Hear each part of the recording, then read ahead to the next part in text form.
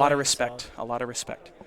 I don't know, man. I think the alt art is prettier than the secret. Yeah, I love the Personal alt art. opinion. Yep.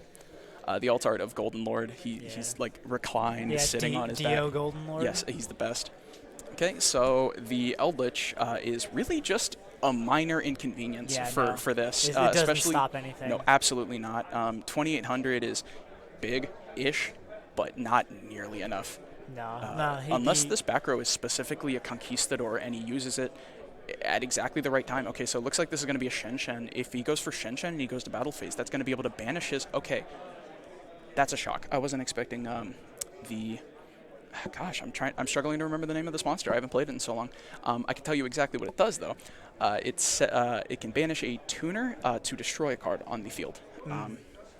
And that effect is likely to come up. Conquistador. Conquistador. Okay, Conquistador. Awesome. Very cool. If this was Shen Shen, I was thinking he might go to battle phase and walk over the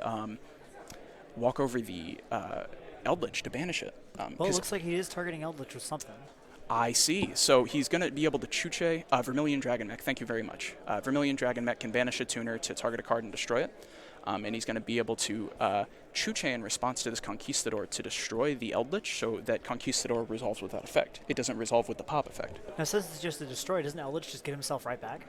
It does on his turn. Once it gets back to Tai is going to be able to use the effect. But in this position, Vermilion Dragon Mech plus Baronne de Fleur and just whatever else he wants.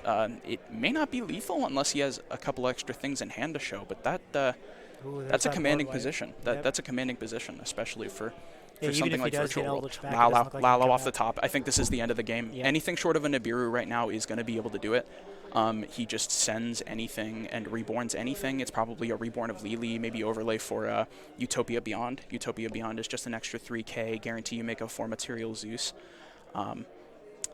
New viewer, thank you for coming by. Jurassic Geo, I like that a lot. Yeah, it's going to go for the Lili. If I had to guess, it would be overlay for something. Either a Beatrice if he thinks he's going to go to next game, or another turn, or a Utopia Beyond if he just wants to finish out this game. And that looks like exactly what it is, Utopia Beyond. And they're just picking up the cards. All he had to do was make an extra 3k. Yeah, from the looks of it, even if he did manage to get Eldritch right back on, it wouldn't have done a single thing. Not at all. Not at all. No. The best thing it would have done in that interaction was just pen hard to out for the deck. And even that just isn't enough. 3,500, can't be destroyed by card effects. What does Virtual World care? Half of their cards bounce, half of their cards banish. Destruction, whatever. Yeah, Eldritch being the first deck I'm getting into with Yu-Gi-Oh! I can tell you this matchup doesn't really seem very fun. Not at all. Especially in the situation where the Virtual World player, Kobe, he has access to cards like Shen Shen, where anything that would leave the field is banished instead.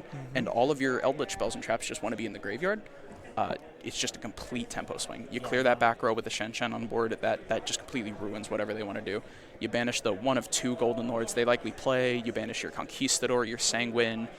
Yeah, the very obvious misplay by Kobe with that Solemn is probably what cost him that. Oh yeah, Tai activating it. Yeah, because then he knew.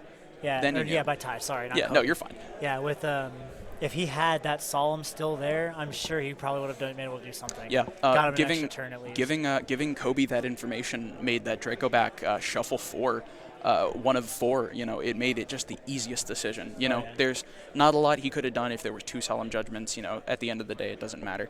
But honestly, it's probably correct that Tai didn't actually chain Judgment in response to the Draco back, because losing 4k when you're already that far down in cards, it's risky. It's very risky. Very risky. Yeah. But I mean, not a single life point was touched there. Yeah. No. I mean, it was about to. Believe me. He went to battle phase, and without anything short of a Nibiru right there, would have just sealed the game. It was 3k 29, I believe, is on Vermilion Dragon Mech, and 3k off of the. So there's nothing you 3k, could do anyway. 3k 29. All he had to do. Yeah. All he had to do. Yep. Fantastic. Interesting. Man. Very well played by Kobe. I gotta say. And very well played by Tai as well. it looked like short of the judgment. Short of the judgment. It looked like he bricked pretty hard, but that judgment, if he didn't misplay that, I think four traps is exactly where Eldritch wants to be. Really? I don't know, man. The one game I played with Eldritch, I didn't really like having a whole back row of traps set up at the start of the game. Yeah, I understand. That's not a play style for everybody. I like flipping pancakes, but only in the morning, Yep. Purple cards, man. Purple cards. Purple cards. Okay, well, now we know what they're doing here. It's likely that Ty's going to want to go first again. If I didn't know any better, there would be a red reboot coming in. Is that something you've had to deal with yet? Reboot? I've not dealt with red reboot. Okay, yet. red reboot is a fun card, especially against Eldritch. So red reboot is a counter trap that you can activate in response to any trap, and you can activate it from your hand by paying half your life points. But the restriction is, for the rest of the turn, the player who had their thing negated cannot activate traps anymore. But you get to set a trap, but if it just completely blows them out. Yep. Yeah, man, that's insane. Yeah, red reboot's insane. Currently limited to 1, but you see it in a matchup like this. That's really, really insane. I mean, yeah, you just counters the entire deck. So. Oh, it looks like they've already gotten into it. It's going to be a set 3 from Ty. Set 3 pass. Looks like Kobe's figuring out exactly what he wants to do here. Going to start with a normal summon of GG. Might be a Dogmatica punishment. Oh, a skill drain. Really bad in this matchup. Skill drain is going to lower Ty by 1,000. But all of the virtual worlds activate and resolve in the hand. So skill drain, honestly, no. Skill drain might be something that Kobe could even be playing because none of the virtual worlds care. Every list I saw with Eldritch is running a skill drain. Yes, skill drain is an incredible card right now. Yeah, so I just imagine it's in almost every deck that runs. I imagine there's going to be some sort of argument from Ty because it's clear that he isn't quite 100% sure of this matchup. Although to be fair, virtual world is far from one of the better decks right now, and that hurts to say because I'm so in love with that deck, but so it's rough. It is rogue. It is rogue. The part that really brings this to light, to being so playable, is definitely the Brave stuff. The Brave token package really brings this up. Looks like he's going to be banishing the Kinglong to be able to add a copy of Lulu, and discarding a Ghost Ogre. Kind of dead in this matchup, not going to lie. Not a lot of things outside of Eldland are activating while they're already on field. Yep.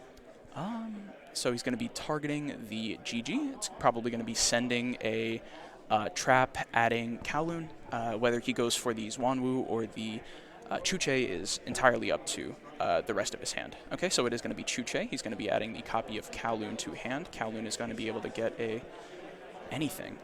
Yeah, he has to finish resolving Lulu first. He's letting him know that. Another thing that really just shows that Ty isn't 100% sure of this matchup.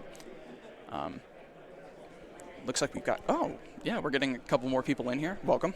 This is round 2 of the Nashville 2022 regionals. Right now we are looking at Virtual World Brave versus Eldritch. Looks like he sent an Atis to pop the Lao Lao, but honestly, if there's any other name in hand, I think this is, it might not be wrapped up. Calling it wrapped up is a little inappropriate, but it is going to be intense. So from the brief glimpse I saw from Ty's hand, it doesn't look like he really has any responses. Yeah, not a whole lot more going on. Okay, so the Kowloon is going to come down and grab the green Chuche. in there, but I think that green might just be an Eldland, which that could be. It could be good on him because if I remember correctly, Eldland just summons Eldritch, correct? It searches Eldritch or any of the continuous traps. Yeah, so it would get him. But you have to pay 800. You still have to be able to discard the Eldritch. Yep. And popping one of your cards when you're already kind of in a weird position like this is really difficult. Yeah. Best it could do is get him a creature on the board to block the 5 that Kobe's about to have. Yeah. This is GG.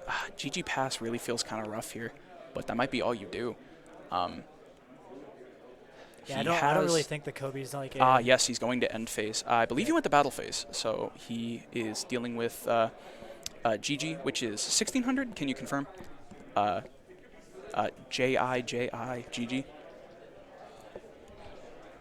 Oh, it's like Kiki GG. Yeah. 1600 on that monster. Oh, so that would bring Ty down to 1,000. It's got 16 defense. Okay, so I'm sorry. Ty is currently at 6,000. Okay. Yeah, attack pass. It doesn't really look like that'd be too big of a problem on Kobe's end. Oh, no. There was a set 1 from Ty pass. GG added back a Lulu during the end phase, and Lulu Chuche is where you want to be. Anything short of exactly Conquistador and Scarlet Sanguine in the back row. I think this might just be it. Yeah, maybe. Or Nib. You know, if there's a Nibiru lurking in this hand, I think it's going to go very, very wildly. They're deciding on what they want to target here. It's probably Lulu target Chuche. Yeah, I mean, that is where you want to be. Lulu target Chuche is full combo. It's going to be able to special the Lulu, send that, and add probably a Lao Lao here if I had to guess. No, another GG. Interesting. Okay, I guess that does fill his graveyard a little bit. Oh, but that's true. He has the Chuche in response to a Conquistador. So whatever he does go for, it's just going to be able to deal with the Conquistador before it hits the board, or even the Eldritch. I mean, yeah, man. If that's the case, I think it might just be walling up from Ty at this point. Yep, I think Kobe probably got this then. Yeah, it's still a little early, I must say.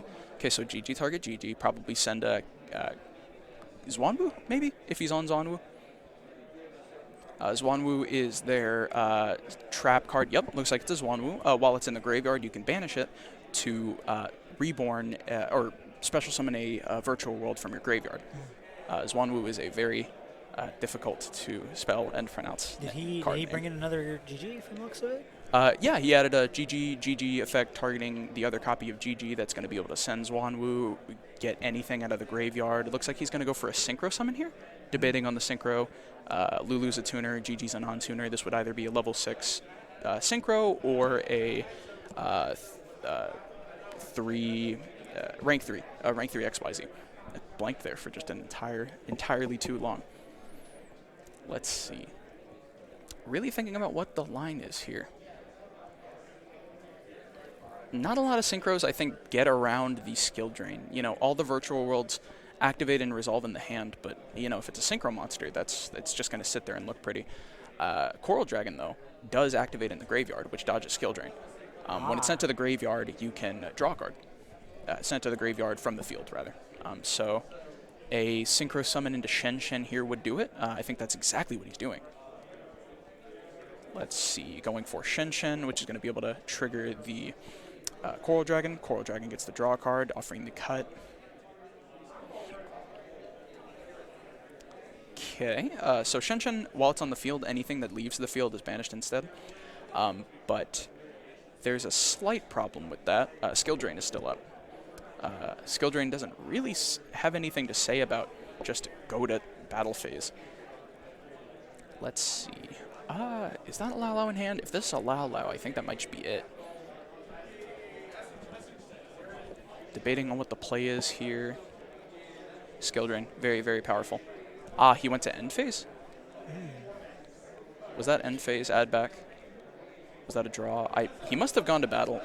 He didn't pick up the card and swing, but I believe he did 2,800. We'll know very soon. It's just the one monster on the board right now? But it's still a very large monster. I believe Ty is down to 3,200. We don't know 100% because they didn't pick up the card and start swinging. It's just customary if you're under camera to at least like gesture. But right now we have to assume Ty is at 32. You know, it could very well just be that Kobe forgot to swing, but we don't know. Okay, sure. So the Eldritch effect in hand. Yep. You know that very well. Oh, yeah. Discarding Eldritch as well as a spell trap to be able to destroy the Shen Shen.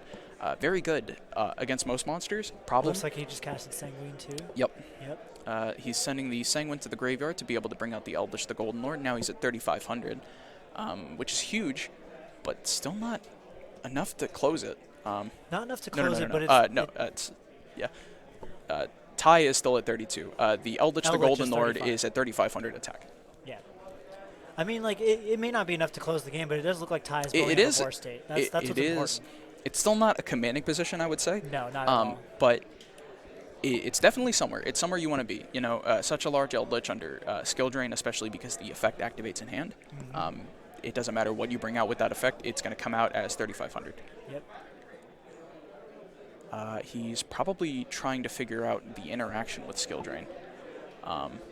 Looks like it was a second skill drain send off of the Eldritch, the Golden Lord.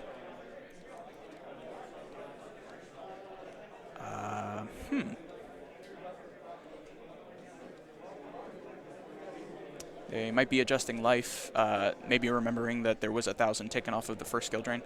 There was a pass from Ty. end phase, he's going to probably Chuche target the skill drain. Still haven't seen either of the players pick up their card and try to swing. Still not something you can do. Still not something you can do. Activating the effect of a card is not something you can judgment. Man. That's the mistake he's made twice, and now he knows that there's judgment. I have reason to believe that Ty swung into Kobe for 3,500, leaving Kobe at 45. But if all there is a judgment, Virtual World is just... I think that's it. Yeah, I think that is it. Especially that was the information that Kobe needed, and that cleared it up just fine. Banishing a Water Enchantress from the hand, getting the Rite of Armacier, activating Rite of Armacier. Honestly, you might just fire the Judgment here just to get it over with. Token Collector on the summon. Interesting. We'll finish resolving Rite of Armacier. That's going to be able to get the Fateful Adventure onto the field. Token Collector, when a token is summoned, it gets the special summon itself from the hand or graveyard, and then clear every token on the board. Which is really important. Unless you just have everything, which I think is the position that Kobe's in.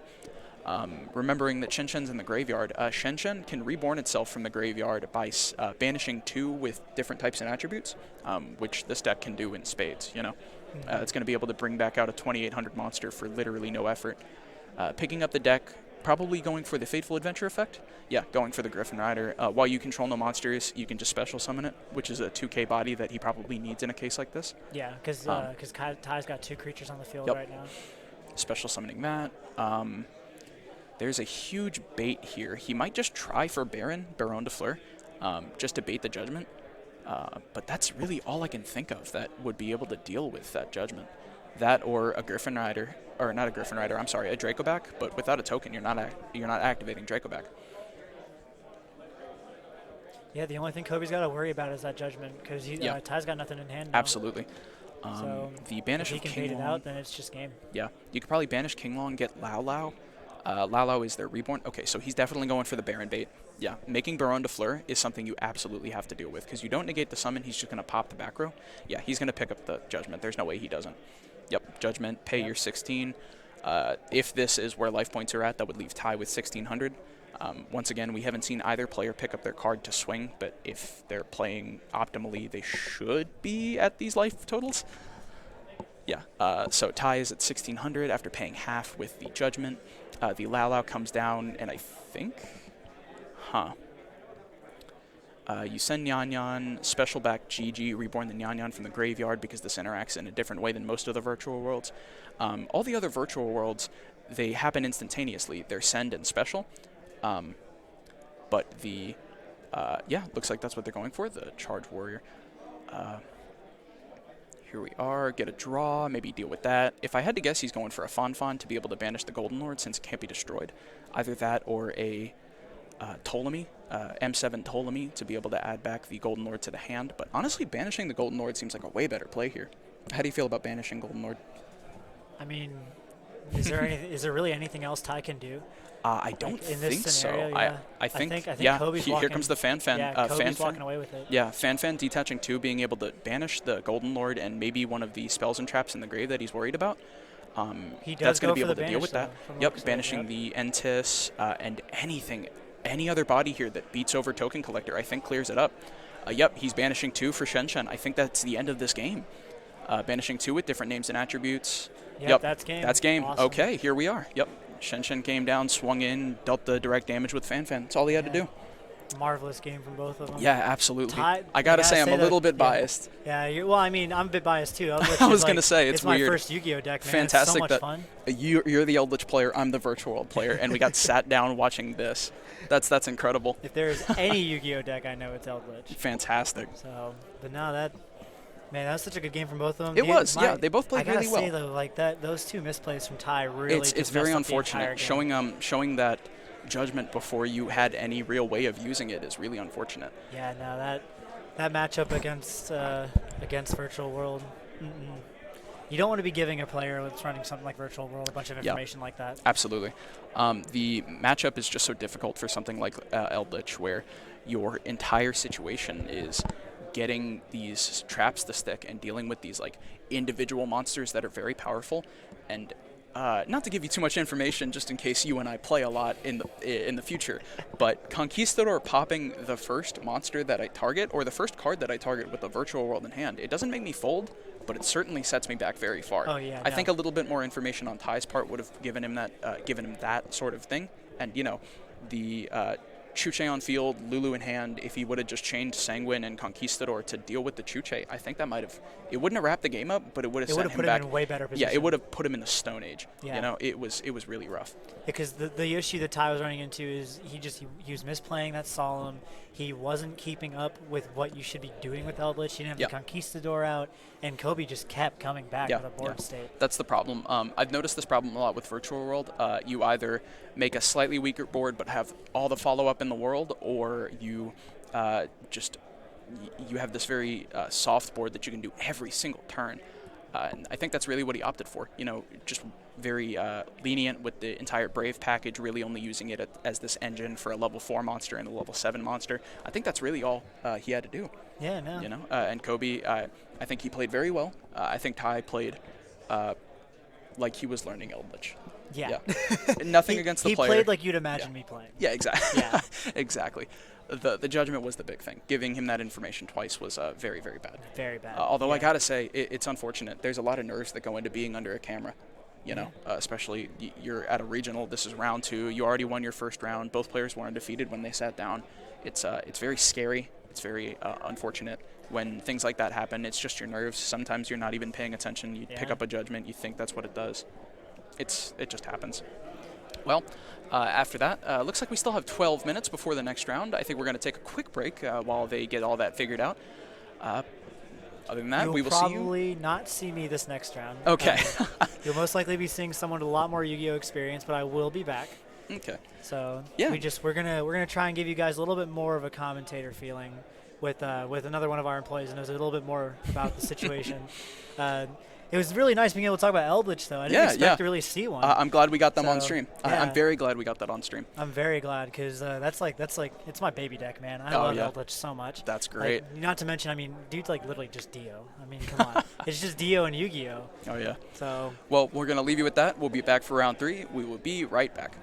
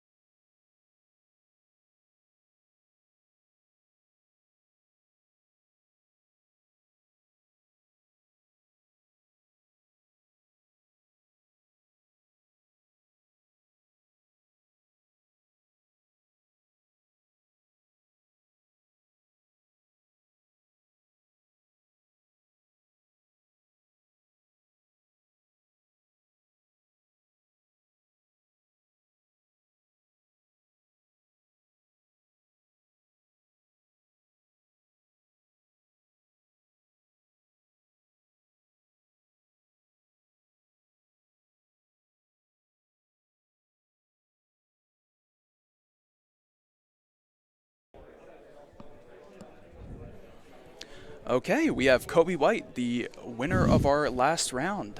Kobe, you played Virtual World just Yes. then. How long have you been playing Virtual World? So the moment I saw the cards drop on, like, when they got previewed on, like, Yeah, every Phantom YouTube, Rage. YouTube Yep. channel in Japan, I saw the deck, Yep. and I was like, I'm going to figure this deck out. Oh yeah, there's a lot that goes into it. One. There was no builds, Nope. no lists, Yep. no combos.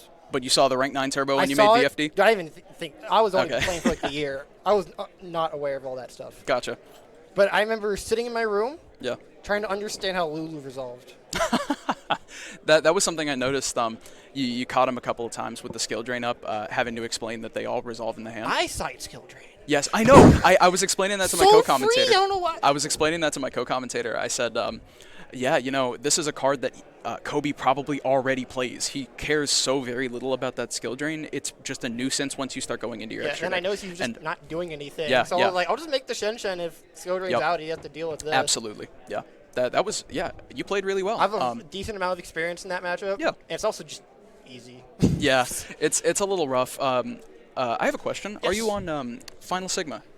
No, not No, currently. no, I have had builds where I was. Yeah, I have a binder of all just the don't have virtual world space. monsters, or all the cards that you could be playing. And Sigma was one that I've been using for a very long I time. did have a build of VW a while back where the end board was mainly, it was Sigma Shen Shen Chuche. Okay, yeah, Real simple, easy. but like All you had to do.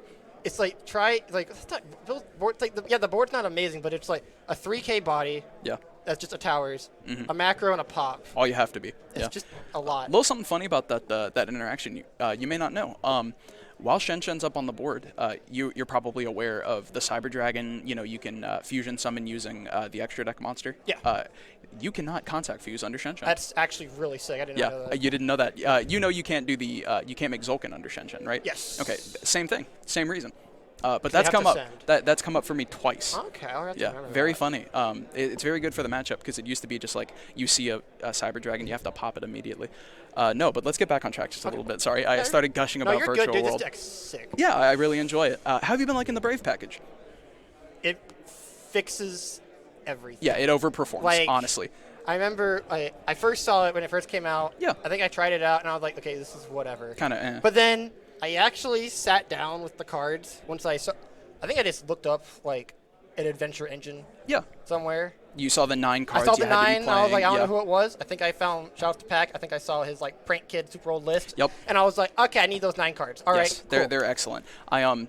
I was very impressed how you were just using them purely as like this. It's not even just like it. Very clearly, it's an advantage engine. Like the Brave stuff is Yes. very good about that. But you were using it less for the Omni Negate and more for just like Climbing. this is my toolbox. I'm gonna Yes. make it mine. I have also just been like, all right, Griffin pass. Yeah, there have been hands like that, but I think that's more the weakness of Virtual World than Yes. it is the weakness of the Brave engine. Because like the thing I like about it so much is like Yeah. I've always been a believer of pure VW. Yeah, same. Everybody's like, you need to play Sword Soul, and it's like, okay, what's Sword Soul do for it? Makes the board bigger. Yeah, That's just bad.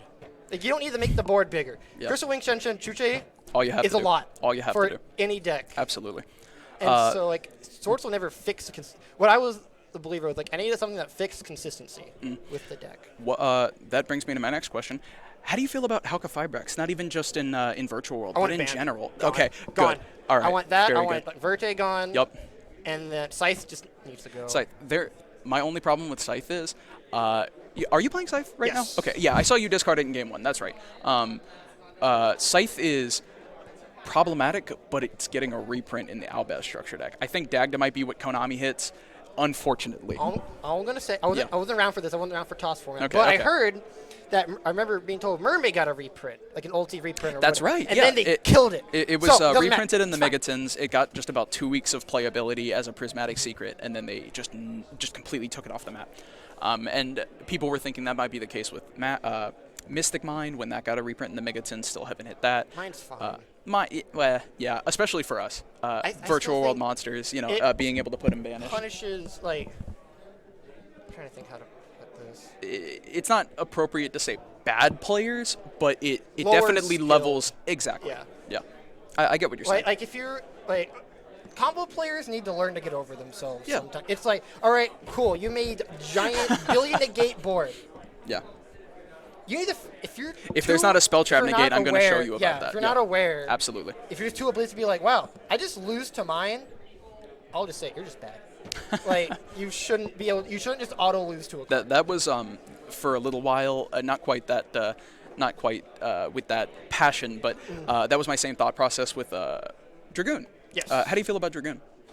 I think it's only a problem because Verte. Because of Verte. Because it's like if you want to burn everything. Something I just thought about. Have you tested the Mud Dragon package? I in have Verte? before. Yeah, I played that with a little bit to make Dragoon. That was a fun one. A lot of people are either playing Caliga or Dragoon. Have you given both of them a shot? I've played the Caliga and the Dragoon before. Yeah. My issue with that is it's so committal.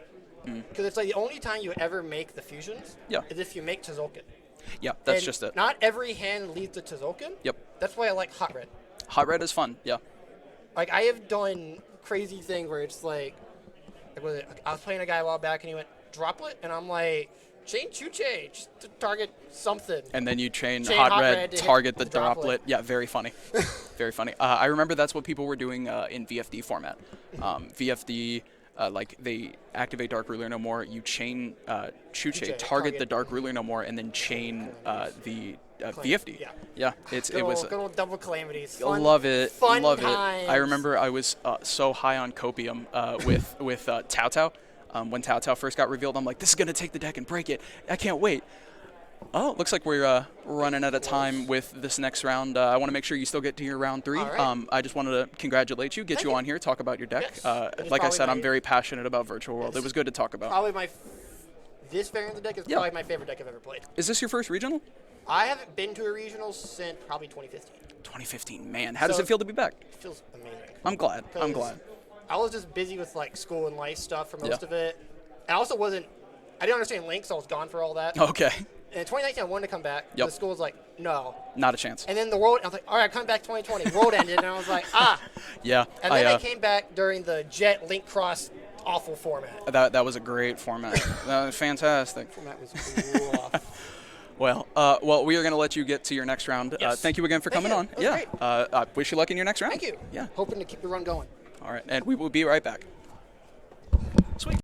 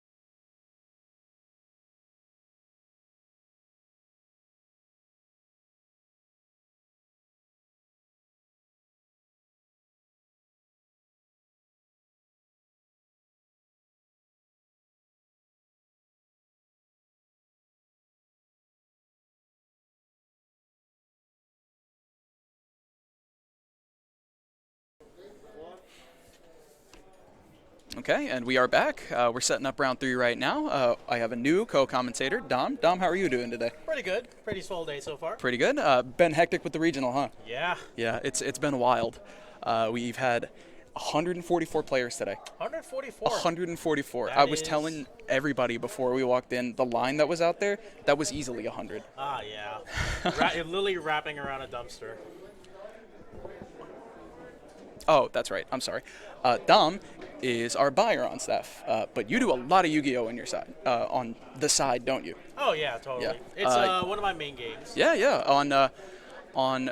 Yeah, I know, right? 144 players. That's incredible. I'm sorry, I was fixing to say something about you playing. Yeah, you are usually off on Saturdays, and that's usually when we hold our events. But today is a regional, and getting one person off staff today would be hectic. It would be terrible. Yeah, we really so we need had to the, call you in. It's unfortunate, but we're glad you're here. It's really nice because you, as a spectator, you get to see a lot of the stuff that people are playing. Yeah. So it's just kind of like neat to see yeah. the different like decks that people kind of bring in, kind of just asking for specific cards. We've already had 2 very, very interesting matchups so far. Round 2 was Virtual World Brave versus Eldritch, which was very entertaining considering it was me and Nate. Yeah. And round 1, gosh, what was round 1? It was Prank Kids Brave versus... I'm blanking. I really should have wrote this down. I feel bad. Because both players played very well. Oh, that's right. It was Sky Striker Kaiju Artifact. I'm not making that up. Let's go. I should have remembered that because it was very, very interesting. I saw Kyoto Waterfront come down, and I thought, oh my gosh, we're watching Crusadia. But then I saw like a Hornet Drones. It was very, very interesting. Yeah, so the interesting thing about that matchup, it cycles cards. Yeah. Right? It's a spell card, so you can also pop it with your field spell with Area 0. Yep.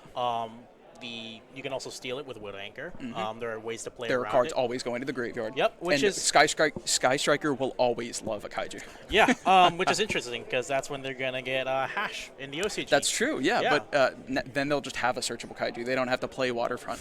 Yeah, it's kind of ridiculous. Yep. Looks like they are guiding our players to the feature table. Very good.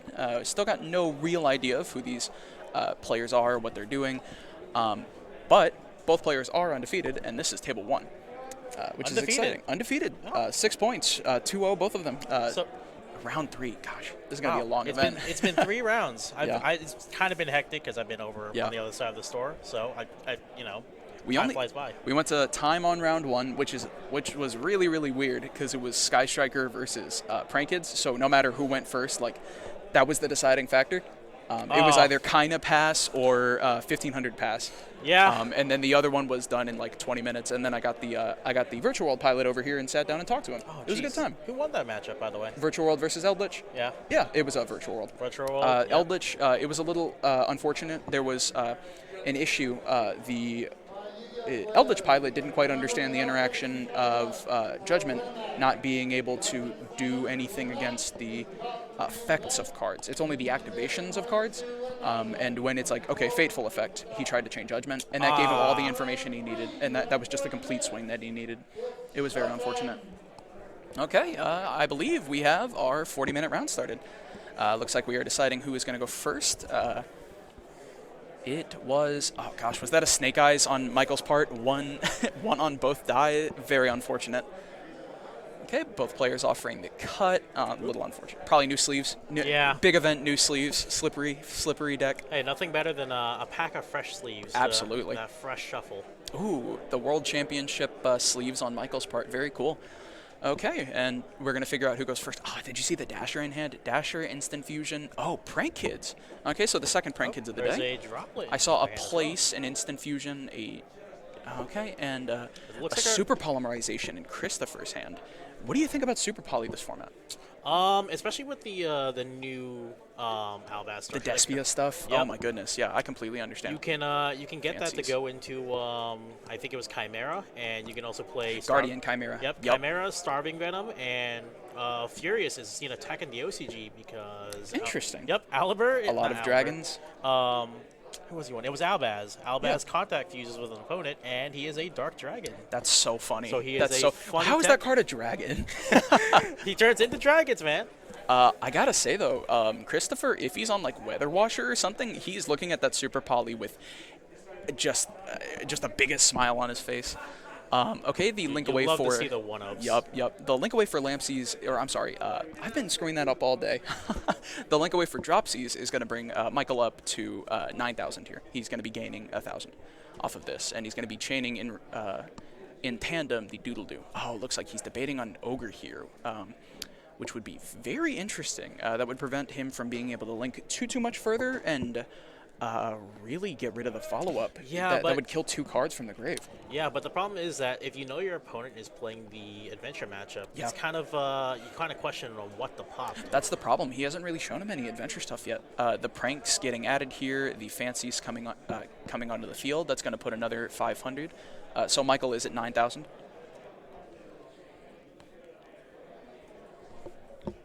Okay, and we're probably about to see Chris come down to 7,500 for the second Link Summit of Doodle Doo. Yep. No effect on that one, but it's all you need it to be. You know, your pranks come down, you discard a card, you get everything you need. The Roxy's, because he hasn't shown him a Lancia. I haven't seen Roxy's come down once today. Have you not? Between all 4 of the games we've seen, this is the first Roxy I've seen hit the board. Honestly, prank kids have it kind of insane. You know, they Yeah, get their Link 1 limited to 1, and the adventure engine just patches up most of the problems. That Absolutely. Has. That and Prank Kids pranks. You know, the fact that end phase you can just put back your Meow Meow Moo, it's incredible. Okay, looks like this is going to be a search of Roxy's. Wow, playing 2 Roxy's. Do you play 2 Roxy's in the build? I thought it was 3-3-1 or 3-3-3-1. Roxy's is an optional choice. Okay. Because the adventure engine is kind of big. Yeah. So depending on how many cards you want to run personally. Yeah, definitely. Yeah. Rock like the rock. Prank Kids Roxy's, when it's used as a link material a link or fusion material for the link or fusion summon of a Prank Kids monster, you get to draw a card and then banish a card from your hand. And it looks like that is going to be the one that he leaves. He's adding back the fusion spell as well as the the fusion spell as well as a fancies, I believe. Yeah, it looks like there's a fancies in hand. Chaining the Ghost Ogre to the effect of pranks to discard a card and special summon a token. That sets him back pretty far. I'm not going to lie, if not for the instant fusion in hand. Yeah, he's got the extender. Very crazy. You know what? We know what Prank Kids do. I'm trying to figure out what Chris is on. We saw Super Poly. There's a lot of spells. Is that a Fateful Adventure? It looks like a Fateful Adventure in his hand. Seems like a Fateful Adventure from our... It does. We've seen a Hand Trap and Super Poly in Christopher's hand. We know both of those for certain. I mean, considering the Ghost Ogre's in the grave now. But Super Poly is likely to come down for a really big hit here. Yep. Looks like it was the Weather Washer. Yeah, that's definitely a Fateful Adventure on second look. You can see the torch of the fireman. And our Prank Kids player going into Bow Wow Bark. Bow Wow Bark, yeah. Bow Wow Bark. He's going to be able to shuffle back some things in the end phase. Oh, no, wait, no. His pranks is gone. He just used the effect of Roxy's and did he... oh, I see. He's neglected to banish anything? No, the Roxy's. I see the Roxy's. It was the extra one. Okay, this is a lot of extra things. He hasn't fused yet. He can take both of these and make a copy of Verte Anaconda. We see the Dasher in hand. It's gives us reason to believe, okay, so he's playing DPE as well as the Brave stuff. Brave Adventure DPE, huh? Interesting. Brave, Adventure, or actually Brave and Adventure are the same thing. Yeah. Adventure, Prank Kid, DPE. Very interesting. Okay, it's going to get that. Copy, yep. Oh yeah, you know what? Good catch. I didn't even see that. This is round 3, in fact. Okay.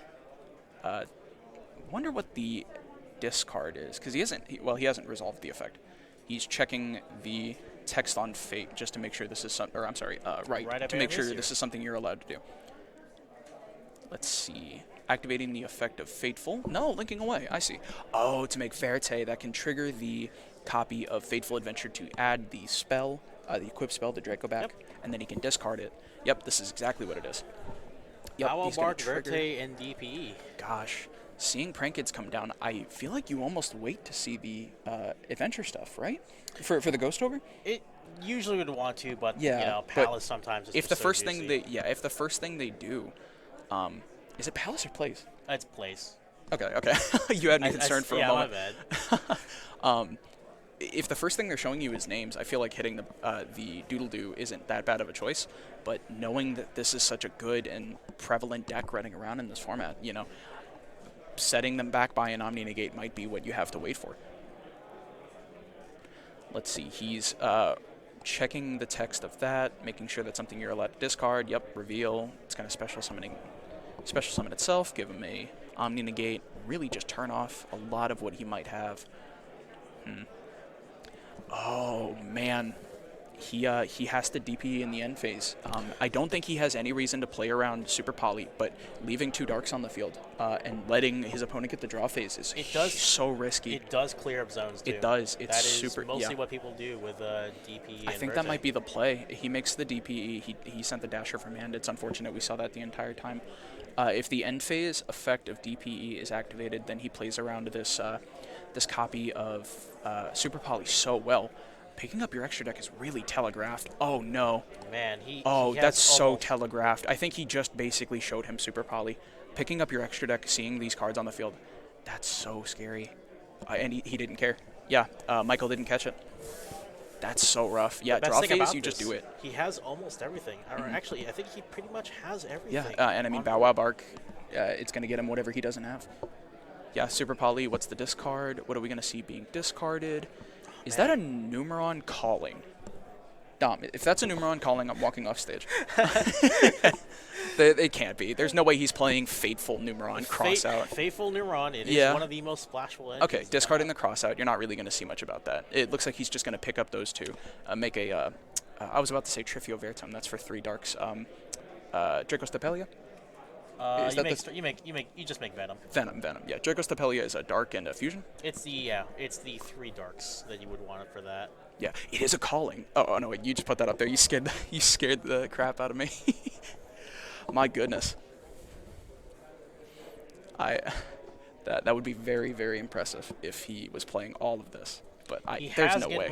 He has gotten rid of one of the leading threats. The recursiveness of DP is super scary. Yeah. We still know the Fateful Adventure. You can do that no matter what. He's got rid of the DPE. Really, all he's looking at is an Omni Negate and a couple of back row. Although we know that back row probably includes the Fusion spell, which is really scary here. Yeah, Battle Butler is. Battle Butler is a problem. You know, one misstep and he can just wipe your entire board. Thing about that's really interesting though. Making the Fusion here. Oh, that's a droplet in hand too. It looks like the hand is right, droplet, Fateful. That's rough. What a winner. That is so crusty. What do you discard off of this if you were to droplet? Maybe in response to right.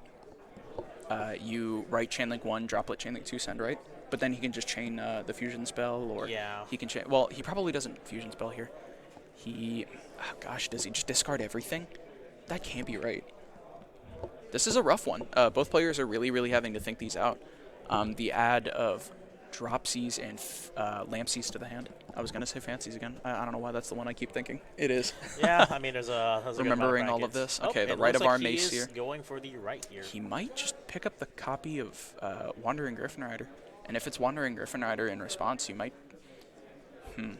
This is a tough call. Yeah, this is definitely a tough call. One Omni is very sticky. Yep, so he's activating the effect. He's chaining in response, sending for cost. He doesn't have another monster effect to... Yep, resolves.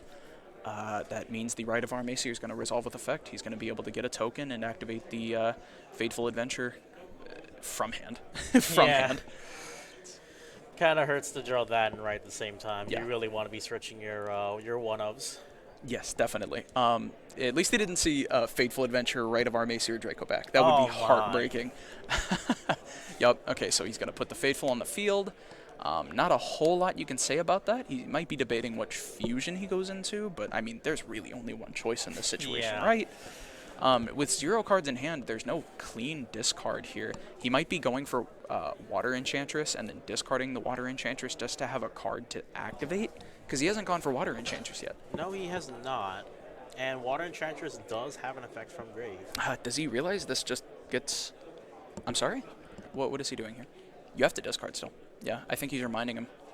And if you're Michael, you probably make him stick to that. You know, Yeah. in a local situation, you might let him take it back, go for And water. But no, this is a regional. If you're in a commanding position like this, you pretty much have to do it. No monster was summoned there. You don't get the Draco back. Yeah, I think this is.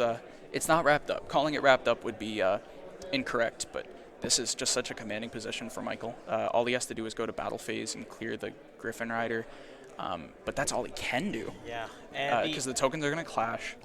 yeah, the tokens That's are an gonna important one. clash. And Actually, do you off the top of your head know what the attack of Venom Dragon is? Venom would be half of the original, right? No. Venom still is full. The dropleted ones were the Dracoback and something else, right? It was Dracoback. Dracoback Yes. was halved, but it is only halving the attack. So it's 2,800 defense on the Griffin Rider and Starving Venom Fusion Dragon. The attack of Starving Venom Fusion Dragon is not enough. It's going to clash. They're going to clink off of each other. 2,800 into 2,800 is not going to be able to clear the Griffin Rider. And I think he has to clear the token, but even that is protected from battle by the copy of Fateful. And this is so crusty because by the start of next turn, the droplet would have worn off and he would have his Omni Negate back. Droplet's worn off. He's got the Omni Negate back. Next turn, he's got the Draco back to be able to bounce something that really scares him, especially that Venom Dragon. 2,800 isn't anything to scoff at, and I wonder if he knows the battle protection. He didn't pick up his card. Yep, he knows. He's probably looking at it like, oh, yeah, that is what that says. Yeah, I mean... That's unfortunate. Yep, pointing it out. Yep. It might be that Christopher's a little bit newer to the Brave stuff. Yeah. There is that. I know a lot of people pick that engine up just for today. To be fair, the Brave engine has a lot going for it right now. Absolutely. Forgetting the battle protection, it comes up. It comes up a lot, yeah. Yeah, it comes up very rarely, but when it does come up, it's... But knowing that might have been the make or break point of this. End phase looks like it's the main phase 2, I believe, because there's no way this is in battle phase because you can't do that.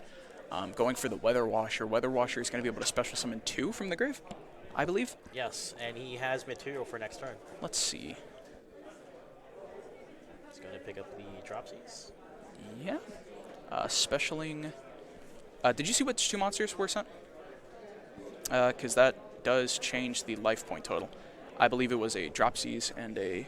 it wasn't a Dropsies and a Fancies, was it? It was a Dropsies and a Fancies. It was a Dropsies and a Fancies, not a Dropsies. No, I mean what he sent to the graveyard. Oh, I was... There was definitely a Dropsies in the hand, so we can at the very least increase Michael's life points by 1,000. I really got to pay attention to that. That's very unfortunate. That is...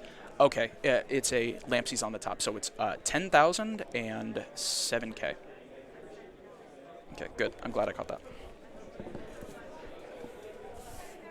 Gosh. Thinking about what he wants to link into now that it's his turn, you may clear the Starving Venom Fusion Dragon now, because a lot of people forget Starving Venom Fusion Dragon has an effect when it's destroyed. Yep, it nukes the board. It nukes the board, yeah. I believe it's all special summoned monsters it clears. But the crusty thing about that is he still has the Draco back. Draco back. Yeah, he has the Draco back, he has the Griffin Rider just in case he does forget. This is just such a commanding position from Michael's part. Yeah, this is why people play the Brave engine. It's just so splashable. Absolutely. And you just get a Omni Negate. It's unfortunate that he summoned the Weather Washer into the EMZ, because if he hadn't, he could have linked away with anything except the Weather Washer and still had the ability to make 2 monsters as more link climb. And then he could have gone into like access code with less monsters. But now he has to spend... Oh, it looks like they're just going to next game. Yep. Yeah. I see. Yeah, I don't blame... Especially from that I don't blame them for that. Board position. Christopher There's not was... much you can do about it. Yeah, Christopher was in a really rough spot there. It is a shame, but there wasn't a lot you could do in things like that. Crossout is something you really don't want to be seeing going second, because it just has no interaction. Absolutely. I think the only thing he could have cross-outed in any point like during that may have been like Fateful, but then you set yourself back a Fateful. Yeah. That's so rough. So it feels so scuffed, you know? Yeah. I really wouldn't be... I wouldn't know what to do in that position. Crossout is such a good card, but not going second. Yeah, it's definitely something that most people would want to be siding in, especially since combo-heavy matchups. It's either main deck it with like your one-of hand traps, or draw it going second and look at it and know that you're not going to be able to do much with it. Yeah, you can use crossout pretty offensively on your opponent's turn if you know what they're playing. That's just it. And a mirror crossout is really interesting. There's a lot of back and forth that goes into that, but the only mirror aspect in this is the Brave. Yeah, the Brave and when engine. it comes to that, And going for like Griffin Rider, that feels really weird. I have seen cases where someone has crossed out a right just to keep him off of it. That's very funny. Yeah. Yeah. It's a little late when it's in that situation because he would have had to have the cross out set, and he was going first. Then he could cross out, call right, banish the right, leave but him off of that engine. Just in that cases, that Ghost Spell had to put in, or Ghost Ogre had to put in a lot of work. And to be fair, it set him back a little, but not nearly enough. Yeah, he still managed to get the entire engine online. To be fair, though, Super Poly and Ghost Ogre together, that's pretty good. It's just against an Omni Negate, a Scrap Dragon, Quick Effect, the follow-up, Yeah, and Prank Kids being Prank Kids. Yeah, they you can know. just you give them an inch and they'll go a mile. They'll take the a mile, entire way, absolutely. Man. Looks like both players have finished their side decking process. They're just, well, no, Chris is putting the final touches. Michael is currently finishing, shuffling his deck, probably about to offer the cut. Going to get that figured out, get the next round started. Exciting, you know, especially if you're in the position of... But do we still have an idea on what Chris is playing? Because he didn't get to show us a lot, yeah. It was just the it was Adventure Starving Vending and Venture Pass. It's very clearly something going second if he's main decking it. It's incredibly interesting main decking definitely. Super Poly. Not to say it's wrong. I think there's a lot of things you can do this format with Super Poly. Yeah, most definitely. It's a very strong card. It's a very offensive. It's a very offensive way to get rid of DP if they Mm-hmm. just keep the Verte. Because if the Verte survives, you get a material for Link 2s and higher. Christopher really hasn't shown us much, and looking at what he was showing off the top, deciding to side out, looks like it's just a bunch of hand traps that aren't going to be too relevant if he's going first. Maybe some back row hate, draw phase, being able to hit their fusion spell, the Prank Kids fusion spell, is really good because it has to wait until main phase. Cosmic Cycloning their fusion spell always feels really good. Yeah, it's one of the rare cases where an MSC does negate. Yeah. Okay, looks like both players are done siding, and we will get to figure out who goes first. Let's see. Can't quite make out. Definitely a Fancy's in the hand. I see that green boy. And still more spells. I'm worried that this is going to be a Sky Striker and Prank Kids matchup again, Dom. If we get two, that is unfortunate. All he needs to see is one of Rose or, what was it, Ray? Was that a 1-for-1? It looks like there was a 1-for-1 in his hand.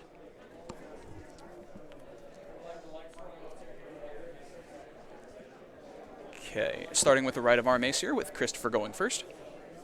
Special summoning the token, and thankfully he did not open. Okay. Oh my goodness, this is a mirror. This is a mirror, Dom. I saw Prank Kids. You know, the interesting I saw part, some stuff. I saw the token collector he had sided in. Interesting. My goodness. And very spell heavy again, unfortunate. There is no way. That's really funny. You know what? I was expecting this deck to be just everywhere today, but not table one, and, well, that's not fair. Not a mirror at table one, you know? I mean, hey, Prank Kids Brave is... Prank Kids, they're performing. Yeah, you still have to discard. Thank you, Michael, for reminding him. That is incredibly important. Oh, that's a shame. I can't quite see what he's getting. Oh, Draco back. Okay, Draco back. Sure. Yeah, oh, so hard seeing it. He didn't see the Faithful. He didn't see the Griffin Rider, but he saw the Draco back. You know, you gotta make up your mind which bricks you're gonna draw. Yeah, but it looks like that he has the Omni Negate online. Which, he does, which is huge for Prank Kids. Yeah, it circumvents their plays. Absolutely. Well, it keeps them in check. Yeah. Yeah, looks like he's going for... so it's a place up there. They're fixing the zones a little bit, making it look pretty. I don't know why he screamed like that. I don't know if you viewers at home could hear that, but we got a very loud judge call. So the Fancies is going to come down, confirming that this is a mirror. And the interesting thing, he has drawn the one or two of the Thunder Dragon Fusion. Very interesting, yeah. I'm glad we're seeing some of the Thunder Dragon Fusion. It's a really interesting card. The fact that it just shuffles everything back and then special summons your Battle Butler. It's super free. Why is Battle Butler a Thunder? Couldn't tell you. Could not tell you. They had to make a link for each type that the Prank Kids are, and they had to make a fusion of each type Thunder that the is Prank Kids are. just super interesting. Absolutely. And the really cool thing about Thunder Dragon Fusion, it just adds another layer of follow-up for Prank Kids. You can banish it and search a Thunder. The turn except it was sent from the graveyard. or sent to the graveyard. Kind of rather. hard that people were sleeping on this. I know it. I know Pure was playing it for a very, very long time. Okay, so we're going to see the Doodle Doo come down. And the effect of the Fancies was already used. They're fixing up the life points. This is going to almost definitely put them at a 1,500 deficit regardless. So Michael's going to be down to 75, and Christopher's going to be up to 3K, assuming that he doesn't have anything to say about whatever is summoned here. Let's see. What is he going to grab? Yeah. It's almost definitely whatever the third card is. Okay, so Drop it was Z's. Fancies. I keep saying Fancies. I'm having a hard time. Lampsies is burning Michael for 500, and then the Dropsies is going to be able to gain Christopher an extra 1,000.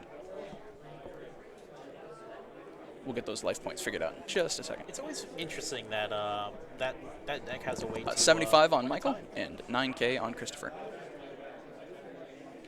So what now? It's very interesting that the Prankids decks have a way to just kind of win in time. Absolutely. They burn and they gain a good amount of life points. It's very fortunate that we're in round 2 with, 17 minutes. I see. Yeah, we're all the way in. This is round 2, or I'm sorry, I keep saying round 2. Game 2, round 3. My goodness. And he had just went into the cockle-a-doo. Yeah. Still 17 minutes. The life point deficit that they're putting them at, it's gonna get scary. Looks like it's a Roxy's. He isn't playing under anything like Droll or Lancia. Not too much but by to this play under. point, the Griffin just kind of enables all your plays. Exactly. You don't have to play around. It seals everything, and just with a pretty little bow. Nothing you got to worry about. Just having an Omni in the gate before you actually set up your plays. Absolutely. Is so advantageous. Yep. Here comes the pranks. He discarded probably whatever the extra card was he added. That summons a token. This is likely going to make a Bow Wow Bark, if I had to guess. Bow Wow Bark has been the line here every time, and can you blame them? Can you blame Bow Wow Bark here? Hey. I mean, the follow-up that this offers you. It turns on your fusion spell. It makes your Battle Butler incredibly live. Bow Wow Bark is just such a good card. The fact that you can do this twice, once with your Doodle Doo to add 2 back, and then Bow Wow Bark add 2 back on the opponent's turn. Just enables so many plays on your following Absolutely. turn. Absolutely. Okay, so Fancies is the last one. This time it's actually Fancies. Yeah. Let's see. We didn't catch the draw and then banish. I imagine Michael saw that. It must have happened. I mean, he's resolving the effect of Roxy's. Let's see. Is he deciding if he's going to end phase? Yeah, I believe that's what he's doing. He's going to end phase, shuffling back 3. Yep. With pranks, put back Meow Meow and a Doodle Doo, and whatever the third card that he decides he wants to put back. Maybe roll the dice, decide if you draw something crazy or not. You get a hand trap or not. Pranks is such a good card. Yeah. End phase, small pot of avarice every time. I mean, that's how they keep their advantage going. They can Absolutely. just recycle all of their materials and just keep the grind game going. Okay. Well, I gotta say, Michael has his work cut out for him. The 1-for-1 in hand is really telling. Being able to get, I believe, Fancies is the level 1, the green one. Yep. It is live right now. It is live. He He has an extra monsters. discard. Okay, so this is going to be the start. Do we see a Cosmic or anything? This is an Ash Blossom coming down, okay? Kind of about to regret that when he shows him 1-for-1, I imagine. But that might just catch the Griffin negate. I don't know if that's right, but he might do it if he's greedy. You see a Rite of Aramesia in hand. Yeah. So he has the adventure line if he can get that up and going. Okay, so he's going to... I think it's Rite of Armacier and Fateful Adventure, which is unfortunate. It seems like our opponents have swapped hands. Exactly. It's a little hard to tell what the rest of the hand is shaped like. We know all the spells very, very comfortably. Debating on if he's normal summoning the prank in hand. I believe that's Roxy's Fancies we're looking at. Okay, so we have full hand knowledge. Oh, he is going For the right. Does adventure line. he show him anything for this? I wonder. Yeah. Okay, so he has it. He's going to activate it anyway. It'd be too. It's going to be kind of too regret. juicy. Yeah, I not think to you negate have it. to. The only problem is, and I mean, Christopher has no way of knowing this, but he's about to just show him Fateful Adventure and just completely break this board. The only problem, the fact that he can make Battle Butler here is really, really good. Christopher able to make Battle Butler on the opponent's turn, get all these resources back, really go and do whatever you want is very scary. I don't know how much just normal summon, name, and Fateful Adventure can do, you know? Yeah, it's going to be kind of hard to crack this board state. Notably, Griffin Rider negates the activation if Michael were to go for the Water Enchantress, discard the Water Enchantress, and then banish it for another Rite of Armacier. He could, at the very least, get a token, which is a body. But then again, so is Griffin Rider, and then you just discard a name you don't need. But that way you don't show him anything in hand. The problem right now is that he's really just staring down a Fancies, an unknown back row, and he has the token on board, and he can just go into Battle Butler and Absolutely, wipe everything. yeah, he can go into Battle Butler at any time. I wonder if the Cosmic was the draw. We're seeing the corner of a Cosmic in Christopher's hand. I wonder if that was the draw he was debating, or getting it off of Prank Kid's pranks and just not being able to set it during the end phase. Very unfortunate. That would have interacted with this board very positively. That 1-for-1 is still live in his hand. Yeah. Still showed him 2 monsters. Looks like he's going to go ahead and drop the fusion. 1, 2, 3. It's going to be able to get the Battle Butler. That's going to put another 1,500 difference. Christopher up by up to 10k and Michael down to 7k. We're going to be seeing a lot of Prank Kids names resolve. Okay. Let's see. He's deciding how this is going to work. Okay, looks like I was right. He added the Water Enchantress, discarded the Water Enchantress.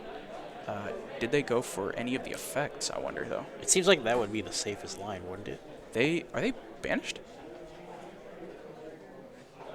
I'm trying to decide how this is working. They look like they're in the banish zone. That's what the banish zone is. Oh, I see. They're doing the chain link here. Yeah, I see what this is. Okay. You know, you have to resolve all those chains. Yep. Especially And with, as this goes, it's going to take Christopher up to 10k and Michael down to 7k. Prank Kids names do chain block. Yes, quite well. So resolving those chains are very important. Yes, definitely. But that also gives Draco back to Michael, which is going to be able to trade very positively with the copy of Battle Butler on field. It's either going to take the Battle Butler's effect or just return it to the extra deck, try to do it again next turn. Yeah. Does he have access to a token, though? Yeah. His copy of Rite of Armacier, it was negated the activation.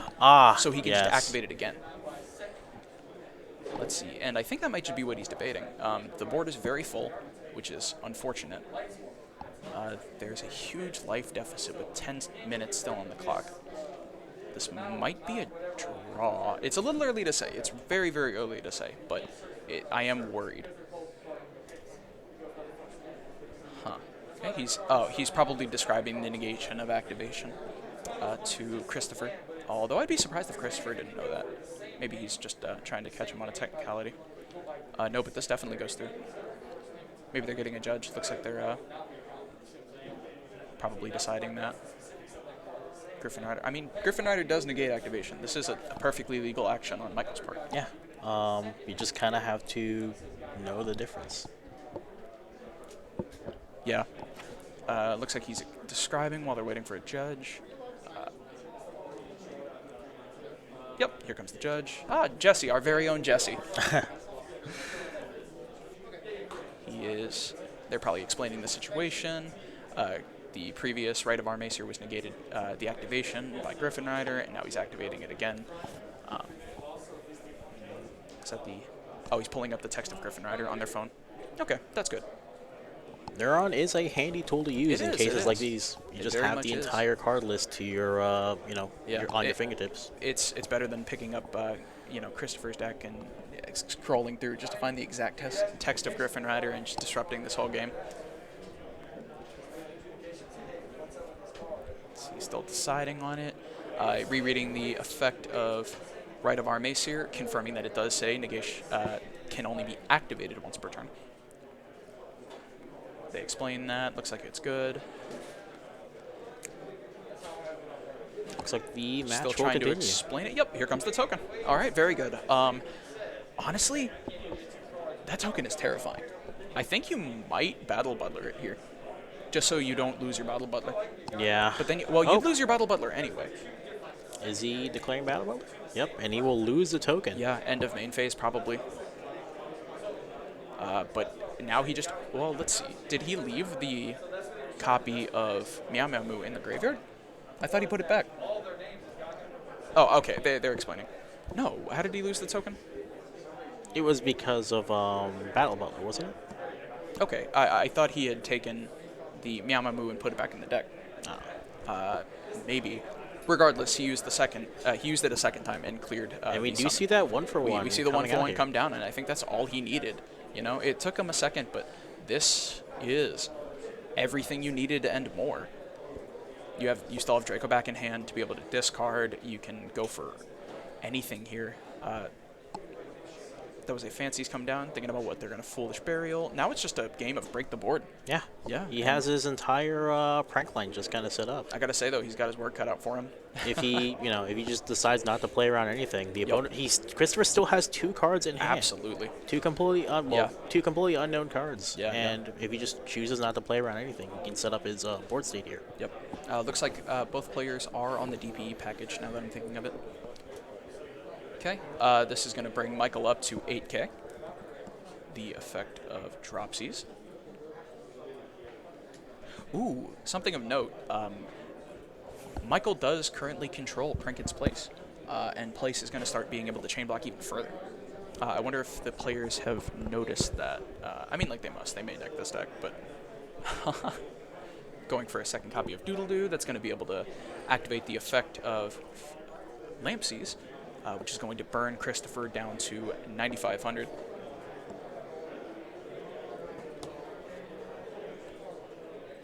Let's see. Okay, cutting the deck just because it's likely he's going to go for the draw off of Fancies here. Wow, I've been doing that all day. Fancies. I gotta make sure we don't go into another Prank-Kids player. Probably going to get the draw off of Roxy's. Confirming what's in the graveyard here. Was Place the ad? Or not Place, Prank-Kids Pranks. Looks like Pranks was the ad. He's going to be Doodle-Doo effect at the Fusion Spell and Fancies. Just gathering more material. Yep. I mean, the fact that they could just do this every time for however long they want, it's really incredible.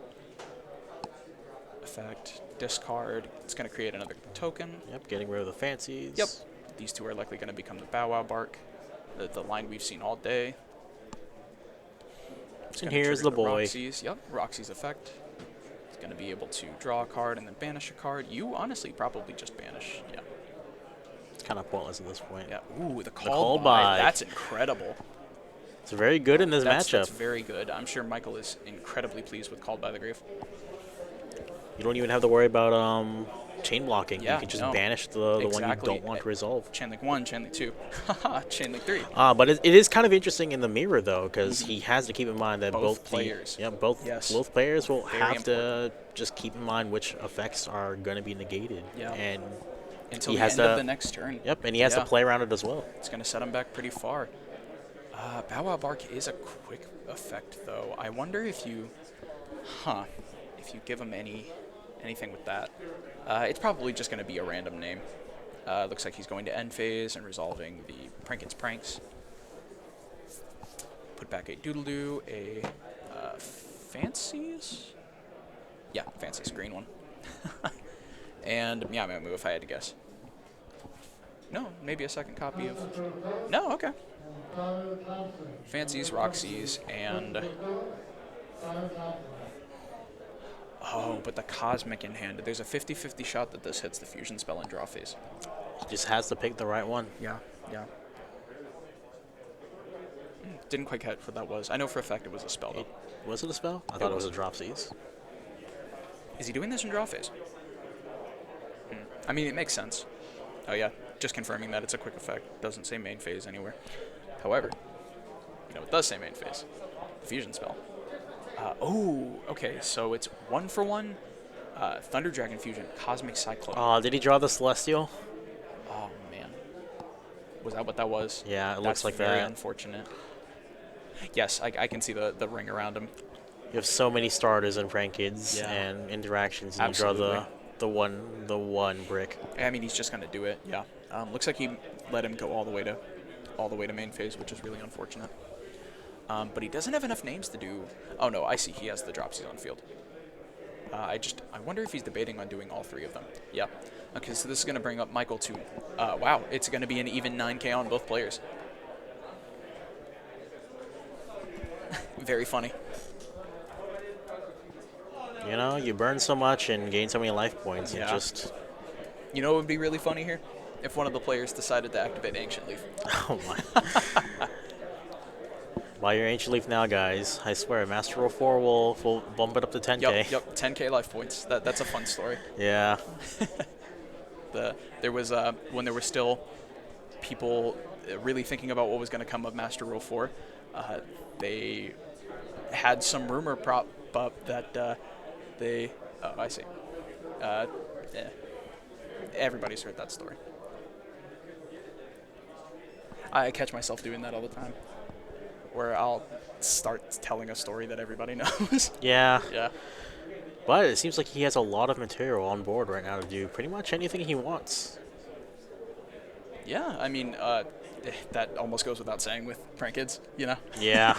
you fusion summon and here comes everything. Here comes the board. Activating, let's see. Oh, jeez. Knocking the TV. Let's see, what did he banish? So, well, something was banished for the effect of probably Roxy's. No, but he banished it from Grave. Hard to tell. It doesn't look like it's terribly game determinative.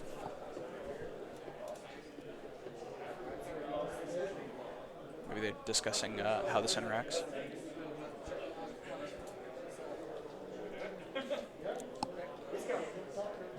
Something of note, all of the monsters that Christopher controls are losing... oh no, I'm sorry. Every monster that Michael controls is gaining 500 because of place. You know what the most interesting thing about this right now? Yeah, what's up? We've gone from adventure Prank Kids, and we're just playing Prank Kids now. Yeah. I mean, this is just Prank Kids. We started seeing a... ooh, I see the board clear. So Griffin Rider's still going to be able to resolve, but it will resolve with no token on the field. So that just completely gets rid of all juice that it has, you know. It's still a body on board. It's still a very large body. 2,800 is nothing to scoff at. And we also see Christopher has also drawn the 1-for-1. One for one, yeah. There is definitely enough engraved to be able to Thunder Dragon Fusion. The only problem is this is going to trade for Battle Butler, which is going to trade for Christopher's copy of Battle Butler. And it seems like he is deciding to do that right now. Yeah, that looks like the play. Is there enough? There almost has to be, yeah. Yeah, the graveyard is pretty stacked right now. Definitely. You've gone through everything, being able to put all that back in the deck. With not a whole lot of time left, I wonder if that's Michael trying to extend the time. I would, yeah. I don't know. Going for everything. Yep, all 3. Go for a Battle Butler. I mean, it's the only thing you can make with Thunder Dragon Fusion. It has to summon a Thunder. Yeah. Still doesn't really make much sense on, why Battle Butler is a Thunder. Yeah. We were talking about that earlier. That's a really fun, weird thing. Looks like that's time in the round. They have to find some way to deal some amount of damage. A Battle Butler comes down. Battle Butler trades for the Battle Butler. I think they just agreed on a tie. I will... Let's see. Activating the Cosmic Cyclone just to give Michael the win would be very funny. And also not good. So he's going for the Battle Butler. Not a lot you can say about that, but it doesn't change the fact that both players are at 9K. Man, and basically 2 dead cards in hand. Yeah, the 1-for-1 in the Cosmic Cyclone. That's heartbreaking. I hope Christopher's not trying to activate the effect of... Yeah, okay. They were probably just checking and seeing if that was something you could do. No names, no discard for pranks. you have gone into Fateful already, discarding something to get the Griffin Rider back. Yeah, But that just ended up making it and so the your Griffin board doesn't got really do anything here. Yeah, yeah.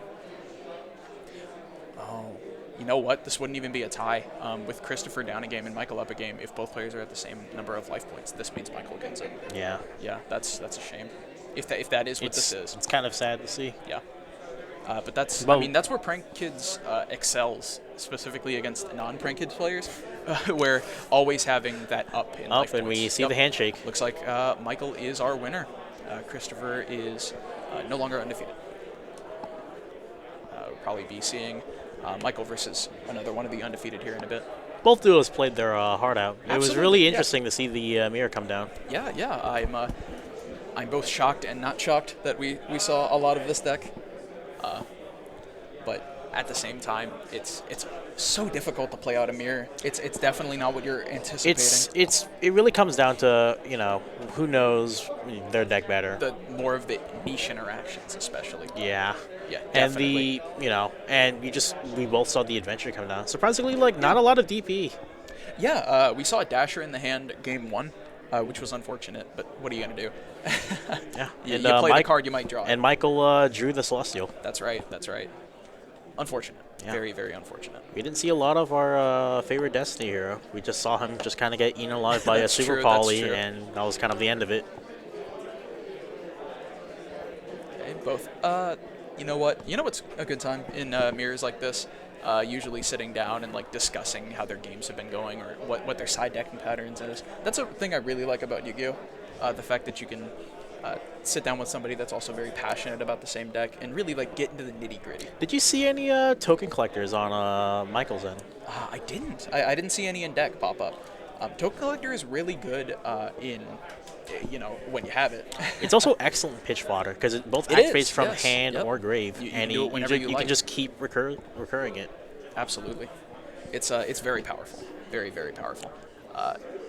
But the power in Token Collector with some of the decks that I know are playing it right now are that they can send it to the graveyard via some of the effects that they resolve, like Shooting Riser or Beatrice. But just hard seeing it also works, especially if you're playing 3 copies of it. I know it depends on the deck, but what do you think the right amount of token collectors? I think 2 is a good amount since he's so easily I think if you recurable. have the hard C at 3, but if 3? yeah. Honestly, I don't know. This format, playing 3 Token Collector doesn't seem like that bad. Of an I've idea, seen some regardless. some deck lists just kind of run 1 because Yeah. they can just either foolish it or just get Beatrice in a roundabout way and just kind of dump it. Well, looks like they're figuring out the last of this round. We will catch you guys again in round 4. Thank you for coming by. We'll be right back. All right.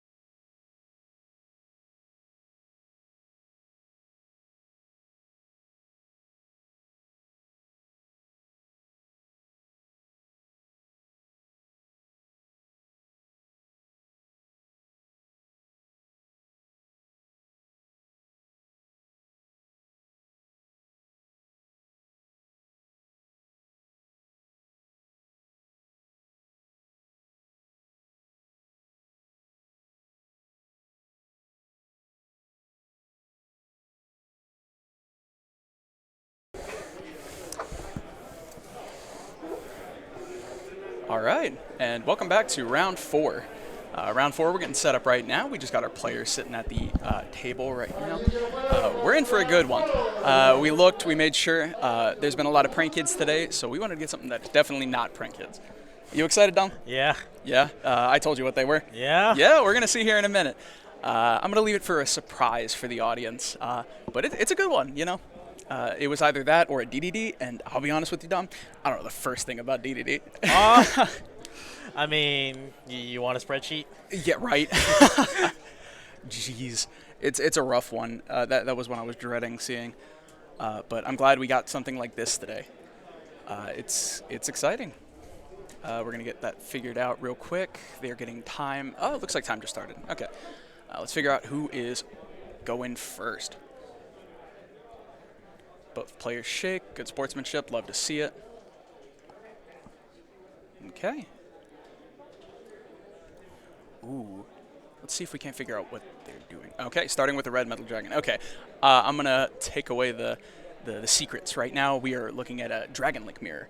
And I think if there's a mirror that has a lot of interaction, a lot of really interesting pieces moving around, it would definitely be the Dragon Link mirror. It's so interesting to see this deck evolve from something like Thunder Dragons slowly make its way into Dragon Link, becoming a tier 1 meta deck, and it still sees play even after Rocket and all their hits. And all the cool things that it can do.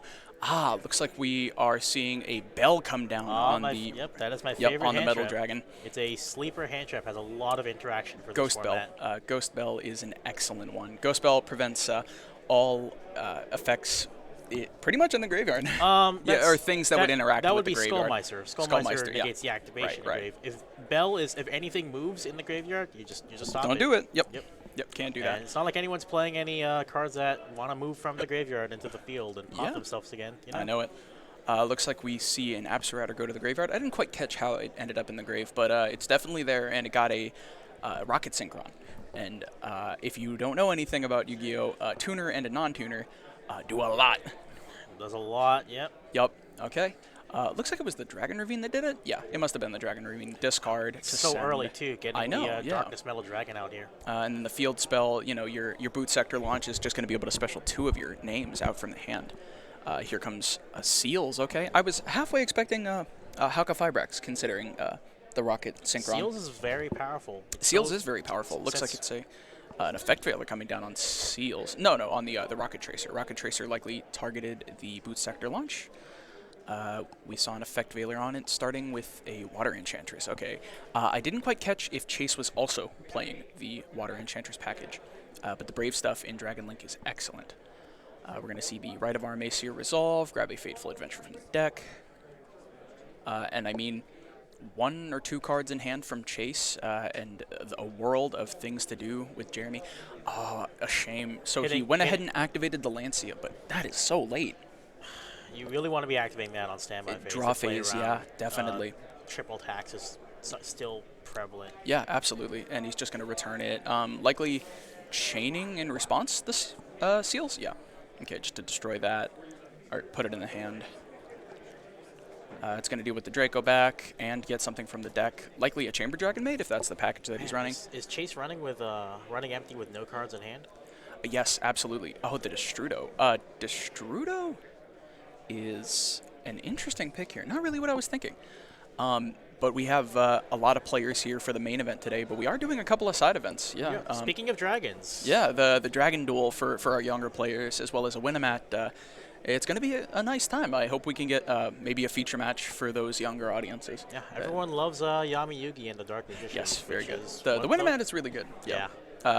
We might try to find a picture of that for the mat that we'll be giving away today. Oh, here comes the Dark MD. Boot Sector launch. Yeah, started the exact same way outside of the, the very obvious Water Enchantress. What's he going to foolish here? Yeah, I mean, you have your work cut out for you. Maybe Absarautor? Absarautor to be able to get anything. It looks like that's exactly what he's doing. Add a copy of Rocket, activate the effect, or activate Boot Sector launch, special summon it, because he did waste his normal summon on the copy of Red Metal Dragon. He's going to be able to special summon that. Pop the Fateful? No, pop the Boot Sector. I was going to say, popping Fateful feels a little weird here. Let's see. Oh, yeah, he's doing that first, adding this. Likely all the follow-up he could need. Send that, special summon a Rocket Synchron, or maybe the other level 4. Gosh, I can never remember the name of this thing. They have so many that look the exact same. It's the other non-tuner Rocket level 4. Rocket Recharger? Recharger, that's what it is. Yeah, he saw a spike recently. Yeah, I know. As a common, I think he only has one reprint. He was only printed in the Rocket Revolt structure deck. I mean, that will do it. Ah, Chaos Ruler coming out here. That was a really cool way he flipped his cards. That was cool. And but he hit everything. Oh my goodness. Chaos Space Ash. He just got a lot. Did he decide to grab anything? I think he might just leave it all in the grave. Yeah. Chaos Space, Banish for something. Nothing yet. He doesn't have anything funny in the grave or in the Banish Zone yet. Sending both of these to the graveyard to perform a link summon of Dark. Interesting. Dark for the Red Metal Dragon. Red Metal Dragon effect. The sleeper hit of Battle of Chaos. Yeah. Oh, you know what's really cool here? He could Dark. I guess it is just a once per turn nowadays. But before the errata, you could have banished the Red MD. With your own Red MD and then reborn a dragon from your graveyard. Oh, yeah. But now it is a hard once per turn. Dark Metal Dragon. Red Eyes, Dark Metal Dragon. Just clearing the board up here.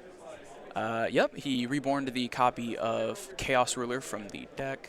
That goes back to the graveyard. He's sending it for a Verte Anaconda. Yep, not surprised here at all. He's going to have to play through a Dragoon. So Jeremy is going to be paying 2,000 life points to be able to send a copy of Fusion Destiny to the graveyard. Ooh, and with the ultimate rare copy of Fusion Destiny. Nope. Yep. Taking him down to 6,000 life points, sending the Fusion Destiny as well as both parts to make a Destroyer Phoenix Enforcer.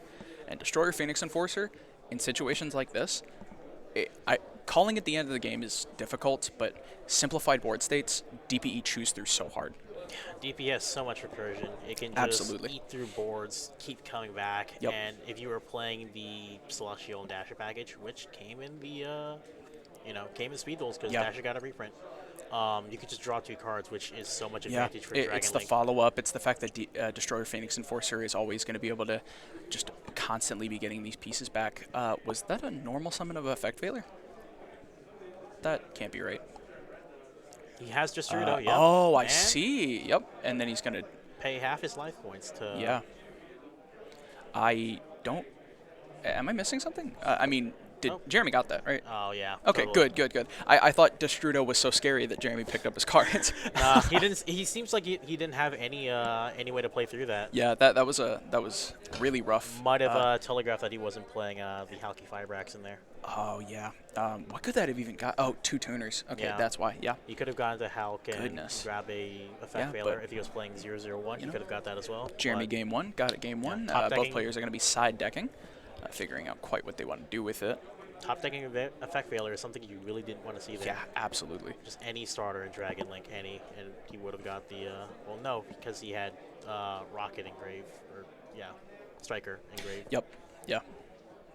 It was just so rough. Any one monster would have done it. Gosh, that's so difficult.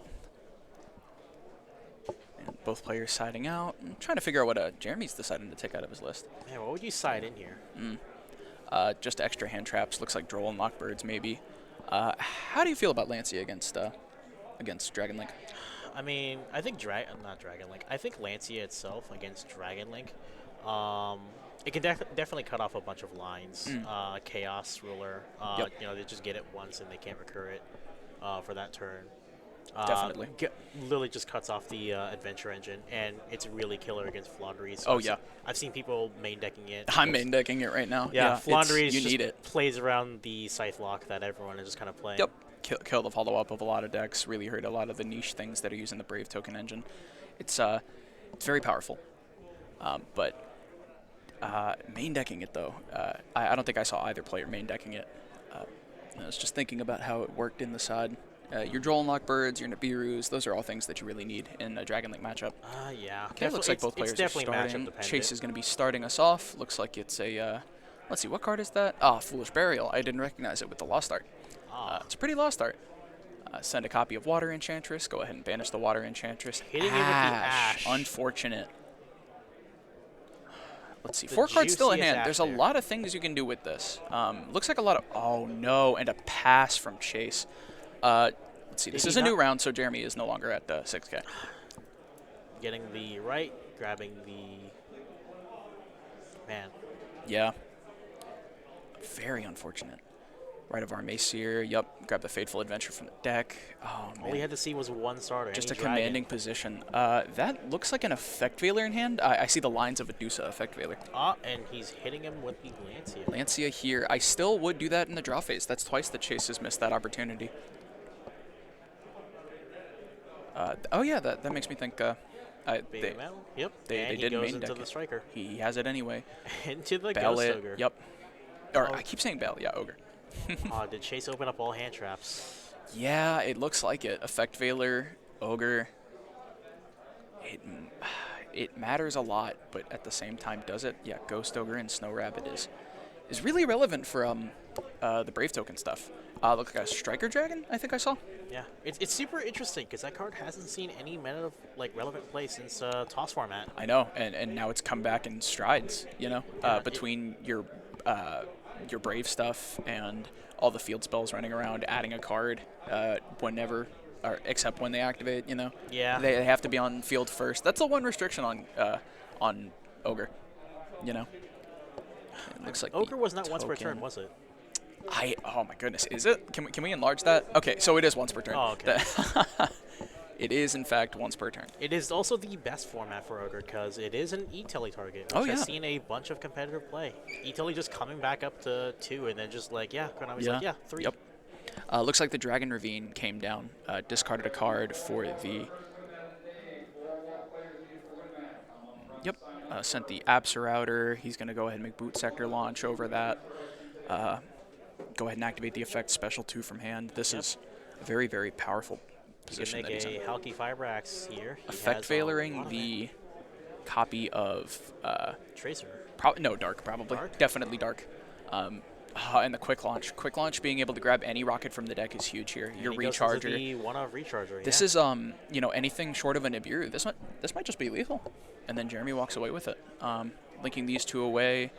Do you go for a Chaos? Yep. This is gonna be everything. Wow, there's add a it to the Wyvern hand. Burster. Yeah. Oh wow. Super Brave token stuff heavy. Add that to the hand. Banish anything. Get a body. And then, like I said, anything short of a Nibiru. I think this is a 3-mat copy of Access Code and a 3K body. He's Anaconda. Yeah, I wonder. I mean, like, he has to be on Access Code, right? You're playing Dragon Link, you have to be on it. The one thing that he might be playing is Unicorn. Oh, paying 2K to send Celestia and Dasher. It's going to bring Jeremy down to 6K, 6,000 life points. But with one card left in hand, could we see the nib here? Yeah, there is that risk. You are locked out of anything at this point. That was your last summon. This board state seems pretty familiar, don't you think? Yeah, it does. Wow, go figure. Okay, likely went to battle phase, so 500. Yep, okay, and Chase picks him up. Yeah, it wasn't enough. Oh, and it was a nib off the top. Oh, my. Heartbreaking. But that was a quick one. It's so sad to see your opponent combo off and you drawing the nib. A quick 2-0 from Jeremy. He got it. The hand traps, they were everything you needed, but they weren't enough. The problem is Jeremy just drew into way too many of them. I know, yeah. Or I think, yeah, Chase was the one who he had a hand of like almost nothing. I think at one point it was 3 hand traps and a rocket.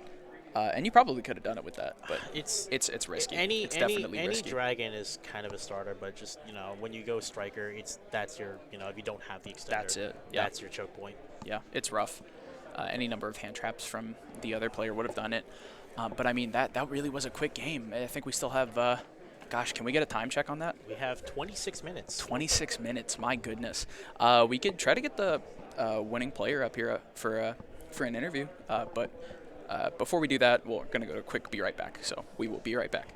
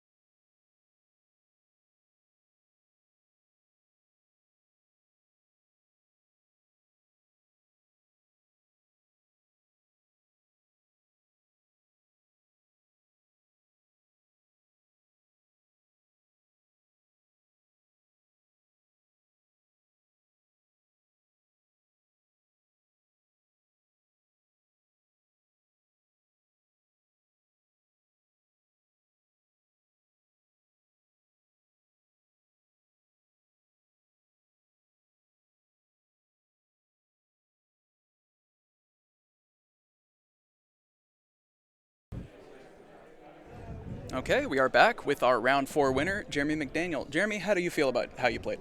I think I played really well. Ironically, though, that is a good friend of ours from the local scene. Very so funny. We are on you the same. You drove all the way up here? All the way to play glorified locals. Goodness. But we're happy that our build is working well. Yeah. The only thing that we swapped out differently, if you saw in the future, is that I don't know if he's playing the Rose package. I did. And I chose to opt out of the Rose package for the DB package instead. Yep. I think in that match it did kind of show. Maybe his ceiling is a little higher, but we did want to try the different builds out. But he is also 3-1, so he's having great bit of success today. Oh, yeah. 3-1 is not nothing to scoff at. First neutral for him, too. I'm very happy to see it. Undefeated. Yeah, how do you feel? I'm feeling good. Deck's been playing really well. It's been everyone's been really nice here. Nobody. All my opponents have been very great people. Great to talk to. Yep. Yeah, we have a great community around here. We know a lot of people that came in from all over the place just to come today, and it's really exciting. 144 players. Can you believe that? That's crazy, man. Yeah. It's good to have it back. Yeah, we didn't hit our cap, but that's fine. That way we didn't have to exclude anybody. I'm surprised too. It looked. Oh my like gosh, busy. yeah. It was fantastic. Absolutely. But Dragon Link, how long have you been playing Dragon Link? So I have this weird tendency to play a deck after it's been like aggressively hit on the ban list. So I never touched it pre-LP. Yep. So I picked it up after LP was banned because I go, now this seems like it'd be a fun time to pick up. Yeah. Because then it's not just like LP Turbo. It's like I got to actually think about what I'm doing. Yeah, it's the reason I love the deck so much. It's great, don't be wrong, but also the deck is it's jazz. There's so much cool stuff you can do with that. It's the closest thing to Lightsworn that we have in the meta right now. Oh, yeah. It just speaks to the mills. And it's just one of my coworkers is playing like Chaos, Lightsworn Dragon like right now. That's just what he's playing. So much fun. You're absolutely right. But the Chaos Ruler, all that fun stuff that you're doing with it. Just a lot of fun cards. Oh, yeah, absolutely. Do good stuff. Again, the Brave Engine's there. It's just that kind of format. But if you have it and you can play it, you should be. It's a shame that it's so prevalent and so many people are playing it, but it's going great. It's seeming to treat you right. It's doing well. I get to do a little more fun stuff with it. I don't have to just sit on the Griffin negate. Having it as a level 4 token for sync 8 places. That's my favorite part of it. It's been a lot of fun. Specifically with me, I play a lot of Virtual World, yeah. So being able to like adjust the toolbox with Free it, Barons. it's such a good time. Yeah, I'm glad you can do things like that in other decks too. Yeah, it's the toolbox that it really introduces. But the Brave Dragon, all that, you wouldn't quite call it a pile yet, though. Not quite. Not what you're on. No, I've been seeing a lot of I guess the popular build has been the 60 card. Yep. And I do love the build and everything. It's doing it does the same thing my deck does, but I did want to smash it down to about 50 cards instead, just because I knew it wanted to be a side deck cards. I wanted to be able to see them a bit more. But for today's matchups, though, I was going to say, how do you feel about the mirror? The mirror was good. I think I just got a little luckier on that one. Yeah, I noticed this hand round 2. Or game 2, rather. It was like 3 hand traps and a rocket. Yeah.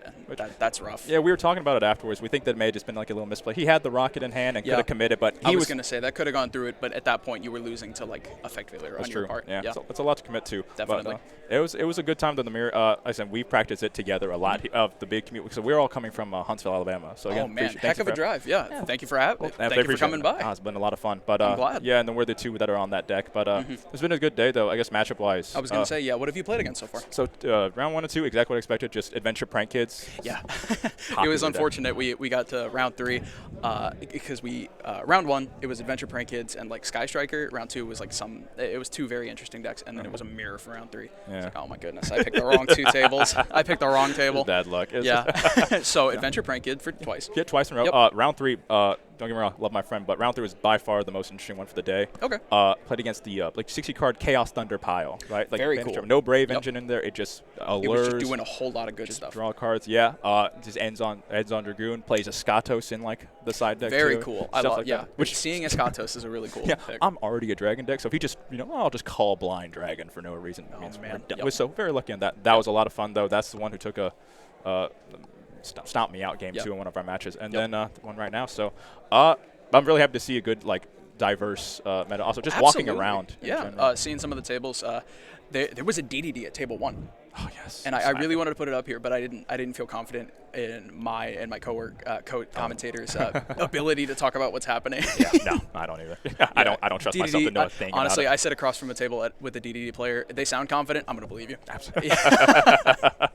No, 100% agree. Yeah, but great. I wish you luck. I really thank you for coming that. on. Anything you want to say about how you're feeling today, or? No, I just very happy that regionals are back. Yeah. And everyone's been great. It's good to have in-person Yu-Gi-Oh again. Absolutely, it's been a great time. Just regional. It feels amazing to be great back. Energy to the room. Definitely. Too, yeah. Well, thank you for coming on. Absolutely appreciate it. Jeremy McDaniel, our round 4 winner. Wish you the best. We'll be right back for round 5. Great. Thank you.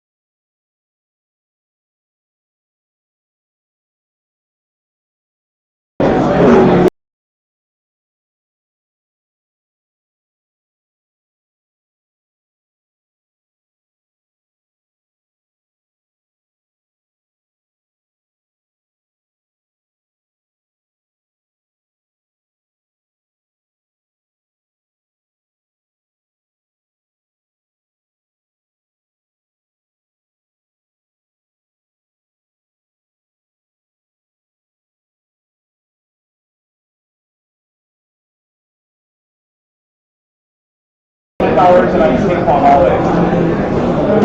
Or I did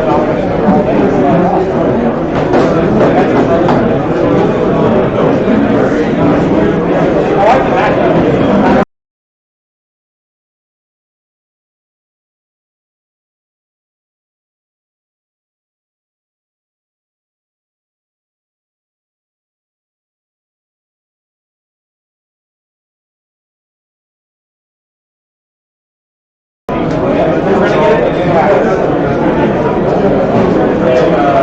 So they gave it out as random special prizes or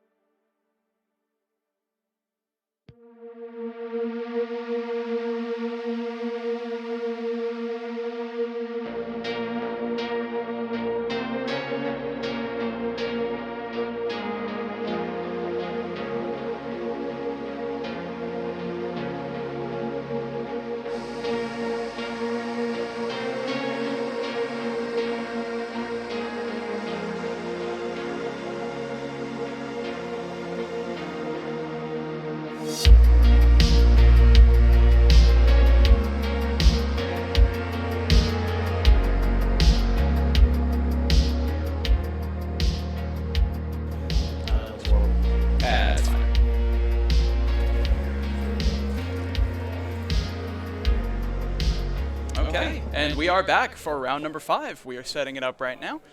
If I'm not mistaken, the timer has started for round number 5. Both players are getting seated. We're figuring all that out right now. Let's see, can we get a camera on them? Yep, all shuffle in their deck. Getting everything figured out. Yeah, whoop, there we go. Right now we're looking at Kiet. I talked to him before the event, or before this round at Kiet. Cool name. And Ryan. Looking at their deck lists, there's a lot of things that I was expecting to see, once again. But, you know, you get the top tables. That's just the sort of thing you bump into. Okay. Looks like they are rolling. Didn't quite get to see who goes first. Glad they got life. Offer the cut. Gosh. Already round 5. Both these players undefeated. It's incredible. They're both playing very well. So, it seems like Yep. Celestio in the opening hand. Very, very unfortunate. Starting with an emergency teleport. Very cool. Gotta love emergency teleport. It's going to be able to get a copy of one of the Psychic Trackers, Psychic Tracker, Psychic Wielder. Or, can you make out what monster that is? Is that a Foxy Tune? Is it? I can't no, quite it tell. can't be Foxy Tune. Oh, I see. Well, right now they're pulling up a translation. It's an interesting card. I've never bumped into that card. Well, whatever it is, it's a level 3 Psychic. It's something you can get off of this.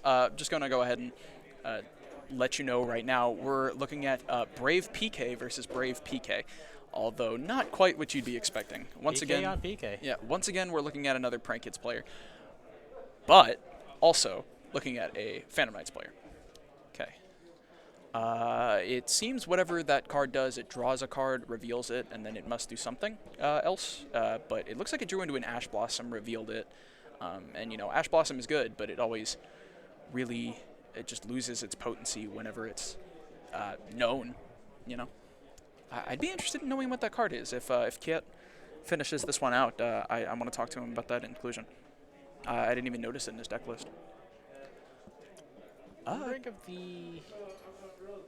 Let's see. Prank Kids player has any interaction here? Must not be, yeah. Normal Summon Torn Scales. Normal Summon Torn Scales, Phantom Knights of Torn Scales. It's going to be able to discard any Phantom Knights card, or any card really, just to send a Phantom Knights from the deck to the graveyard. You really didn't want to see the it's Prank. Well, it's a PK, but you kind of didn't want to see the cloak in the opening hand because you really want to mill it from deck. Yeah, I feel like you can just send it regardless. The Torn Scales is going to be sending the. It's going to a Cherubini over here. Dagda, interesting. Wow, He so is early. No, okay. Must have been the wrong card to pick up and put down. Yeah, Cherubini is the much better one in this interaction. Cherubini, one of the Burning Abyss cards, just super generic. No, he's going back and thinking about going for Dagda. Looks like he isn't really 100% sure what he wants to be doing here. Artifact Dagda, whenever a effect is activated on field, you set an artifact from deck. But going for the Dagda right here really telegraphs that there's Fusion Destiny in hand. Or that's what I would imagine. I'm not really seeing anything, though. He's going to banish the cloak and getting boots. Yep. But has he normal summoned this turn already? He has. He normal summoned the Torn Scales. This might just be to bring back the Torn Scales from graveyard. You know, banishing any name from the graveyard triggers the Torn Scales to get it back on field, and then you can just special summon your copy of Boots. Both of these are probably going to become a copy of Verte Anaconda or a copy of Breaksword. The Phantom Knight's a Breaksword, a very powerful card, but not even what he's going for. Okay, this is going to be able to trigger Dagda, now that I think of it. It's a very good line. He's going into Levier? Yeah, he's to grab the cloak back. Yeah, and it looks like he chained a copy of Effect Veiler, I think it was, to interrupt. Regardless, that's going to stop the special of... No, it was a Ghost Ogre. Oh, I see what this was. It was to block the Dagda, because you have to respond specifically to that one card with Dagda. So to prevent his opponent from going Levier Chainlink 1, Dagda Chainlink 2, he just ogred.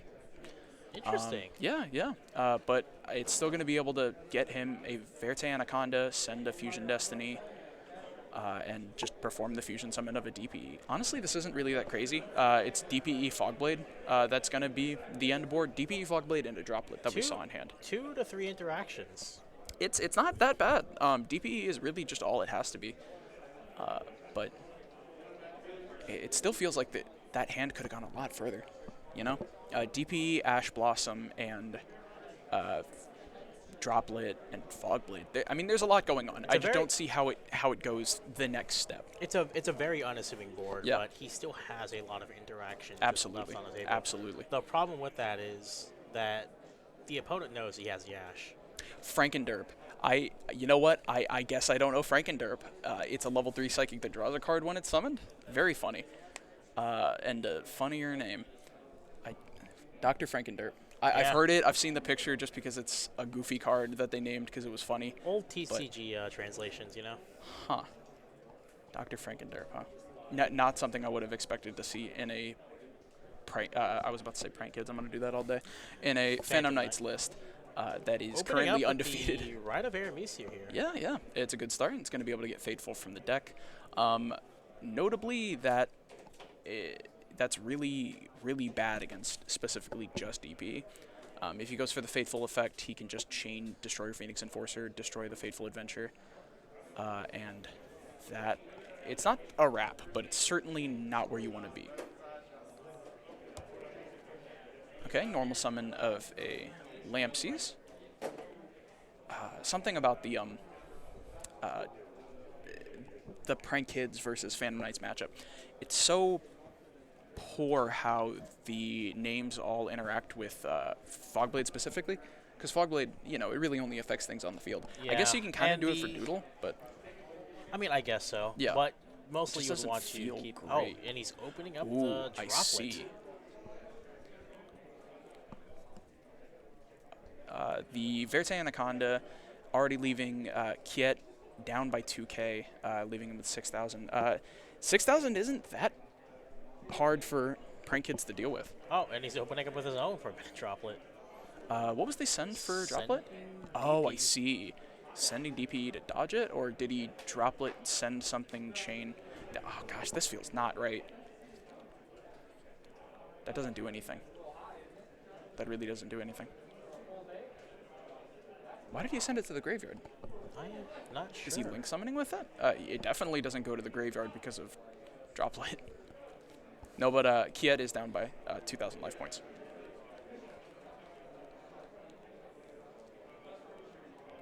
We'll get that fixed up. I'm going to go away from this today with nothing except the knowledge of what Dr. Frankenderp does. It's an interesting It is a choice. Very funny card. I mean, he could always just get Ash a Ghost Blossom. Ogre, Ash Blossoming the copy of... well, he Ash Blossomed the Fate, but, just hard seeing the copy of Fusion Destiny. Just, it's a rough one. There's a lot of follow-up Engrave, I gotta say. Especially if he uses the Fogblade in response to the DPE effect. It's a lot of DPE pass. Yeah. He knows he has the Fogblade just because of Boot's effect. But that's rough.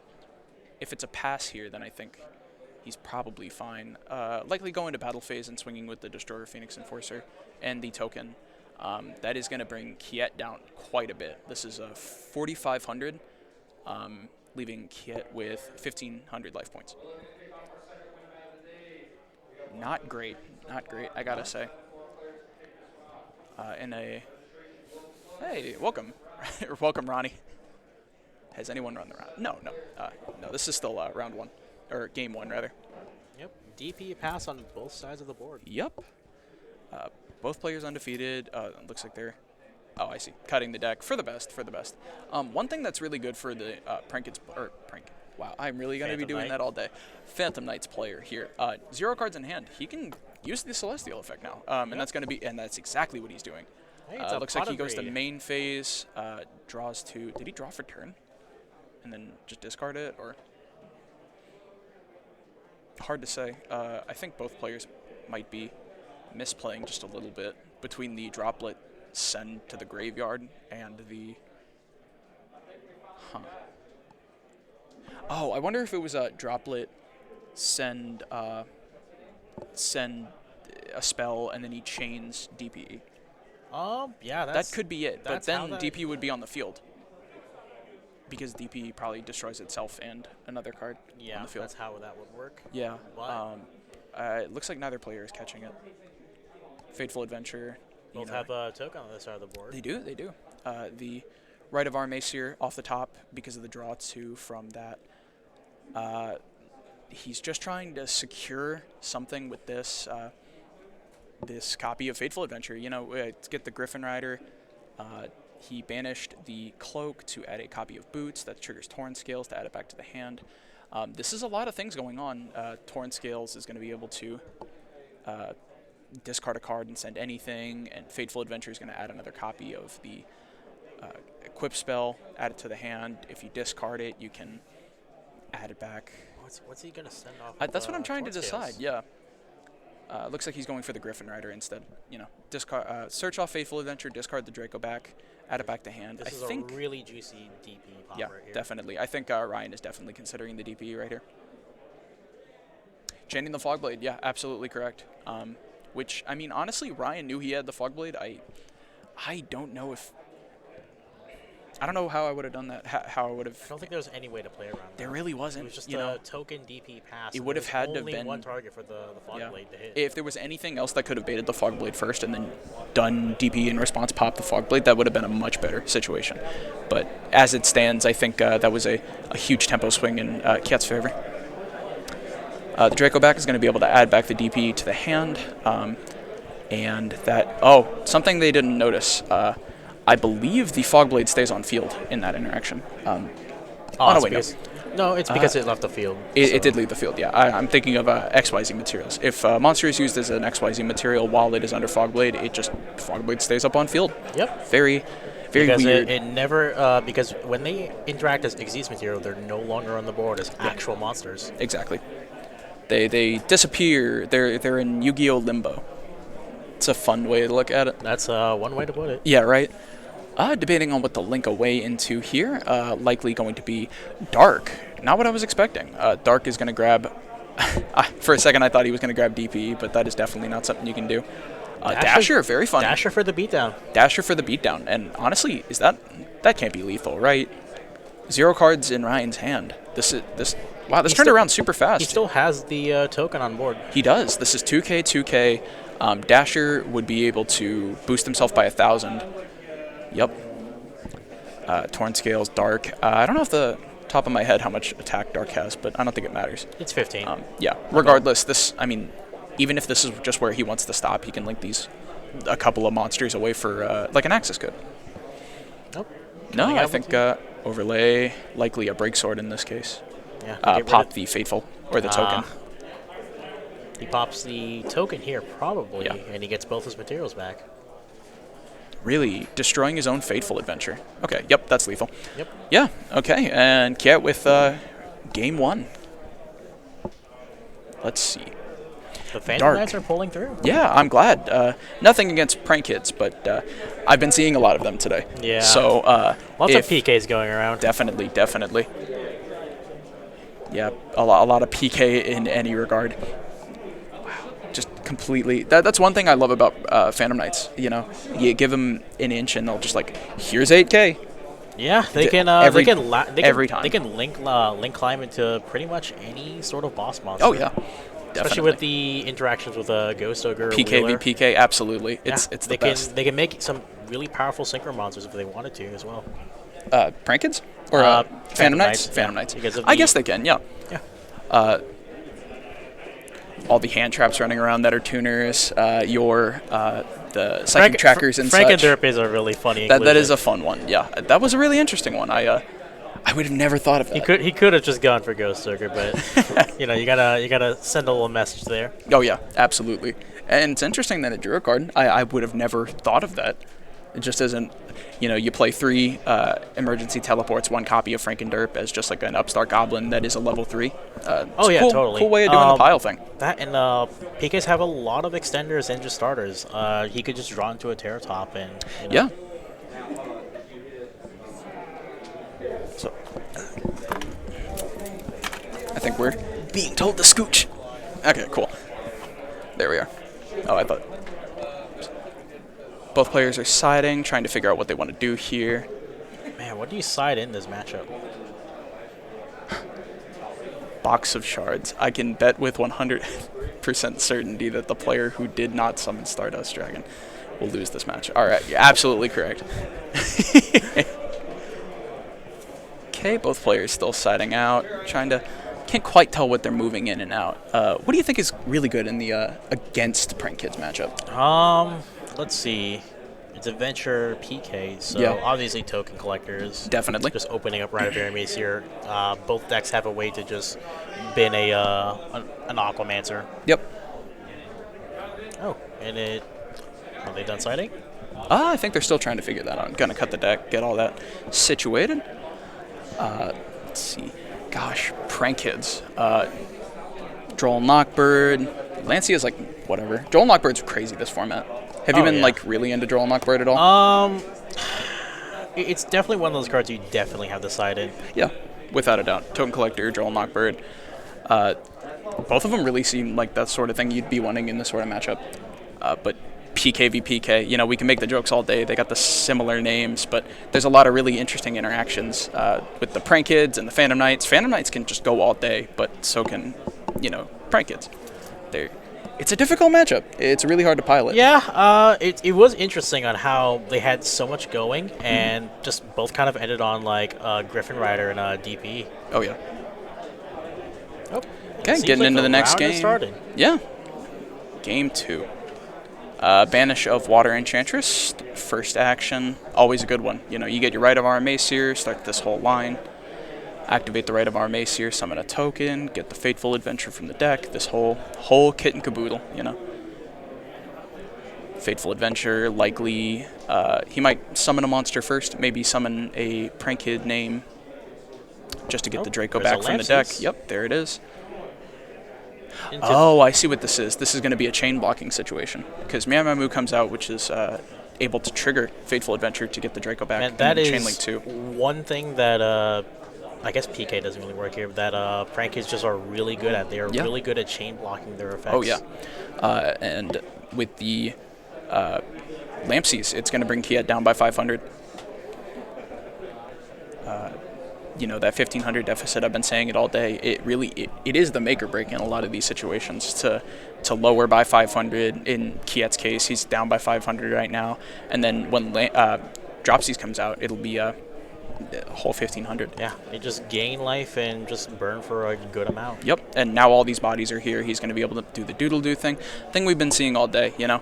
It's doodle, get the extra 1,000. And that Griffin Rider just coming in here and just guaranteeing their plays. Oh, yeah, insulating everything, making sure that no Nibiru comes down, no crazy thing you were never expecting. Looks like he dumped for Fancies, and he's going to be special summoning the Dropsies. There she is. Link both of these away for Doodle Doo. Second copy, here it is. It's going to bring Ryan up to 9,000. See. This is a really good end board. Man. You have all of your pieces for the Prank Kids things. You have your fusion for next turn. Get the Roxy's here. Okay. Add back both copies. Just recycling their materials. It's insane. Able to activate the effect of the Prank Kids Pranks. Link both of these away for the Bow Wow Bark. That's going to be able to get him a draw off of the both the Pranks during the end phase and the Roxy's right here. Yeah, you know? that totally just make sure that their plays go through the next round and just kill. Let's see. Yeah, Bow Wow Bark. It's incredible. It's during the opponent's turn, it contributes itself to add two Prank Kids names from the graveyard to the hand, and really that's all you need. You know, once a turn has gone by, you can just use all the effects again. And you know the best part about all this, it just doesn't look like a unassuming end board. Wow, and the DP at the very end, Destroyer Phoenix Enforcer, the menace of the format. Man, didn't have to waste a Verte on it. Yeah, and he keeps a token. He has the Fonzies up. Everything he needs, everything. Anything short of a Super Poly right here, I think is gonna be all he needs. And if you just saw in his hand there, he did side in the DD Crow. Really, DD Crow, interesting. Not what I would have expected. Okay, end phase, he's resolving pranks to be able to put 3 back. Once again, I'm seeing them not put back the Meow Meow Moo. Not that that's wrong, but that it feels weird because you're struggling with either, do I want to be able to Raigeki my opponent twice, or do I want the follow-up to be as easy as humanly possible? And it looks like he's just going to go for the promise of a double Raigeki. Did he draw a monster? It seems like he had opened up the Griffin, the Fog Blade, and a Droplet. Yeah, that's definitely what we're looking at here. Droplet, Fog Blade. Looks like 2 traps. Reveal the Griffin Rider. Special summon the Griffin Rider. That's 2K that he doesn't have to worry about. I can't imagine that this is too scary for Ryan. You know, what do you care about a Griffin Rider that doesn't have a negate? It's just lost its claws. It's just a 2K body. Big body, yeah. Yeah, absolutely. You can completely get rid of it with a DP. To be fair, sometimes a big body is all you need, but not in this case. I'm not sure 2K will be nearly enough for this. I wonder if Keat can crack this board state. It would have to be a good one. The problem, you can just I think it was a Droplet under the extra monster zone. The only problem is, Bow Wow Bark here is just going to be able to add everything back. Even if you do Droplet this entire board right now, he can still activate the fusion spell and special summon the. Oh, Triple Tack. Triple Tactics Talent. Not what I was expecting. Let's see. Wonder which effect he's going to go for. He would probably want to get the 2 cards. I was thinking maybe steal the DPE. But that doesn't really do anything for him right now. He can link away with it. Maybe you make a Verite, get your own DPE. He's chaining in response. Droplet. Send 1. I mean, you have to send the He has to send a monster. Triple Tack. Yeah. He has to send a monster if he doesn't want it to get negated. Yeah. I imagine it's send the Triple Tack, send the monster. Or send the monster that we're pretty sure he has in hand. Or is it just to bait out the Griffin Rider? Maybe. That feels really weird, though. This would inevitably clear everything if he just sent 2 monsters. Just one. I think he's debating. This might just be him debating. Nope, just the Griffin Rider. Oh. He's only dropletting the Griffin Rider.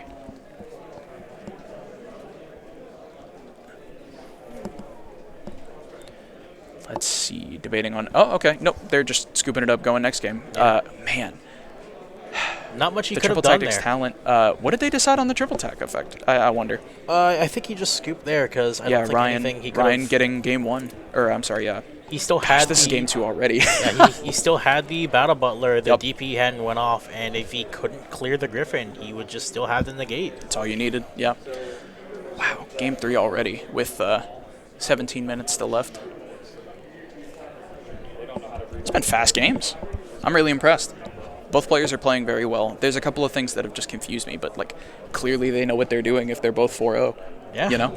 I'm very impressed. Adventurer Phantom Knight and Adventurer Prank Kids are just a really popular deck this format. Oh, that's silly. I was about to ask if we had seen any of the adventure stuff from the Phantom Knights player, but he summoned the Griffin Rider. Okay. Going into the round 3. I keep saying round 3. Game 3. Game 3 was 60 minutes. Game 3, on round clock. 5. It's a lot of time. They have a lot of things they can do. That sounded bad. Gosh. Both players are going to be siding. Both deciding on what they want to do. Kiet having lost that round, he gets to decide what he wants to do. And, you know, Phantom Knight's adventure going first. They can put up a board that's terrifying. Yeah, it's kind of rough if you don't open up any interaction because you really do not want that Griffin to go off. Oh yeah, but if there's a deck that has hand traps in it, it's probably Prank Kids. Yeah, Prank Kids can just run a ludicrous amount of hand traps, which gives them a lot of free space because they just need 1 monster. Absolutely, yeah. Every 1 monster starts this just huge chain of things. That's the power of Link 1s. Oh yeah, Link 1s are the worst thing. That's not true. They offer a lot of really fun things, but they're super powerful. I mean, it basically makes it so that any monster you have, any normal summon does it. Yeah, absolutely. And there's a lot of good normal summons in Prank Kids. You're playing 16 or so. Yeah, what was copies. it? You got Dropsies, Fancies, Roxy's, and what was it? Lampsies. Yeah, yep. Yeah. And your copies. Looks like we're getting a couple extra people in here, but wow, 32. Thank you for coming. This is round 5 of the 2022 Nashville Regional. So far, it's going great. We started with 144 players, and I think a couple have fallen off, but right now we're watching Game 3 of Round 5. Both of these players are undefeated right now. It's Phantom Knights Brave and Prank Kids Brave. I keep catching myself because PK versus PK both is so Adventure hard to... PK, yeah. Yeah, right. Okay, looks like they're splitting the decks, getting into this last game. Okay. Kiet lightly to start us off. Let's get those life points fixed up. 8K to 8K. Yep. Okay, it's going to be starting with a Water Enchantress. Water Enchantress, always a good start.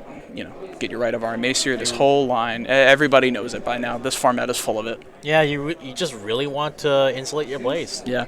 Just don't want to get is that a Celestial in hand? Did he draw the Draco back?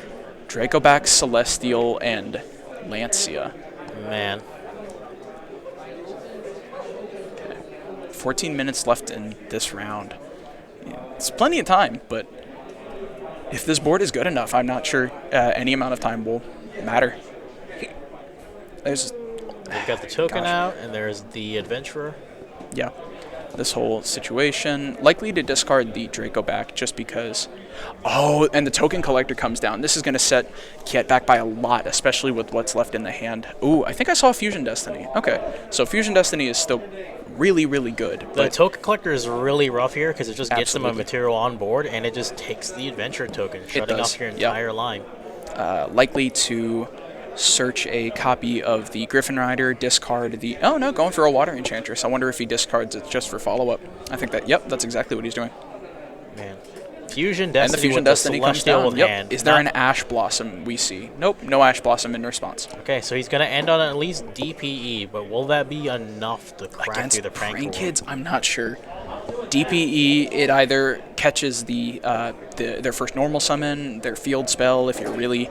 I don't know. I feel like going for the field spell is a little greedy. Man, it's going to be even harder if they open up Right or Aquamancer. Absolutely. That's the problem. If they show you the adventure stuff first, then it's always going to be pop the Fateful. You always have to pop the token. Yeah. The token or just the... It's not looking great. This matchup is really, really difficult, especially when it's such a soft end board, all things considered. Yeah, DP pass is not going to do much. DPE and the token collector, yeah. Okay, well that's at least good. He's clearing the token collector. He clears the board, but... Yep. Oh, and the bell came down on the DPE affecting Graveyard. I think that sealed it up. Yeah. Honestly. And then it's just a hop, skip, and a jump to lethal. It looks like he has at least 2 normal summons. The lamp seems likely to come down. I can't tell. I think that's the fusion spell that I'm seeing in hand. It's 2 spells and 2 monsters. I guess we're just going to be playing Prank Kids. Yep. Into the Mew Mew. Okay. That would bring Kiet down to 7,500. And this is just where Prank Kids excels in time, you know? Yeah. Being able to separate I don't even think we're going to make it to there. It's just an empty board state. Yeah. He just has to find 8K. That's the problem. If for some reason Ryan decides to play around Nibiru, he might see... He might not have to. Oh, gosh. Yeah, as we see there, he did side it. He still kept the DD Crows. Absolutely. DD Crow and Bell, you just got to have that graveyard hate for PK. They just wanna play in the graveyard. If you just manage to stop the Rusty Bardiche from happening and just banish the cloak. Oh yeah. Just cut off their entire line for 2 negates. I wonder if the Prank Kids Pregs comes down here just to maybe go for an access code. Access code. No, that's not really something you could do. And get away with the life points. Huh. This is a tough call. I'm not sure Prank Kids can OTK. Yeah, Kiet did take 500 there, He did. Yeah, Kiet is currently down by 500. I guess he doesn't have to deal 8K. He only has to deal 7,500. If we can get those life points fixed up. 7,500 on Kiet.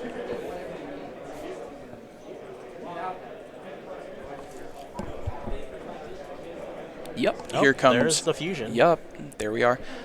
That is, no, this is for the token. This is Prank Kids Pranks. Oh, so yep, he just makes going to be able to make a token. Yep, any link to he wants, really. He can gain 1,000 life points if he links away the Dropsies for a name, but it really... Do you go for the Cockaboo Blue here or the Bow Wow? Okay. Into the Bow Wow. Bow Wow, yeah, okay. Looks like he's anticipating another turn in this game. Let's see. Oh, he is under Lancia. I didn't even catch that. Going for the fancies, yep. Is that a droplet in hand? It is a droplet in hand. That's really important. Yeah, he still has follow-up for next turn. Yep. There we are. Gosh, the follow-up that Prank Kids has in this sort of situation is really, really crazy.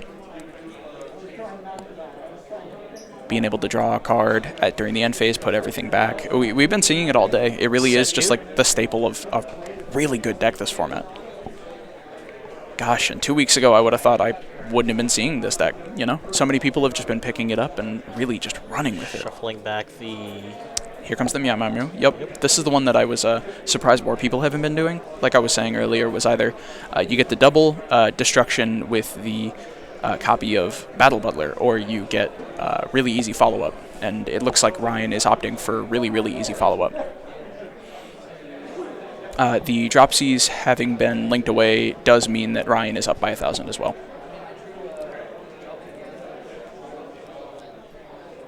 Did he go to battle phase? I didn't see him move his cards to try to go to battle. I don't think he did. I'm not sure. Well, there is a Boots. Boots does insulate your combos here. It definitely means it's something. You know, it's going to go to the graveyard, get whatever name you need. He still has the Fateful Adventure on board, too, so he can just activate the effect. Did he pass? Boots at 1? Boots at 1. That can't be right. He still has the copies of Celestial and Dasher in the graveyard. He activated the Celestial, or I'm sorry, the Dasher to be able to summon the Boots from the hand. And looks like he is... let's see, is that on set or just in an open game state? Yeah, looks like he's opting to go for the Celestial play. Banishing for cost. Nope. No? Oh, okay. Thinning the deck a little bit. I like that a lot. Yeah, you probably want to add your right first, the bait out the Ash. Absolutely. Yep. Now he has a token at least. Yeah, Celestial, notably, when it's in the graveyard and you have 0 cards in hand, which, I mean, it's just easy to do in this case when you set the Right of Armace here, can banish itself and another Destiny hero to draw 2 cards. And this is just exactly where Kiet needs to be. Ah, is that a cold buy and another droplet? It's definitely an emergency teleport. I couldn't quite make out the other one. Emergency teleport does get him the other level 3, and that, I mean, that plays pretty favorably through this. If he can climb into Breaksword, he can deal with the copy of Battle Butler, because Battle Butler pops Break. Is any of the... No, it's just all Aquamancers, isn't it? Yeah. Yeah. Everything banished. Aquamancer and the 2 copies of the Destiny Hero package. Let's see. E-Telly coming down. E-Telly, yep. This is going to definitely, at least I would think this goes into Breaksword, because if Breaksword is made and it's destroyed, it gets 2 copies, 2 names from the graveyard. Oh, and the fusion is coming. Looks like that's the drop. Likely Ryan is going to just be clearing this board. Like, he's not even taking the risk of Breaksword hitting the board. He's just going to show him that I really want your board empty. Yep, and the Battle Butler is out, just gonna Regeki the field. E-Telly's gonna resolve in a new chain. Ryan is gonna be able to activate the whole lineup. Is he gonna go for Frankenderp here? Oh, that would be incredible. I would very much like to see Frankenderp drop right here. Okay, so here comes the chain links. Likely, if that isn't called by the grave, it's gonna be 1,000 up on Ryan and 500 down on Kia. We don't know 100% sure because they're still resolving it, but. Yeah, regionals. Thank you for coming by. Tommy the Fox, anti-hero. I like that. He's activating Battle Butler here. Yep. Just wiping the board state. Battle Butler. No. Right now he's resolving all the effects of the Prank Kids. Yep. As he resolves these effects, it's going to bring Kiet down to 7,000 and Ryan up to 10K, which, as time starts creeping. Yeesh. It's getting scary. Yeah, we have 5 minutes left in this round. 5 minutes left. Gosh, these rounds have been going by fast. Do they feel like they've been going by fast to you, Dom? Well, we've gotten to a round 3. All the way to game 3, yeah. Yeah, game 3. Yeah, I've been doing that all day. He's a full board state, basically, with all the material he has. Let's see. Likely to clear the board. Did he go for the board clear?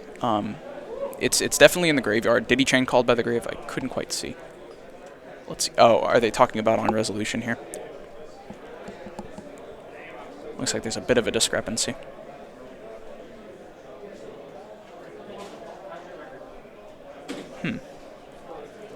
Likely, I see. The chain link, he's probably shrinking all of their monsters. Tri-Brigade Melfi? Tri-Brigade Melfi's a good time. Yeah, no, he's trying to figure out how exactly he wants this to work out. With the Prank Kid's place on field, it's going to be able to shrink all the monsters, but that's still in the same chain as the rest of the names. So I'm not 100% sure. Oh, looks like they got a judge. I just saw the top of one of their heads.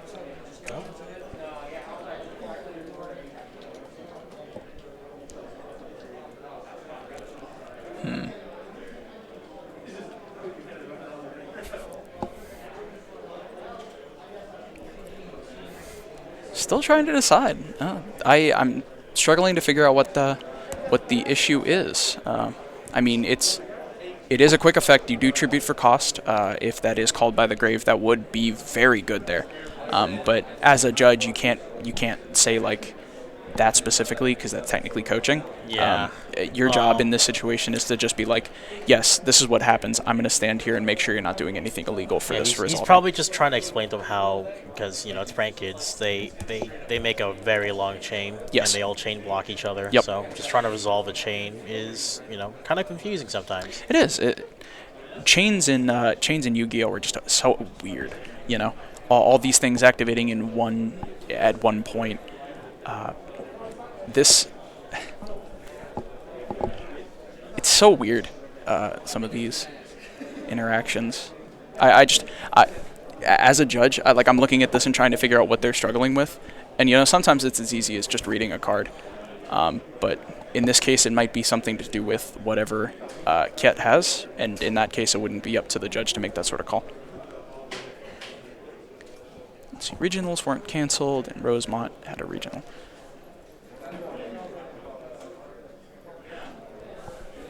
Let's see. Well, I'm glad regionals are back. In-person Yu-Gi-Oh has been something I've really been missing. Yeah, it's kind of an itch that Master Duel can't really scratch. Just having like a table-to-table. Oh yeah, gosh, Master Duel. It's very clearly got an audience. Not everybody can make it out and play Yu-Gi-Oh, but I don't know. Paper has always just been a lot more fun, and I'm so glad that things are working here. Yeah, you have some really fun banter. Yeah, the PPG was also this weekend, yeah. I'm glad we still got a lot of people coming regardless. Gosh, and the YCS. So much Paper Yu-Gi-Oh going on right now. It's a good time. Regional Pog. Yeah, it is. This is a Poggers regional.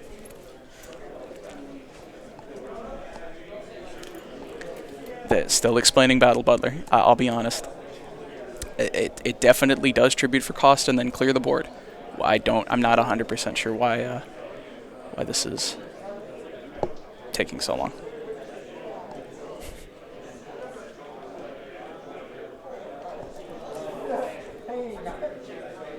Okay, he tributed the copy. Looks like that was something they were finally able to decide. Yep. Tribute the copy of the monster, clear the board.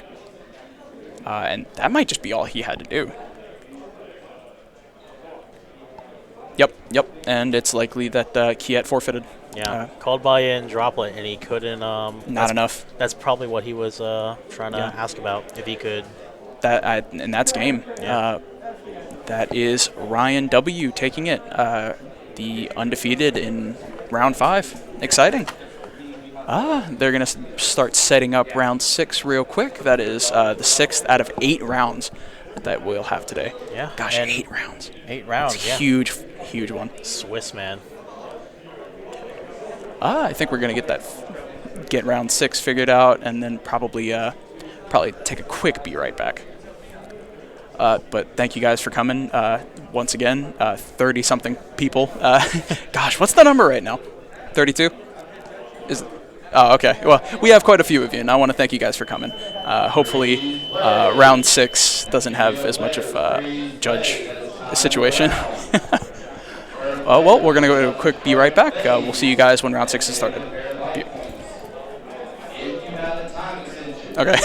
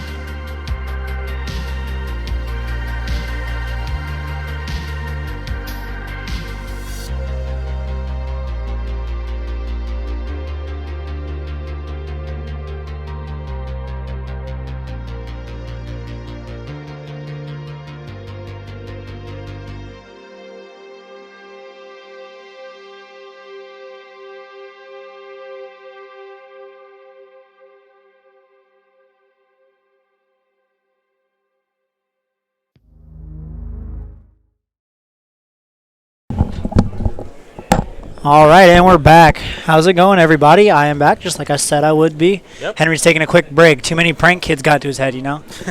So, looks like right now we're going up again. We're looking at a Michael J and a Ryan W. So, let's see what they're going with. Yeah, we have just started out, and it looks like Ryan has decided to go first. Oh, sweet. He had pitched the Aquamancer to get the Rite of Aramis here, getting him a token.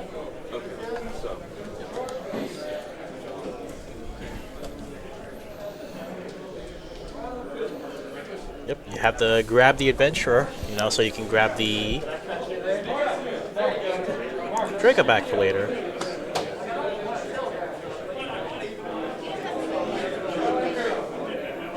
As far as we know, this is both a PK matchup again. Oh, and he drew the 001.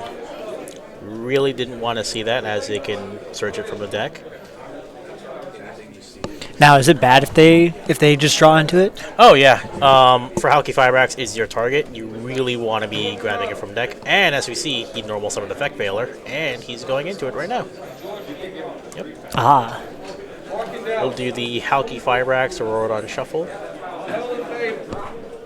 Getting his 001. Really tragic to see it in his opening hand.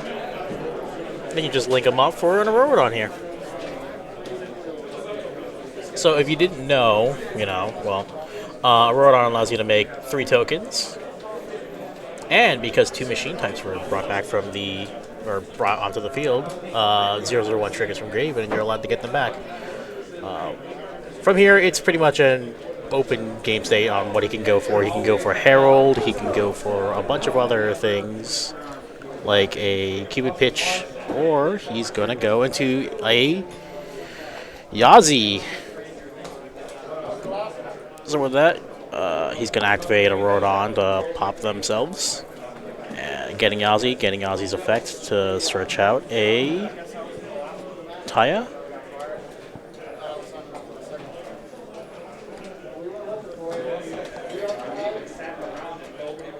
And with that, Taya can, if you reveal it, you can get a token to your side of the field and just, make some synchro plays.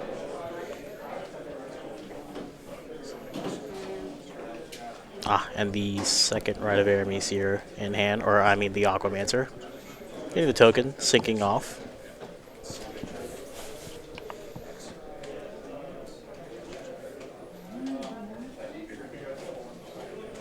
Where did he go here? Shishao. Of course. It's a 2 off of the deck, and seems like they're just discussing it over there. I'm sure Michael's like, man, when's my turn going to start? Yep, he seems to be playing a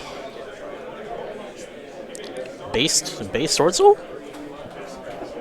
Yeah, Tangy Sword Soul with the Rose Dragons.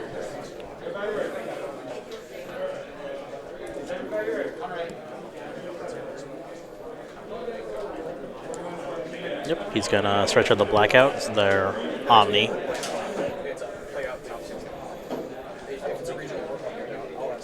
Yep, that allows him to get a second token. Just get rid of both of those into... What does he go into here?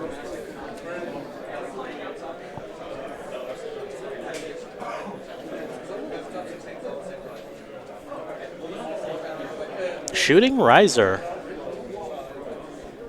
Yeah, since the token is a tuner, he is able to do that.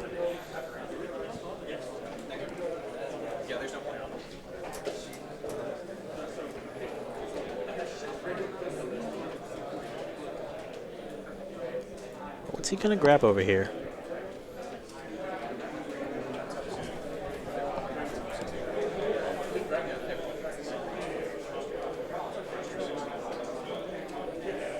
Oh, is he just gonna pass on Shishao and Shooting Riser?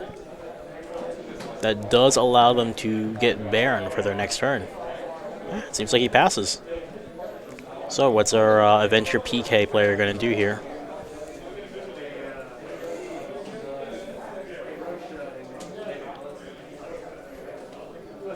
Looks like he's examining their graveyard. Yeah. The best part about that, too, he pitched the Token Collector, which activates Engrave, so it shuts him off from the Adventure Engine. So he's going to have to rely solely on his prank kids to get him through this.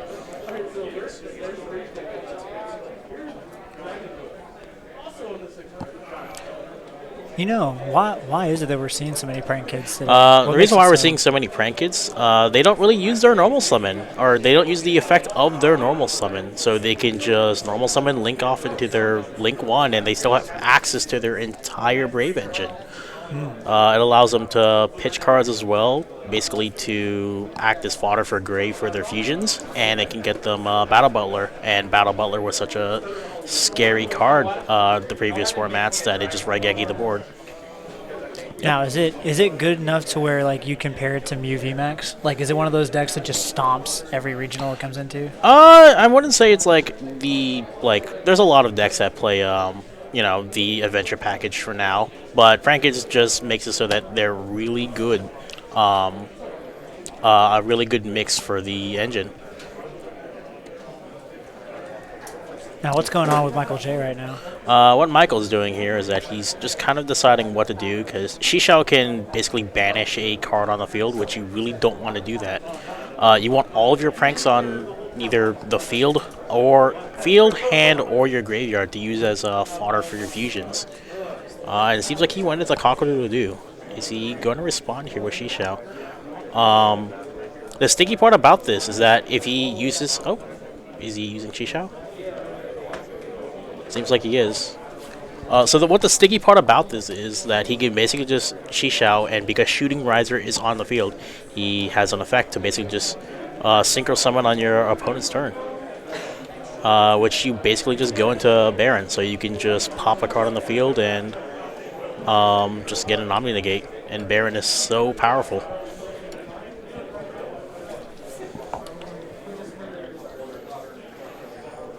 What's our bracket player gonna do here?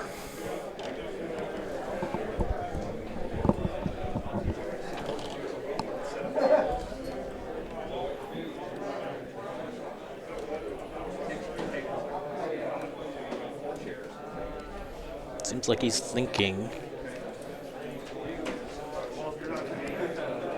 Yep. He's reading the effective token collector, which it does allow him to activate from Grave.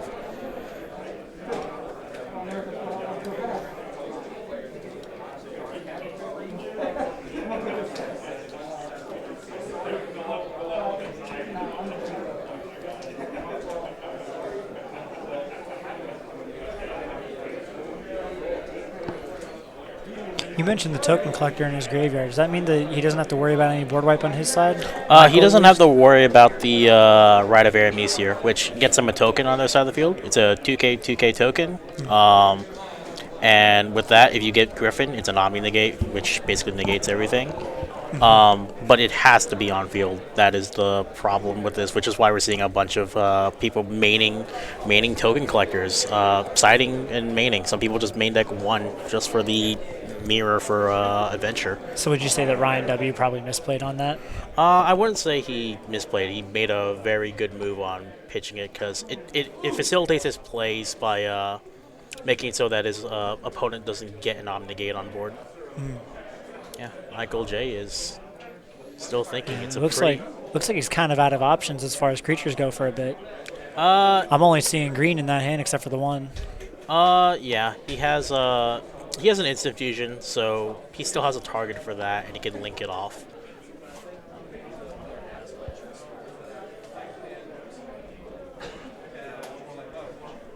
Seems like he's shuffling back the fusion. And was that a Roxy's? The Lampsies. So what's he trying to do there? He's adding Lampsies and their fusion back to hand so that he can resume for later.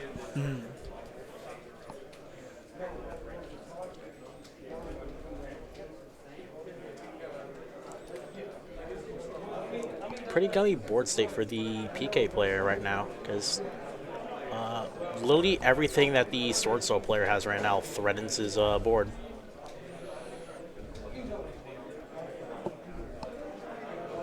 You said he's got that instant fusion in his hand? Yeah. Like, how important is that for this matchup right now? It basically works as an extra extender, but he has to make sure that he either blanks the removal or make sure that they don't go into Baron.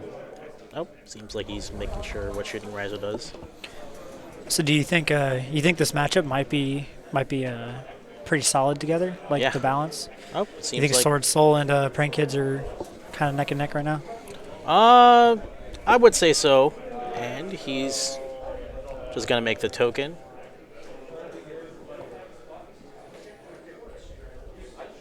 Seems like we have lost a light. We're having little difficulties for that. Oh, and here comes the token collector, which allows him to get a level 4 body on board.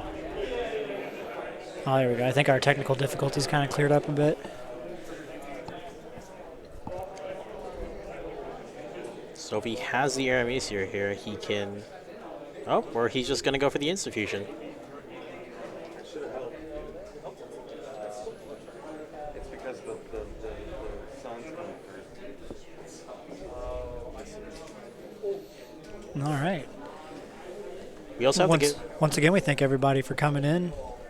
This is our first regional in how long? A year, 2 years? It's been a while since COVID. Yeah. It's just kind of nice seeing people pop up and play table, shoulder to shoulder Yu-Gi-Oh again. Yeah, when Master Duel released, I kind of thought that paper was gonna die, but it seems like Yu-Gi-Oh players are very, very in-person people. So we're glad that we can hold stuff like this. Yeah, nothing beats the banter of having your opponent just be like in front of you and just kind of talking things out. Oh, and it seems like what was that? Rocket Ride into Cockle-Doodle-Doo in Fancies? Yeah. Player 1's looking like he's got a bit of a board state going again. Although he has dropped down to 7,500. Or no, he's bumped up to 9,000, sorry.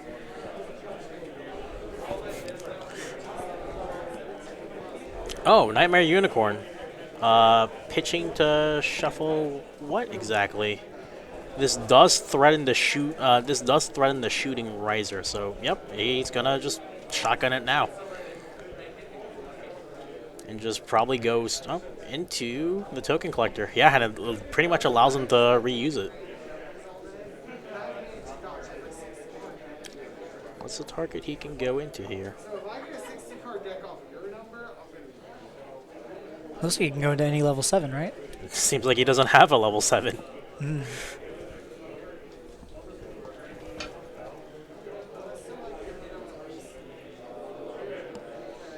Yeah, he must have forgotten that Yazi was pretty much the only level 7 he could have gone into, and he had already made it to go into a Shishao.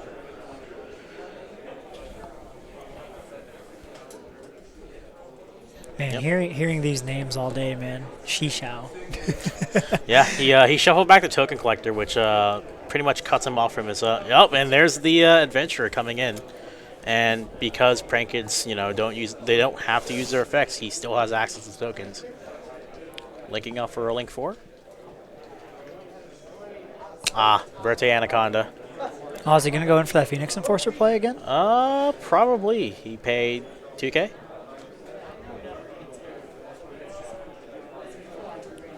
Nope, he's still trying to continue his plays. Yep, he got the Draco back, getting the Griffin. Griffin is a quick effect, so you can pretty much pop him on board whenever you would like, but, And it drops him down to 7K. Seems attack position. Seems like he's just going for the kill here. Will this kill? Oh, he is using Draco back to bounce the Shisha, which is pretty good here, considering it basically fades a target from Shooting Riser.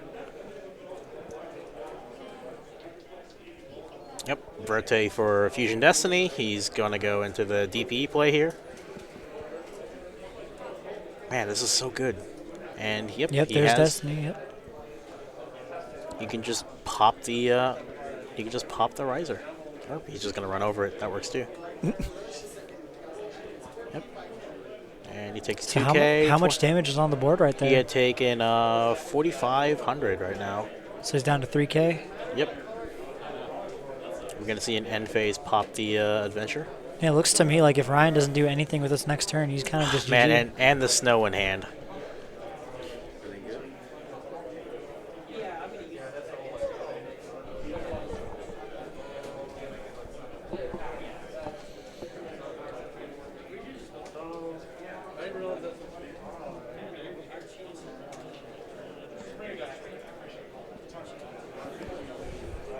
Yeah, let's see what Ryan's got planned for this. Yeah, could he? Oh. Oh, he's still not done. Yep. Ooh. DP popped the Ventura, so it's just an empty board state right now. I keep forgetting that Yu-Gi-Oh's got a phase after the combat. Yeah, it's not like Magic. Magic has a phase too. I've been playing too much Pokemon, man. It gets into your head.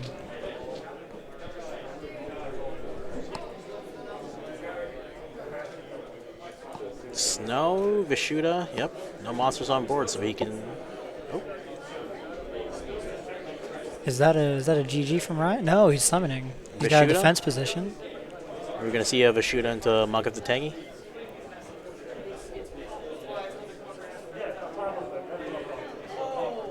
Yeah. This still doesn't answer up, and we're gonna see a DP effect here. Yep, popping the Draco back and the Monk. Whew. Bro, that Phoenix, man. Phoenix Enforcer keeping that board clear. Yeah, Phoenix Enforcer and Griffin are just kind of gumming up those board state. Not really something you want to see when you're on top deck mode. Yeah, I don't see a way Ryan's getting out of this, man. Snow, Draco back, and man. What would be the best play from him for this? He's gonna Snow book the Griffin Rider. Up and Griffin's gonna negate it. Yep, he's gonna shuffle it back to dodge it, and Snow is now in grave. But does he have the amount of does he have 7 cards to basically just use Snow again?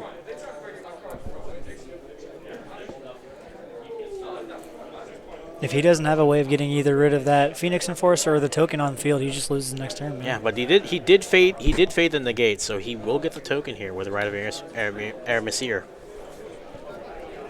Does that even matter though? Because doesn't you said the token's got 2K and then Phoenix Enforcer's got what, 2.5? Yeah, it's kind of crusty here because he did have the adventure in hand, so it's just kind of the token really only trades for the token. It really doesn't answer the DP. Yeah, that token right there, the one who's got the scapegoat, is that only 2K as well? Yeah, both. When you use Right of Air Messier, you get a 2K token. So he's going to survive with only about 500 then, unless Michael pulls out another creature. No, he's pretty much dead this. Oh, he got rid of the Phoenix Enforcer. Man. Draco in hand, yeah.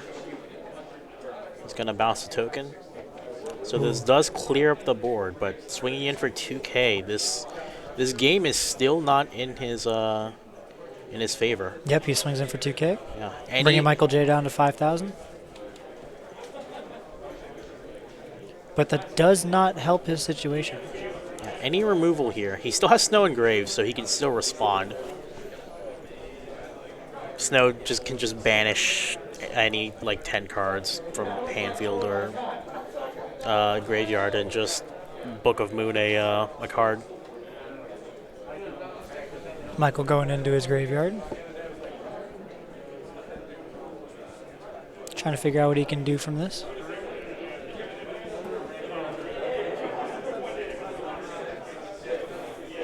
His opponent has no cards in hand. Good advantage for him. Yep, he's just going to activate Adventure here and just grab the Griffin again. Yep. Or, I mean, he could just grab the Aquamancer. No, he's just going for Griffin. Yeah, he can't grab another Phoenix Enforcer, right? That's limited to 1? No, you only play 1 in your deck.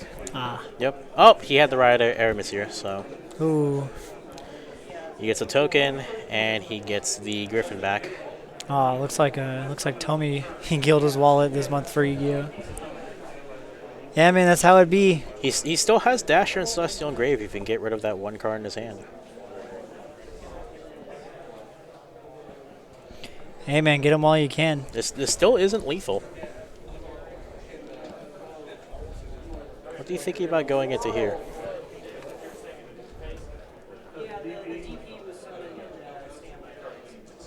No combat damage has been dealt yet, but it looks like Yeah, it looks like Michael might walk away with this if he goes to combat. Or battle phase, sorry. He's going to go into his Mew Mew. Yep, pulls out the Mew Mew and search.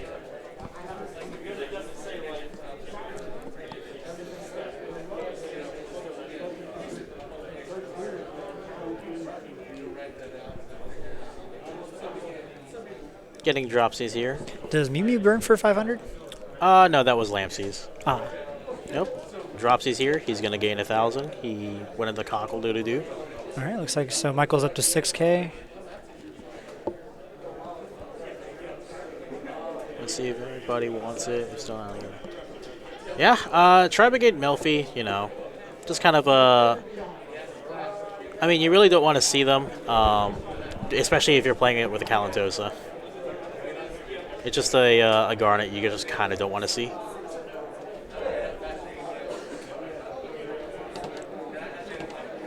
Does the I forgot the name of it. It's right on screen. What's it called? I can't read that. There we go. The Griffin. Does Griffin Rider win with this or no? Yeah, and he just skips because that's lethal. There we go. Yeah, that's game. Right, that's game one. We still have 17 minutes into the match. Yep, 17 minutes left in the round. Michael J walking away with 1-0.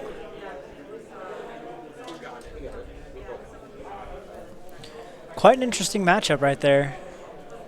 Ryan really trying to keep a defense up, and Michael just wasn't having it.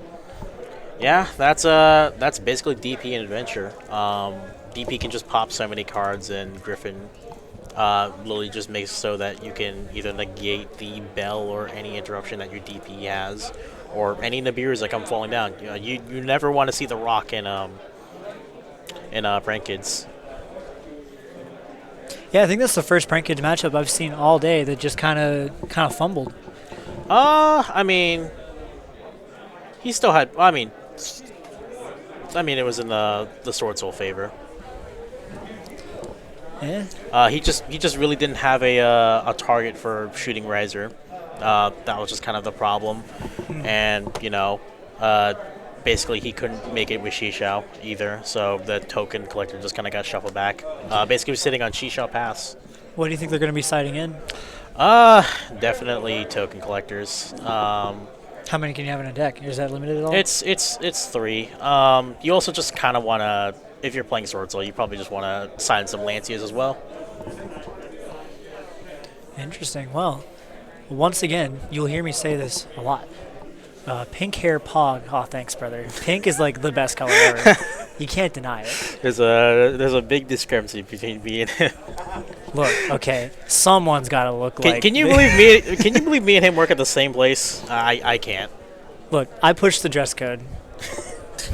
Help me. Yeah. We thank everyone again for coming in. This is our first big event live stream. We've been running this for, gosh, what's it been, like 4 hours? How long's it been, Ronnie? 5 hours. Man. And we still got a little bit to go. We're only on round 6. Round 6 of 8. And it looks like we're starting up on the second game of this round.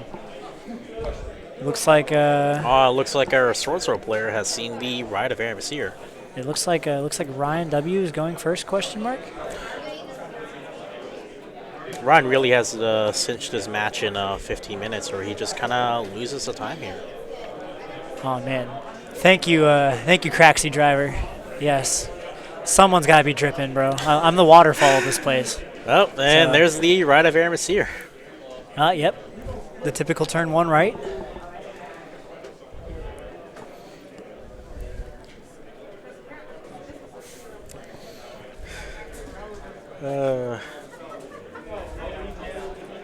Any interaction from our so PK player? So I think we all know I'm learning Yu-Gi-Oh, right?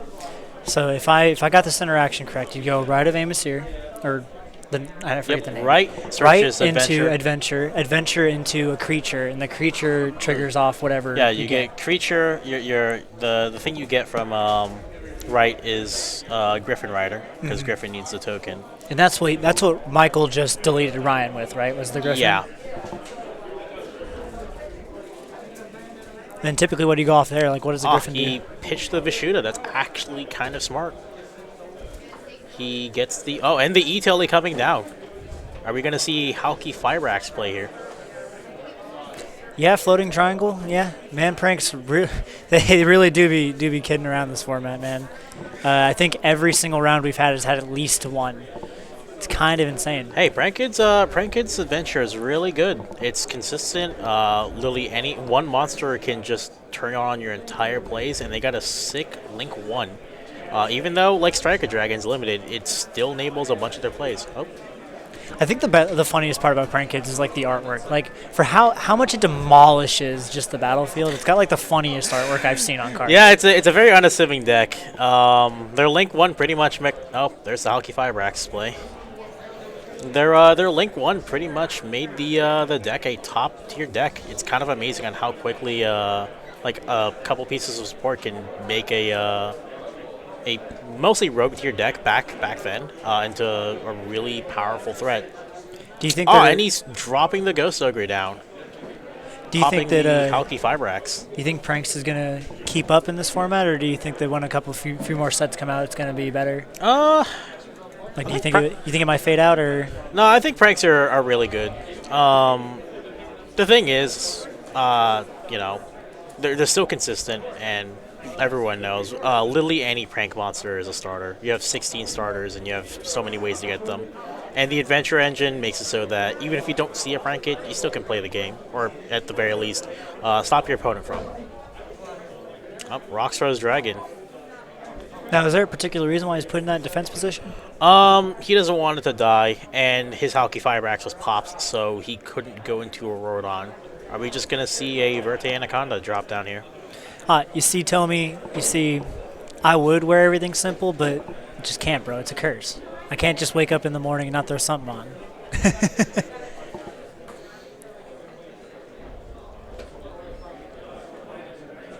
Ooh, please keep the language.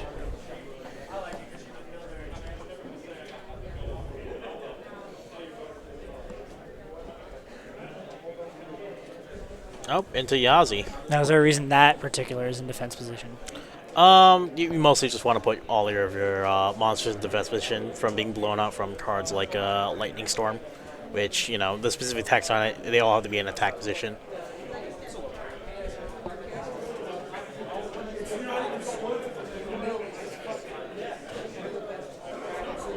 Yep, Yazi's just going to pop himself to get Checking Grave. Did he go into Sinister Longwall?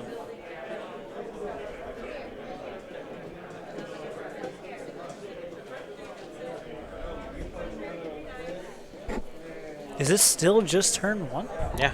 The Sword Soul player, I mean, Ghost Ogre popping the Halki Fibrax stopped a lot of his plays. It pretty much stopped him from popping off. Because then you could just go into a Rodon if he was playing it, or he could just go into Yazi.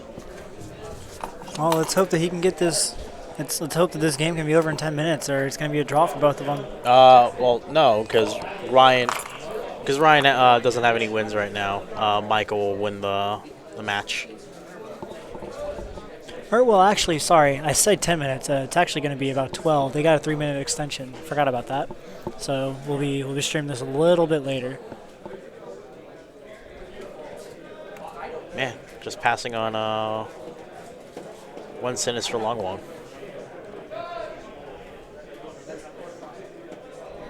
And the Droplet coming down, pitching. I didn't see that. What's Droplet allow him to do? Droplet, you basically just send for cost, and non-targeting negate the effects of whatever whatever monster you're hitting. And the best thing is if you pitch anything you pitch, you basically can't respond to. So he pitched I'm pretty sure he didn't have a monster in hand, but he pitched a spell card.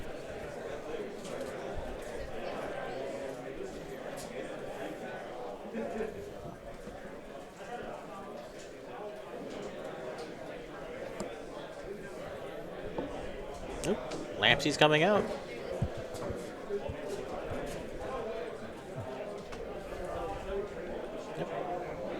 And he's going to link up for probably a cockle-doodle-doo here, and he's just going to burn Ryan for a sweet 500, you know, a little bit going in his favor.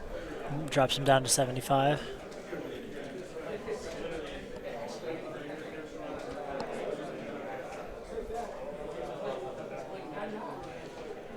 Really just kind of going through the motions here with Prank Kids. Yeah, Tommy, we can't wait for that deck either, man. Can't really talk much about it. It hasn't really been released yet, but yeah. Yeah, the Alba it's got some hype around it, man. Yeah, the Alba structure deck is probably one of the best structure decks we've had in a while. All the reprints are just so good.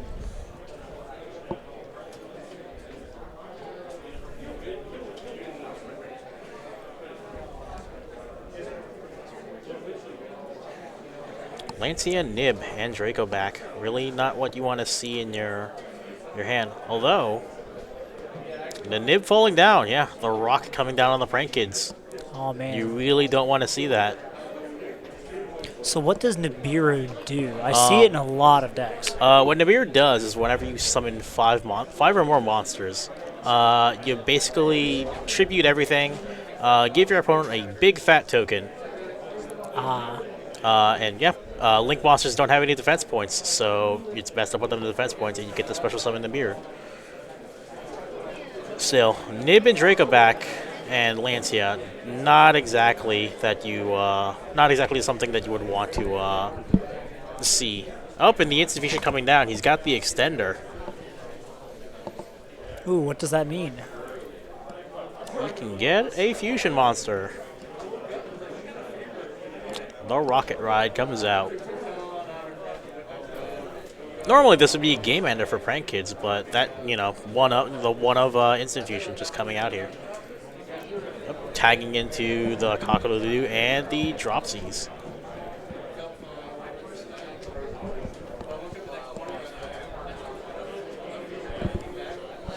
Could this be game? No. Definitely not with Nibiru dropping. He has to clear the token somehow.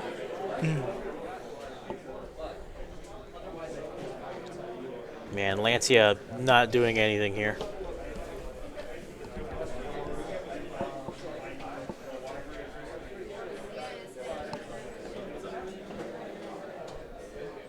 Looks like he's pitching it. To return place and the fusion.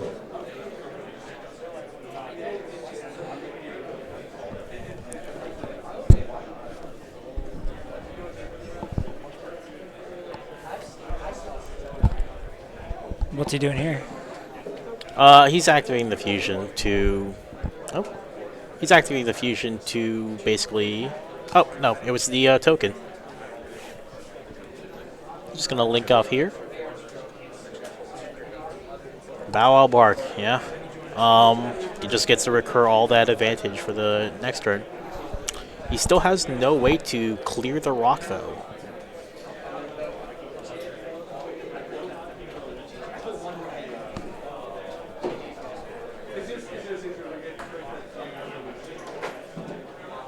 Looks like he gained 1,000 off of summoning Bow Wow. It was he used dropsies as a link material. It allows you to gain 1,000.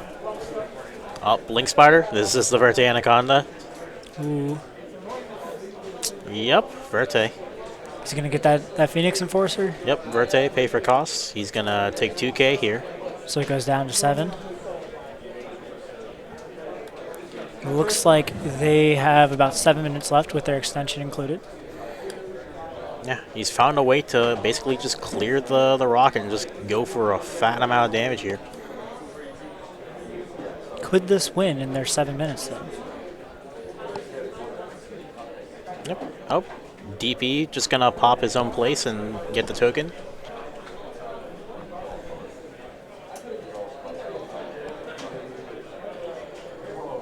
Man, Ryan's just kind of looking at his hand. Just the Draco back and Lancia are just not doing anything. He was hoping to see an Aquamancer, just drop it on standby, and they're just locked out of it. But he just straight up didn't see it.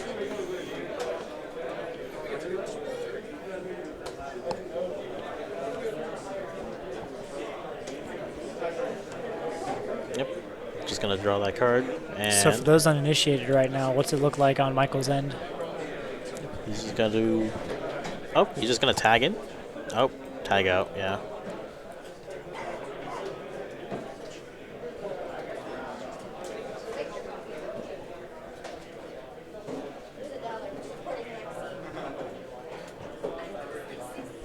Interesting. So looks like Ryan's got nothing on his board after the Verte came out.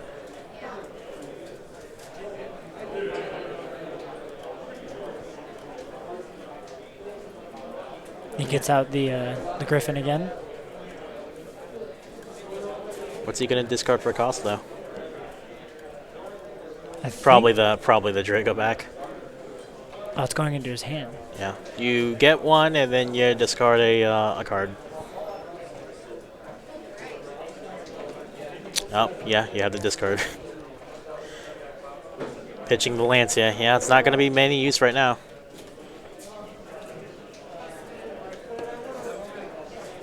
Man, he's just going to wall up here. Ghost Ogre off the top. That does turn on his play. Is he playing a second Halki Fibrax? Oh, no. DP is just going to popping the Griffin. Man. Yep. Seems like Michael has won that. Yep, that's round end. Michael J is the victor of round 6 for this table. Yeah, DP just coming out here and popping every single card. It's really hard to keep up a board if DP just comes in and just slowly breaks it down. Yeah, man, that Phoenix Enforcer really seemed to be doing work. Well, it was great to see that both these players tried their best. Oh yeah. It was really I was really kind of hoping to see more sword soul action there, but you know, you can't do much under Griffin and DP. Yeah, that was a very interesting battle. Oh yeah. Or duel. Sorry. Yeah, Ryan definitely had Ryan definitely felt like she shall pass. Just kind of wasn't really gonna do much for the opening turn. She was showing Shooting Riser, but he had already used Boxia, or not Boxia. He had already used Yazi to go into, so it was kind of rough that Shooting Riser had no targets. Yeah, the amount of pressure being put on him by Michael is pretty insane. The Phoenix Enforcer. That's why Adventure PK is so good. You just get to have DP, you get to have Griffin. Any one of the prank kids just opens up your entire combo. The one out of that is Nibiru, like we saw, but he drew the one of Instant Fusion. It looks like that's time in the round. Yeah, that is officially time in the round. Just in time. All right, well, thank you everybody again for watching. We will be right back after a short break to start off round 7.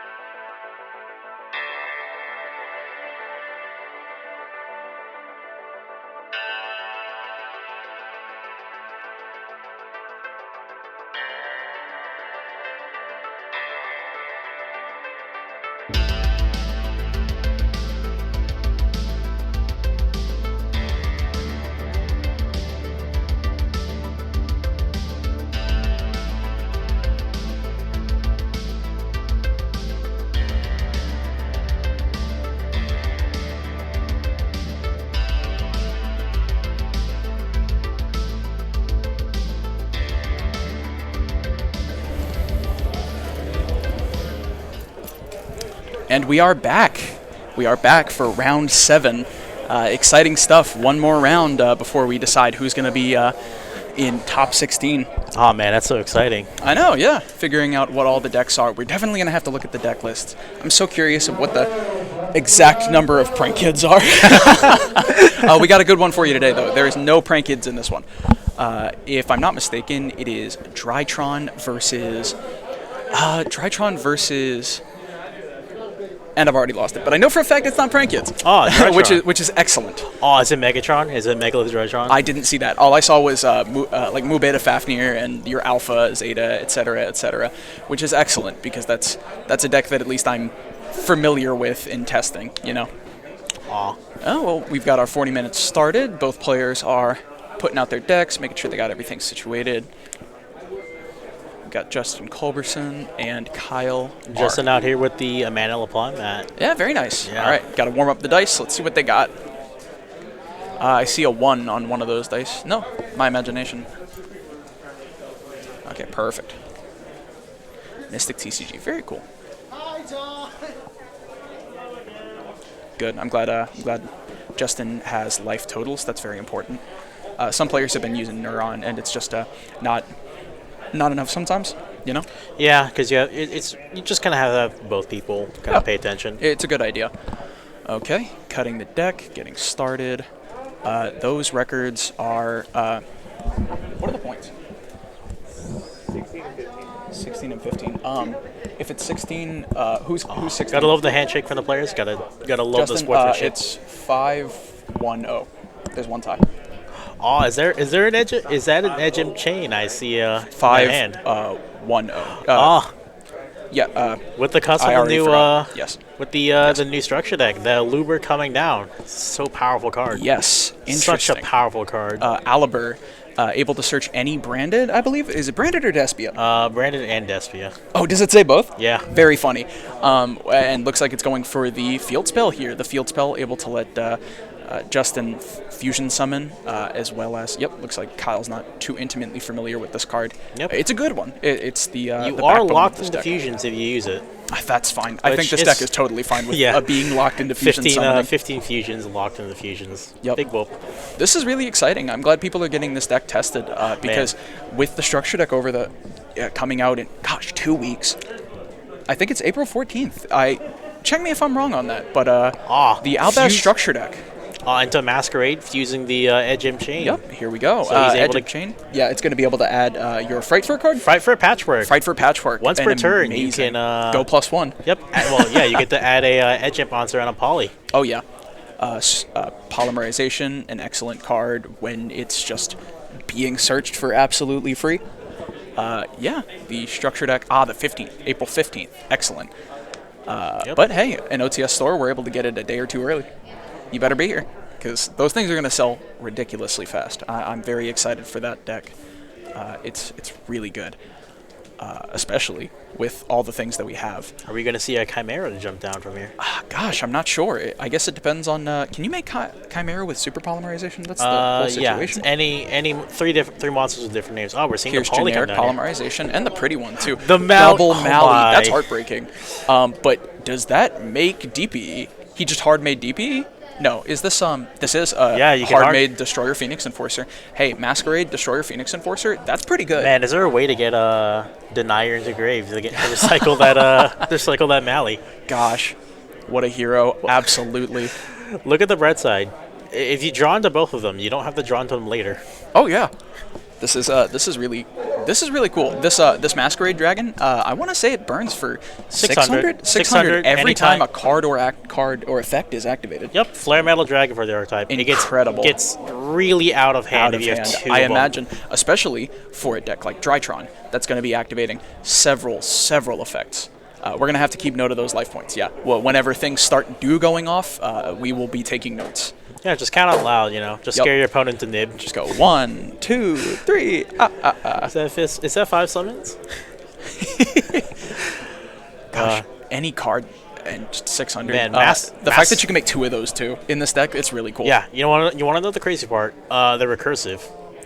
The Diviner coming down. If there's a card that beats this, I would say it's Diviner. Diviner being able to send Entis from the deck regardless. The activation of this effect will burn for 600. Yeah, well, so both these guys Kyle really smart to bring notepads. Yep. Especially, yeah. Culberson is Justin is trying very hard to keep track of that. I'm surprised I didn't see the Entis come down. That's another 600 for Kyle. Can they make Herald? Herald of the Arclight comes down. It's going to be able to search a ritual, spell, or monster. And I think I missed it. If I'm not mistaken, it was Ben 10. You know what? It would help if he had added. I just completely guessed that he had already gone in deck. Likely a Ben 10, knowing Drytron. Yeah. Unless he already has something really cool. Benton, Lily just so powerful. It's no wonder it was limited to 1. Very powerful. Absolutely. It's kind of crazy that the Drytrons were like kneecapped before they could reach their. But they can still do everything. Yeah, before they could reach their true potential, Ben 10 got limited. I think they've still got plenty of potential. Definitely. This is a new direction that the deck hadn't gone before, and it's able to do a lot. You know, taking advantage of your level 6s to make things like instead of making Beatrice, making like a Zolgan, and being able to set your card. Yeah, could you imagine if Mu Beta Fafnir and Benton were together in the same format? I can't actually. with three Ben 10. With 3 Eva. Yeah, that's what I'm saying. It's true potential.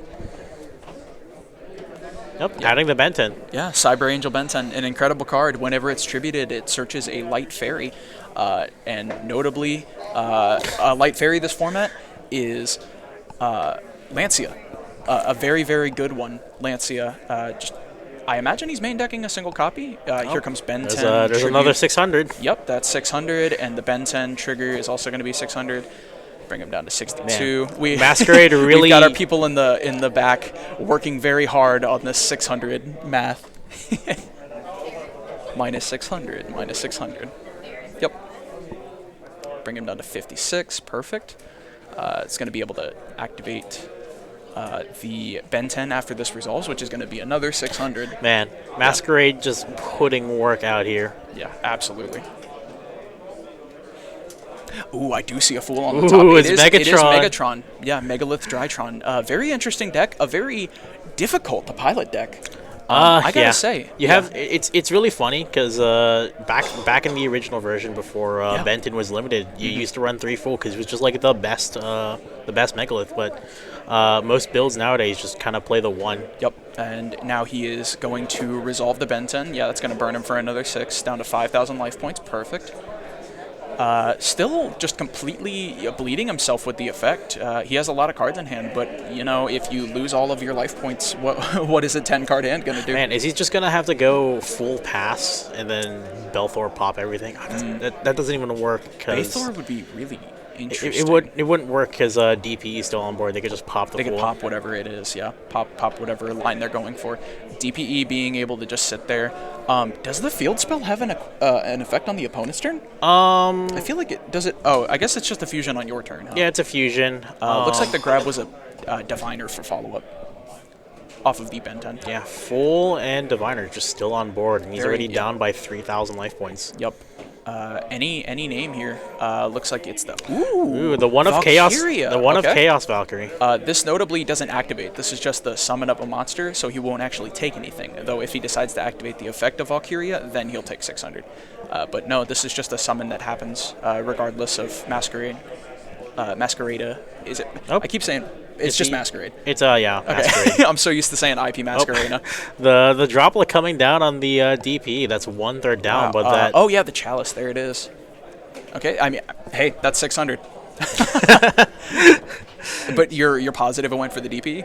Yeah, because chalice targets. He was responding to the summon of Valkyrie. I see. Okay. Yep. Down to 44. Link summoning into, gosh, what could he be going for? Oh, this is a synchro for Baron. That was, no kidding. That was a level 6 Diviner, which is a tuner, and a level 4 Valkyria, which makes a Baron de Fleur. Although something I'm not sure Kyle knows, Masquerade does not activate. It's just something that happens because a card or effect was activated. So it's just going to keep happening, and anything short of this Baron de Fleur popping the Masquerade it's just not going to deal with it effectively. And the crusty thing about this, even if he walks over the Masquerade, it can just come back. Yeah. How does it float again? Triple tack. Triple tactics talent. He activated what this turn? What's? It was DPE. What did he DP? I didn't even notice. He chaliced in response. Oh, okay, that'll do it. DP, okay. Papa, I missed Chaos. that. I was too busy looking at Masquerade. That's such a cool card. DP, Papa, CP, Papa, what's it called? Yeah. Chaos Valkyrie, Chain Chalice. Yep. Stealing the Masquerade, very interesting. No. Yeah, Masquerade is going to be a huge one. For, this is my dragon now. Yes. Normal summon Aliber? Oh, no, I think he's using the effect. Does it have an effect? You know the best part about this too? He can now just pop off, so because he's just not dying. Yeah. No, I don't think he's taking another 600 here because now he controls it. It's just not this omnipresent threat anymore. They're trying to get rereading the Aluber. Maybe is there a restriction that Aluber has? He can come back on field. If, really, whenever. Yep. He's if just a fusion summon monster is moved or something. I don't remember the specific text on it. Gosh, well we better learn it. It's about to be a format warper. Yeah, it's kind of bad considering I have the entire deck. Do you? You already have 3 Alibers? Yeah. Well, then you are ahead of the curve. Those things are already like a 140. They're incredible. It's a card. Yeah. They and hey, we have Dawn of Majesty at the shop, and we have it in spades. If you want to come by and test your chance at getting an Aliber, Dawn of Majesty is the set. You come in and buy some packs. We'll always have Dawn of Majesty. Oh, is he going for the Dragoon? Let's see. Where did Masquerade go? He's link summoning for Verte Anaconda, which is going to pay 2,000 life points to send Red Eyes Fusion and summon Red Eyes Dark. Man, he's literally at 18. Yeah, this is really scary. That Masquerade really did put in some work. 1,800. That's going to bring Kyle down to 18, but this is going to be a lot of damage to Justin. Yeah. You know the scariest part, too? How many cards does he have in hand? That's 3. Although, to be fair... so that's, what, 3 negates? Well, not exactly, but it's 1, 2. 1, 2 plus whatever he sets. There's 2 cards in Justin's hand. He's about to take... This is 3K, 3K, and 500 if he's going to battle phase. If this is an effect of... Masquerade probably has a protection effect. Can we get Masquerade up again? When it's destroyed. Let's see. It's banished afterwards. If your opponent controls a ritual or something, while this card is in your graveyard, you can special this card but banish it when it leaves the field. Interesting. So he performed a fusion summon and now Masquerade. Yeah, if your opponent controls a monster, just get him back. Yeah. Although it looks like he negated that with Dragoon.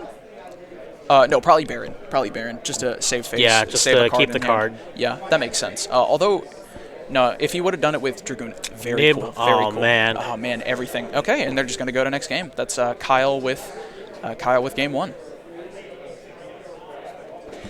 This is really interesting. I'm glad we got to see some of the Despia stuff. The tide turned so fast in that game. So fast. That was a really just the chip damage across the entire thing. Just really looked like it was a scary game. And then, Kyle just got the 1-up, activating those effects. The triple attack, I think, was the huge one. Yeah, triple attack, steal the Masquerade, and he's just like, oh, I'm not going to die anymore if I just activate all my Drytrons. If I'm the one that has your guy. Yeah. Triple tactics talent. That turned so quickly. Very much so.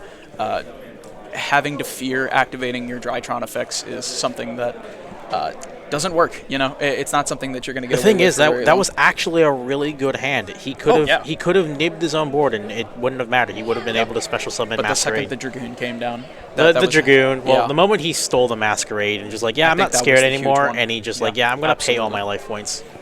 The Dragoon, we haven't seen it in a bit because everybody's been kind of doing their own DPE thing. But Dragoon is still a really powerful card. The fact that ironically, it's Drytron was the one that brought out the Dragoon because in the newest support, you could pretty much easily bring Dragoon out. Yeah, because it's a dragon. It's a dragon effect monster. Aliber. Aliber into Albion Very into Dragoon. Yeah. It's like our favorite boy, normal summon Alistair, and go into Makaba. Great. Yeah, everybody loves their Omni negates for free, and that is something that these decks can do. Makaba is not an Omni negate. It's an Omni negate you have to work for. Yeah, I mean, work for is a strong term. A soft term. Yeah. Yeah. There's no. That's not fair. There's plenty of skill that goes into Invoke specifically, but Normal summoning Alistair is always going to be the easiest thing you can do. Yeah, surprising that deck does brick quite a bit because you're running 3 different engines that kind of have to work in tandem. The Despia or Invoked? Invoked. Invoked does work with Despia because Magical Meltdown just says you can't negate a fusion. That is funny. That is very funny. Yeah. And the fact that Alistair is still just a hand trap. Some people forget. I don't know how you'd forget the first time you walk into a monster and it instantly boosts by 1,000. But damage step, Alistair. Honestly. Looks like both players are finishing up the side decking process. Justin is all done. Kyle's figuring his situation out. This is a really good game. I'm glad we got the 2 very interesting decks.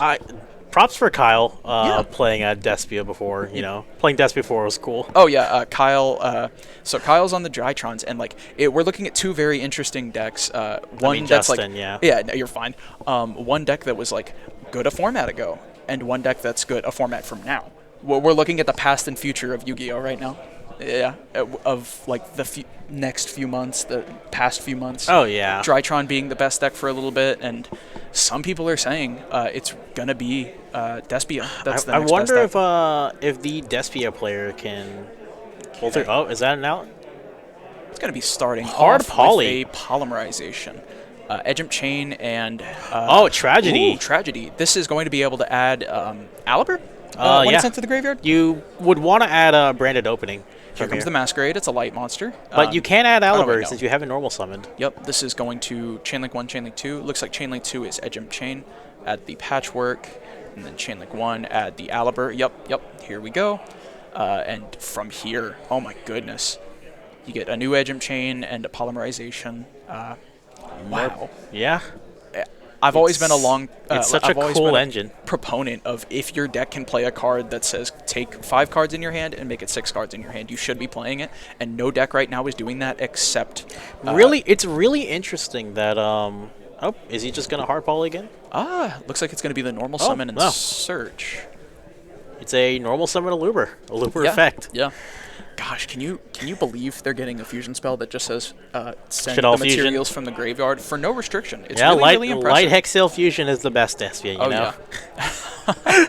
I still haven't quite figured out why they're doing that. Is it just because it's a funny target? Branded Fusion, you send, what was it? You send, not a Looper, it's who's the other one? The other what? The other dragon. Aliber and their other dragon. You know what? I gotta brush up on this deck for a little bit.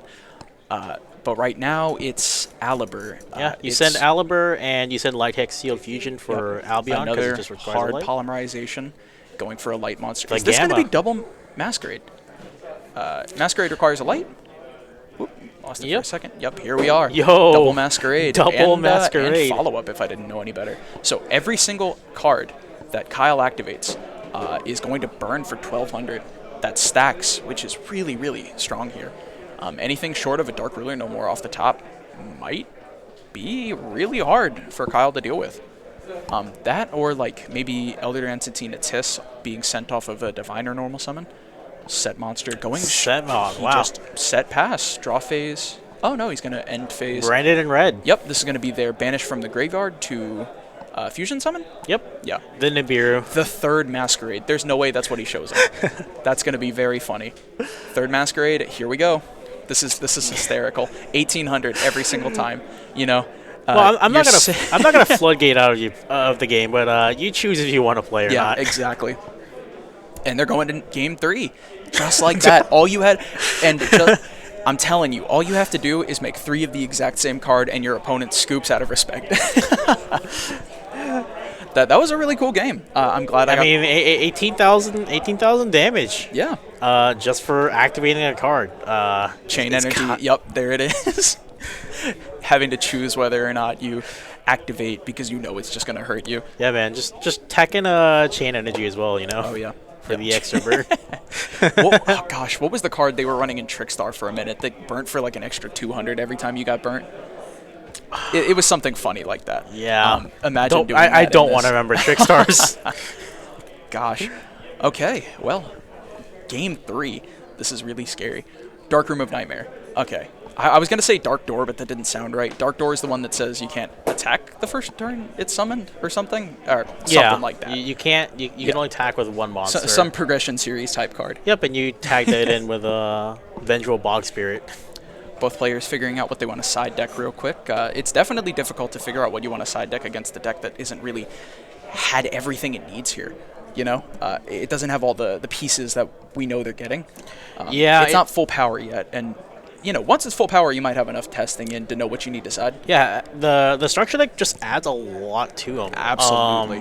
What was it? One of the Tri Brigades. It's a Tri Brigade. Just says if you have a fusion monster on your board, just when effect is activated, just negate it. Just pitch it and negate it. Yeah.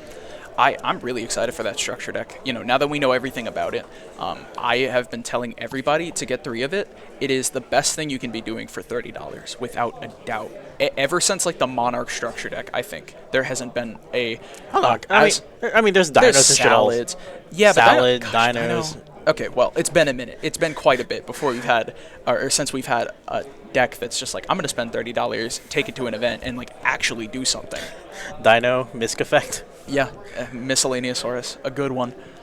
Looks like they're finishing up the side decking process right now. The Drawtron player has to go first. Shuffling up that deck. Split the decks. Yep, okay. We still have 20 minutes on the board. Let's see what our Megatron player can do. I'm kind of excited. Yeah, Kyle's going to be... fix that. Okay, cool. Now you can hear me. It's likely that Kyle will be starting us, considering he scooped it up game 2. Just offering another cut. Maybe he wanted to make sure Justin had everything all figured out. Looks like is that double branded red? That's unfortunate. That's kind of crusty with no. Was that 3? I saw 2 of the darker spells. I can't quite make it out. He's got Tragedy. If he plays Link Rebo, Red Eyes Fusion. That's rough. Oh gosh, what was it? What if you normal summon Albaz here into just Dark Dragoon? Yeah, you kind of have to negate it. Gosh, man. I wonder if it's just Dragoon set a couple pass, like maybe set a Droplet or something. What would you set? They're definitely on Droplet, and we saw the Chalice game 1. Droplet set 2, or I'm sorry, Dragoon set 2 pass. That's not the worst end board. Like, it's definitely not a Drytron end board. It's got 4 cards in hand. I definitely saw a spell card. Is that a Nova? Fright.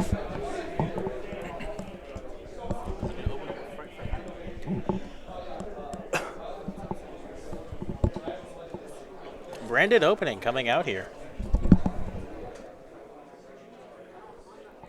Yep, taking time to read the effect. Basically, you pitch a card from your hand, and you choose to add or special summon a Despia monster. Yeah, and it discards for effect, notably. There were people talking about splashing this with Shadal's. Yeah, Shadal Despia is really cracked. Oh, yeah. Considering, especially if you could find Shadal structure decks in the wild, being able to combine both of those. You know the best part here on why people play Invoked? You don't use up your normal summon if you open up Branded. That's true. Yep, and we're just going to see the same thing come out. But yeah, it's going to be the normal summon of Aliber.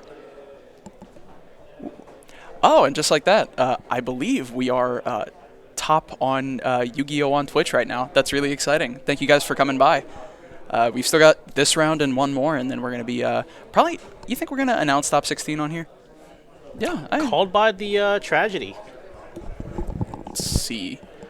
Called by the... Oh, yeesh. That's unfortunate. He doesn't get that ad. It would be very funny because notably Tragedy says if it's sent to the graveyard or banished, chaining Brandon in red just to be able to banish it in response. I wonder that would dodge the Called by the Grave. It would, yeah, since the chain would go in reverse. Yeah. Dodge Called by the Grave, be able to activate the effect because it does activate regardless. It met its activation condition. Yeah, he still has the Dragoon negate here just to stop the entire thing. I wonder if he just drops it here. But that would really do everything, and then now you just have to deal with a 3K body. It doesn't negate and destroy, so Dragoon doesn't get its extra 1,000.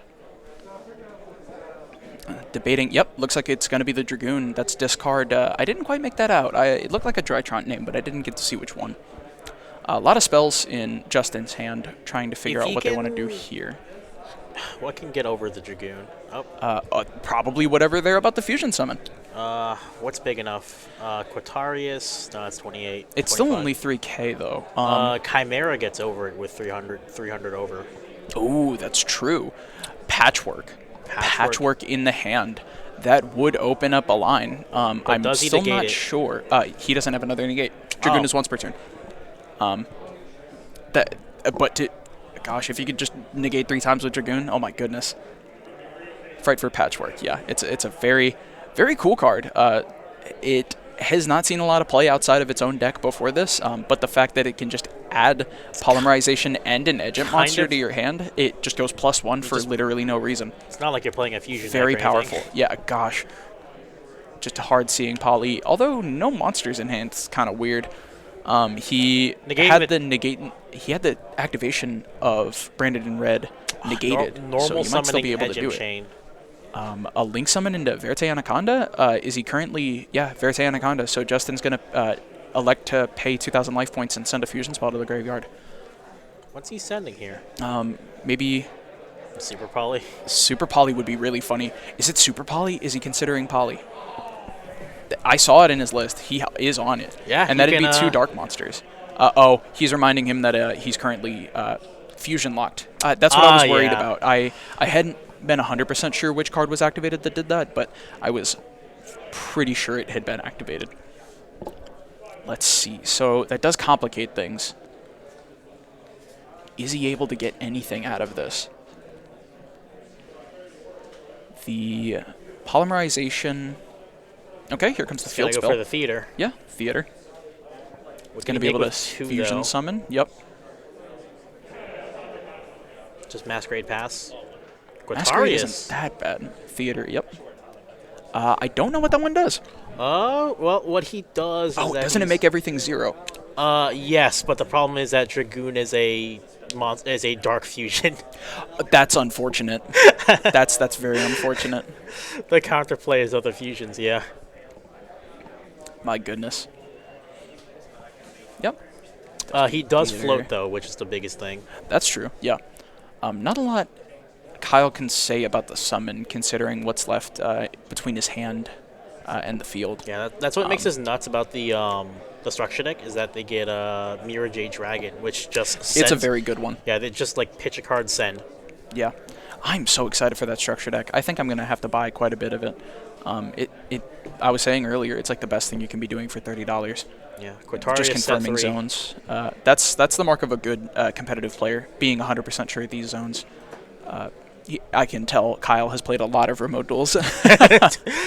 In our time away from the game, not being able to play in paper, people have just mastered the ability to play around columns, and in a format where you can't be 100% sure of the columns because everything's a little weird in remote duels. Did he just pop the Quatarius? Yeah. And can we get a attack? He's 25. He's 2,500? Yep. You're pretty sure? Yep. Okay, so that's going to bring Justin down to 55. He's 25. Yep. 25. Jeez. And you said he floats? Yeah. Okay, and he's going to be able to get... Aluber here, probably. Is it Alibur, or do you think maybe it's Dramaturge? Dramaturge is kind of crusty because you have no other monsters. Oh, Tragedy. Tragedy. Okay, Tragedy's not so bad. Tragedy is 0 attack? It's a Link. Yeah, it's not a Link one. It's a level 1, so he could, if he's playing it, he could go into Link over here and get its effect off. Well, it is notably Kyle's turn, so. Oh yeah. that is a thing. But if he does checking the graveyard, he's just confirming that is in fact what the fusion does, or maybe he's just checking what's left in the grave. Yeah, but if he does run it over, that's still a way to get into grave. Absolutely. Man, talk about, like, seeing your own worst enemy. Dark Fusion against Dark Fusion versus Dark Fusion. Yeah, you are your own worst enemy. Let's see, just checking the grave. Oh, looks like we got a peek at what the discard was for just a second, but I didn't quite catch it. Let's see. That is definitely not the actual Dark Fusion. Funny card though. Oh, Branded Opening. Let's see. Chaining Branded Opening in response to Dragoon. I wonder if he chains anything in response here. Okay. What is the send here? It's the Poly. The Poly, yeah. Kind of bad if you don't have any monsters to fuse with. Yep, getting a Looper. Yep. Alibur. He is going to negate and destroy the effect of Alibur. Oh no, he's sending it to the graveyard. And that's going to trigger the Quiritus? Yep. Yeah. Querits has to float and summon back out, and if it comes out, it changes things to 0, right? Yes, but again, does that target? I'm not actually sure. It's it's sort of like an AoE effect. I see. So it's like a Utopia Beyond type of thing. It affects your field as well. Interesting. Yeah. So special summon monsters become 0 attack. Yep. Dark Fusions. Looks like he's negating the effect. Negate and destroy. You just kind of have the. It's gonna banish. No. Okay. It's sent to the grave, right? Yeah. You just kind of have the wall up here. Yeah, and hope that Dragoon is enough. Oh, and here Ophiel. comes. Yup. That is Alpha Pitch Ophiel. And 2 of. That's really bad, considering Justin's already down by 2,500 life points. Unless these are 2 excellent back row, anything short of like double droplet, this might very well do it. This is where Drytron excels. All of your names are still live. Droplets once per turn though, so it doesn't really do much. Ooh, let's see. So he's activating Brandon in red. We're getting life points up for some reason. Do you know why they're doing that? Maybe they're updating for the Dragoon. He is fusion summoning. Performing a fusion summon for both of these. Banishing both to be able to make Masquerade. Yep. Yeah. Here we are. Masquerade. Go Despia. Absolutely. Despias are really exciting. Okay, and now he's just going to have to start dealing with the 600 life points once again. Yeah, but with 8,000, he doesn't have to worry. Just confirming what's in the graveyard. Yeah, but there's no cards left in Justin's hand. It's just a Masquerade plus a back row. Yeah, it's kind of rough for the This fusion isn't exactly a commanding position. Yeah, it's kind of rough for the fusion deck to be on top deck mode. Just going to go straight into battle phase, walk over that. There's no piercing damage, so this is everything he needed it to be. Main phase 2, Meteonis. There is the Meteonis Drytron. It's going to be able to get Ophiel. Ophiel is going to be able to search a monster, I believe. Yeah. You would most likely get Fool here. That's why it's a 1 yeah, that's my assumption. Fool is pretty good. He has already activated Alpha, though. It's Fool plus 1 unknown. But, it doesn't really matter if whatever the top deck isn't enough on Justin's part. Because that'll just be... wow. Okay, so he had the Fool anyway. Did we know he had the Fool anyway? I can't. I honestly can't remember. If he had the what? The Fool or the Ben 10. One of them, I believe... He searched the Ben 10. No, off of Alpha, he searched Ophiel. No, this is before. Before? Okay, that'll do it. Okay. Being able to add back with Fool to add back Ben 10. Yep, offering the handshake. Looks like Kyle got it. That's everything he needed it to be. Kind of hard to run over the Dragoon. Kyle 6-1 and Justin with 5-1-1. Yeah, with 7 minutes remaining 7 minutes remaining. The round. Don't think we have enough time to get one of them in for an interview. I think we might just go to a Be Right Back. Gosh, one more round. It's been a crazy day. That was exciting to see. It was, yeah. I'm so glad. And once again, nothing against the prank kids, but there have been a lot of it. I don't want to bore the audience with the same exact plays. As strong as those plays are, we've been seeing a lot of them. Yeah, it was kind of exciting to see Despia before... Oh, yeah. The ending, it was the Drytron player. The Drytron player was able to get it over the Despia player. Dragoon shrunk the board. It was able to get rid of a couple of things, lower the life points, and just an Omni-Negate into such a simplified board state was enough to do it. Triple Masquerade was kind of hilarious. That was pretty funny. I got to hand it to Justin. That was an incredibly cool play. 3 Masquerades, like, okay, Drytron play through this. Oh, yeah. Yeah, just absolutely. Not even like a hard negate. They just, they just had the... They just couldn't play through that. Yeah. Jeez, Dragoon is a really good card. I'm both glad and not glad that I haven't been seeing it all too much. Oh, you're going to be seeing it more often. A lot more. You can just make it with Albion. Yeah, that's really impressive. We have a couple minutes before the next round. Probably going to take a Be Right Back. One more round, and then it'll be top 16. That's really exciting. We'll be right back.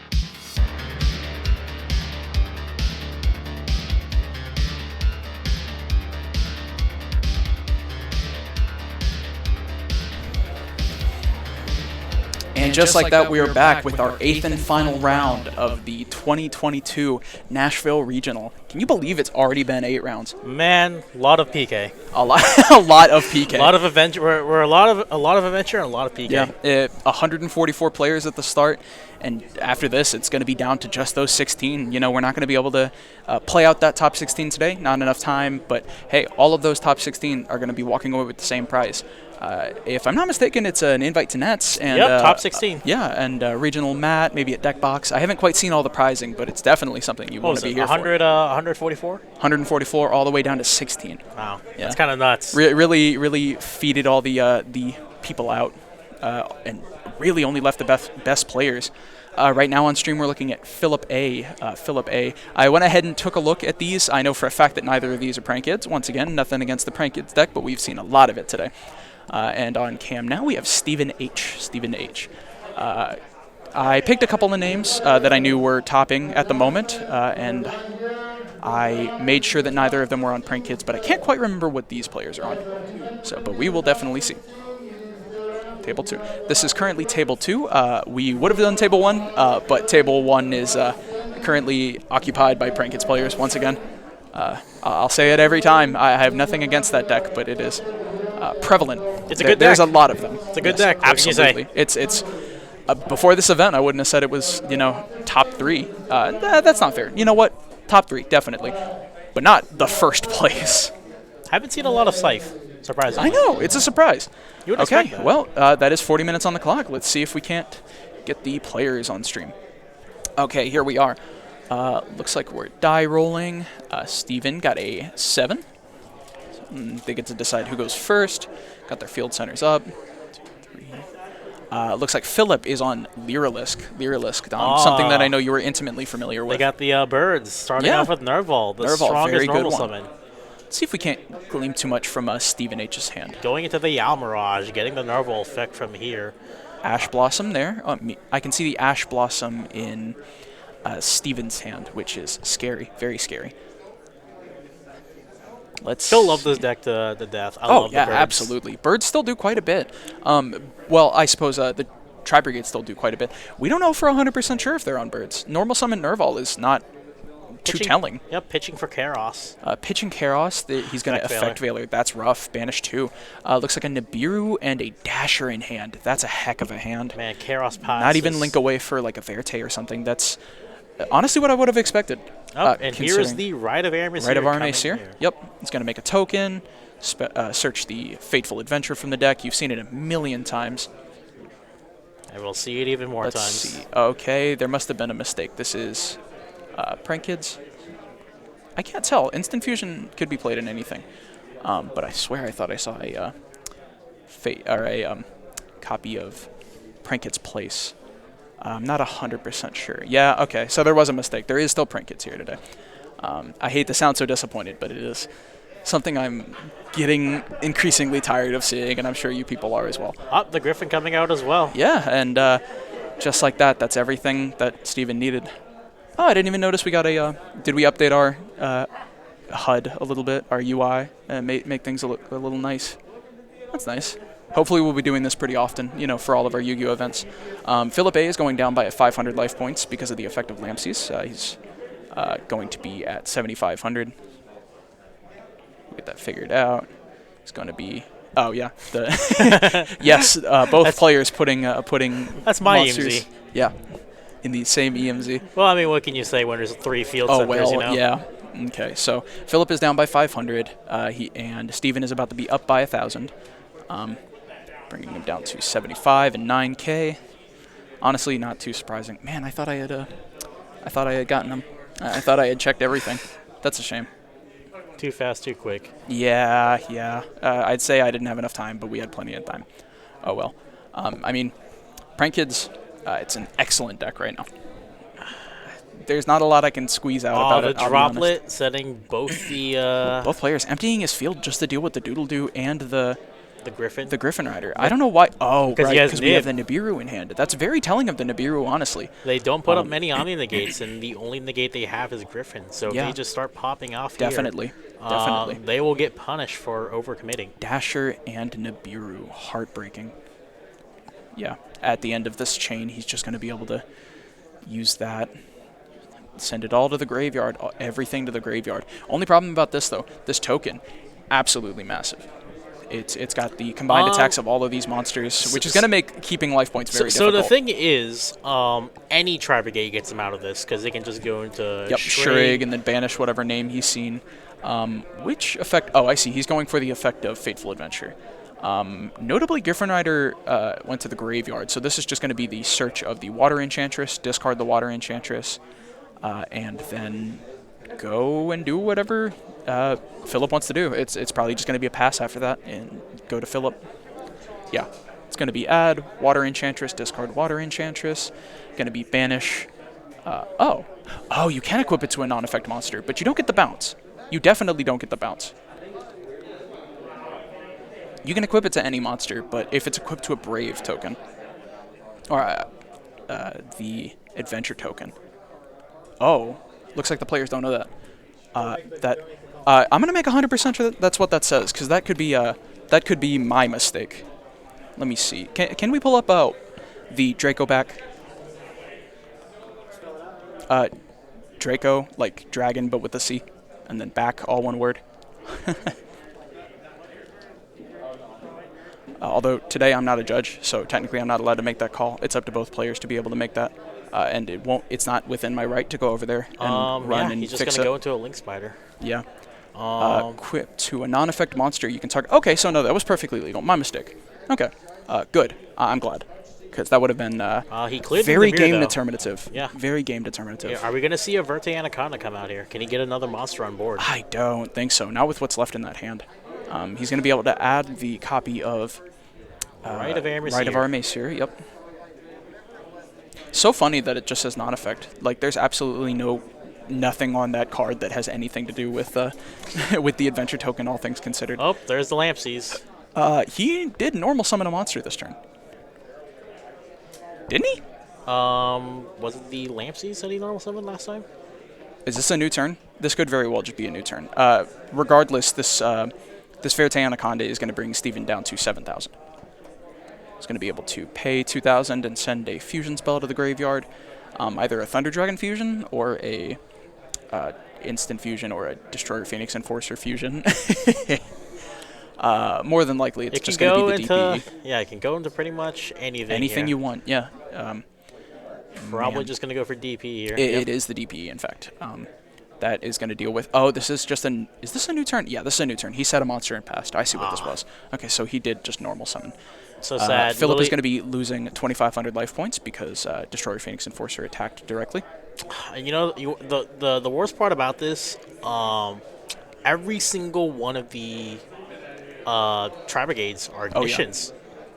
That's true. Yeah, so if you clear him, that's it. DPE heavily contests this, and he has the Dasher in hand. Yep, that's very rough. And a nib that has not been live yet. He drew it. Yeah. The second nib and the Dasher. That's so crusty. And he's going to draw for the Prank Kids pranks. And that's a pass. Fusion Destiny off the top is not that bad. That is going to see an Ash Blossom here? Up, and there's the Ash. Contesting the Fusion Destiny. That might just scoop it up. No, okay. He's going to destroy it during the end phase and the Fateful. Oh, as per the effect of the Fusion Destiny. And then standby phase, it'll get back. And this is... Oh, no, this still isn't lethal. It's only 2k plus 2,500. Any monster gets him here. It really does. Any monster except exactly effect failure, as it would seem. Small World in Prank Kids. Yo! That's really interesting. Oh, what's the bridge here? Gotta pay close attention. Water Enchantress, because they're both spellcasters. Okay. And... Wow, that's really interesting. So Small World, if you don't know, is a very complicated card. You can reveal a card in your hand and reveal a card in the deck. If both of those cards only share one attribute, either your type, your attribute, either of your stats, or your level, you can then reveal another card in deck that only shares an attribute with the second card you showed. It's very hard to explain without having things to show you. But what that just did was take a hand trap and show you Prank Kid's name. And I mean, that's really all it had to do. I love any deck that that uses Small a small world. Yeah, you know how I love it with my Dolces. If you had asked me before we sat down if it was going to be the Prank Kids player or the Tri-Brigade player that was activating Small World, I definitely would have answered that wrong. Yep, Dinotherium.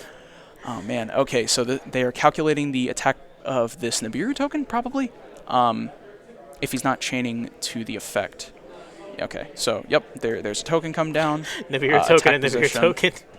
My goodness. Yeah, it's definitely a really big token. I can't imagine he leaves it in it. Yeah, okay, defense position in that zone. I was going to say, there's no reason he would leave that monster and make it in attack position. A Nibiru token in attack position is huge. Okay, so it looks like they're going to the end phase and resolving Prank Hits Pranks, something you're just going to see every single time. Okay. Let's see if we can't figure out what the draw is off the top. Any Tri-Brigade. Any Tri-Brigade does it. I'm just surprised he didn't activate the effect of Celestial that turn. He had his hand clear. Standby phase. Yep, he's just going to get the Destroyer Phoenix Enforcer back. Looks like... Is that a Rescue Cat in hand? I think I see a Rescue Cat.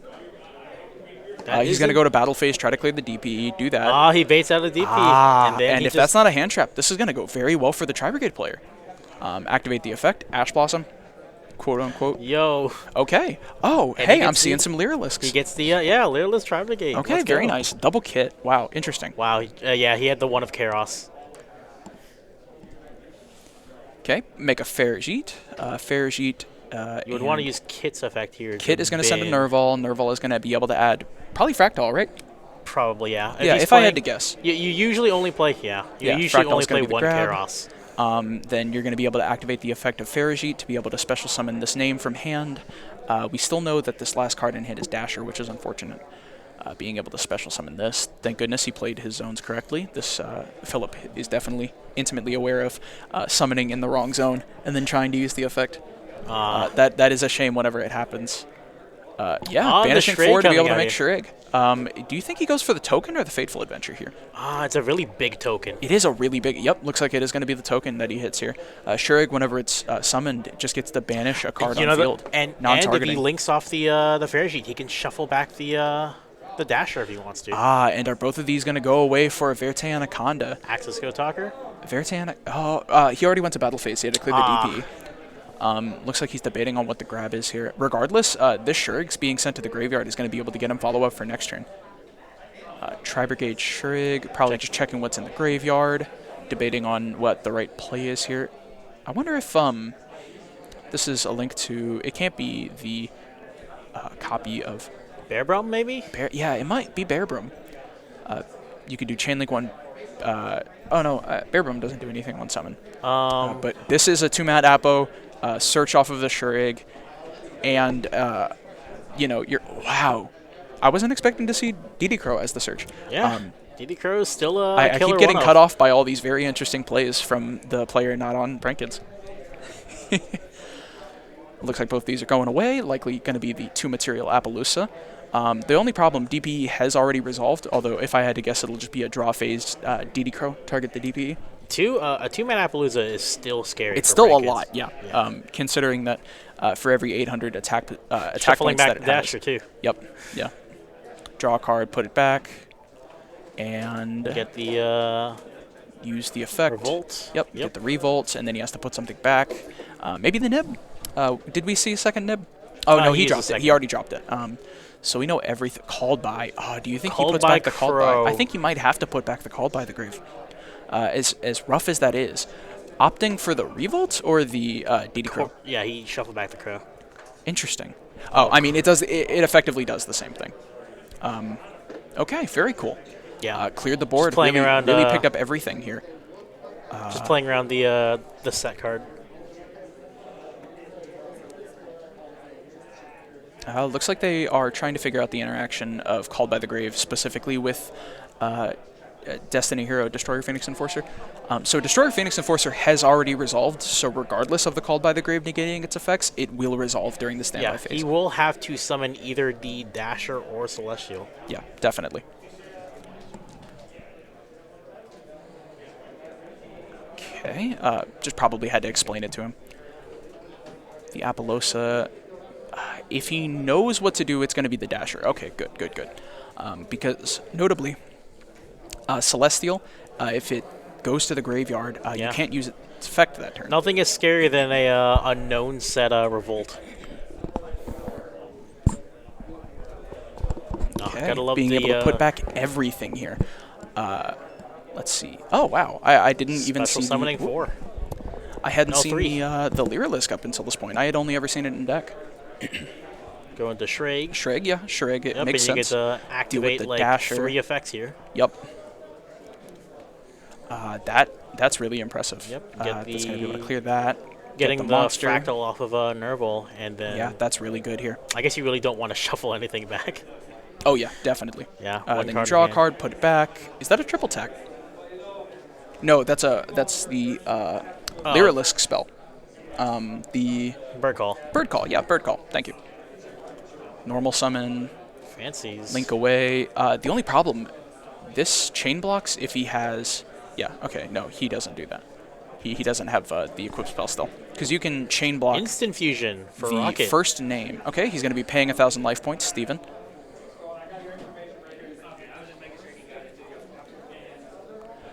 Meow Meow Moo is being summoned once again in the EMZ that is already occupied by Appaloosa.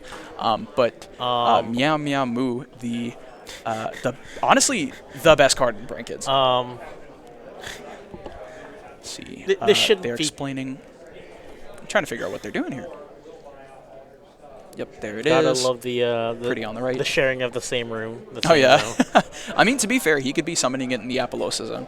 He could be summoning it in the zone below Appaloosa. Looks like it's a pass. Resolve Pranks here, because nothing else you can do. The Appaloosa has used both of its effects.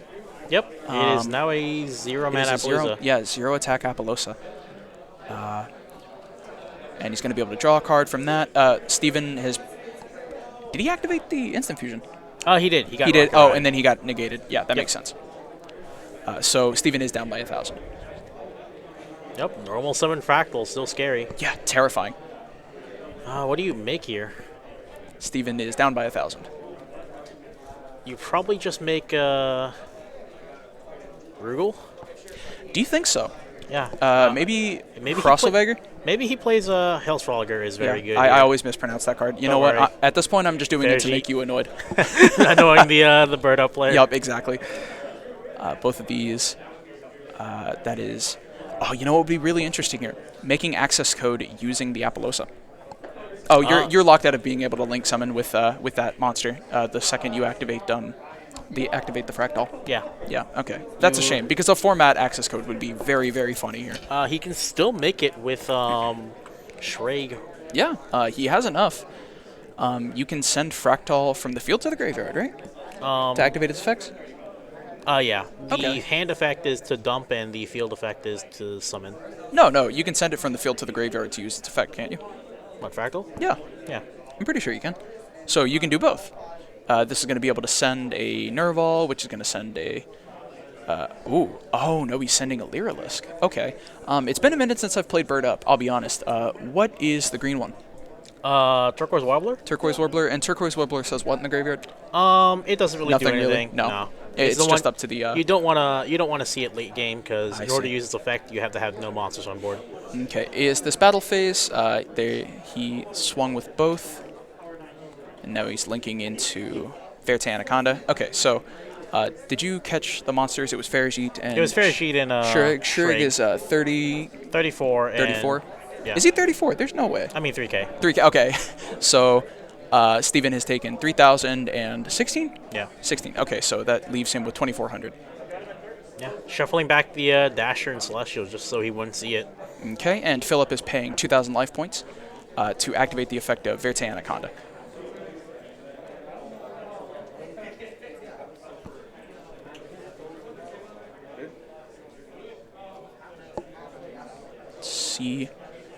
Looking away with that, deciding what he wants to put to the bottom after this. I guess he hasn't activated the effect yet. Yeah, because you have to resolve Ferrigit's effect first.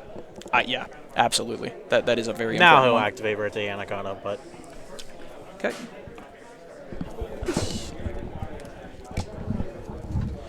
Going ahead and sending the Fusion Destiny.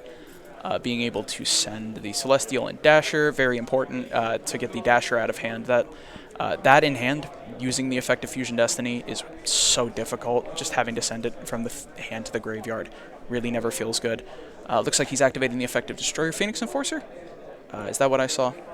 Or maybe he's debating on what the play is here.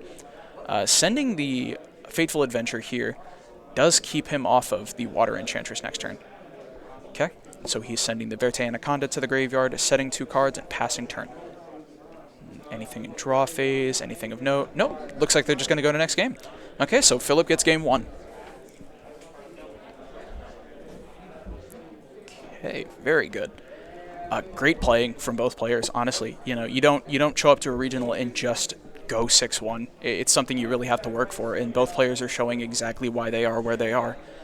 I'm excited, I really am. I'm very, very excited to see where this format is headed and what decks are going to be in the top 16 today.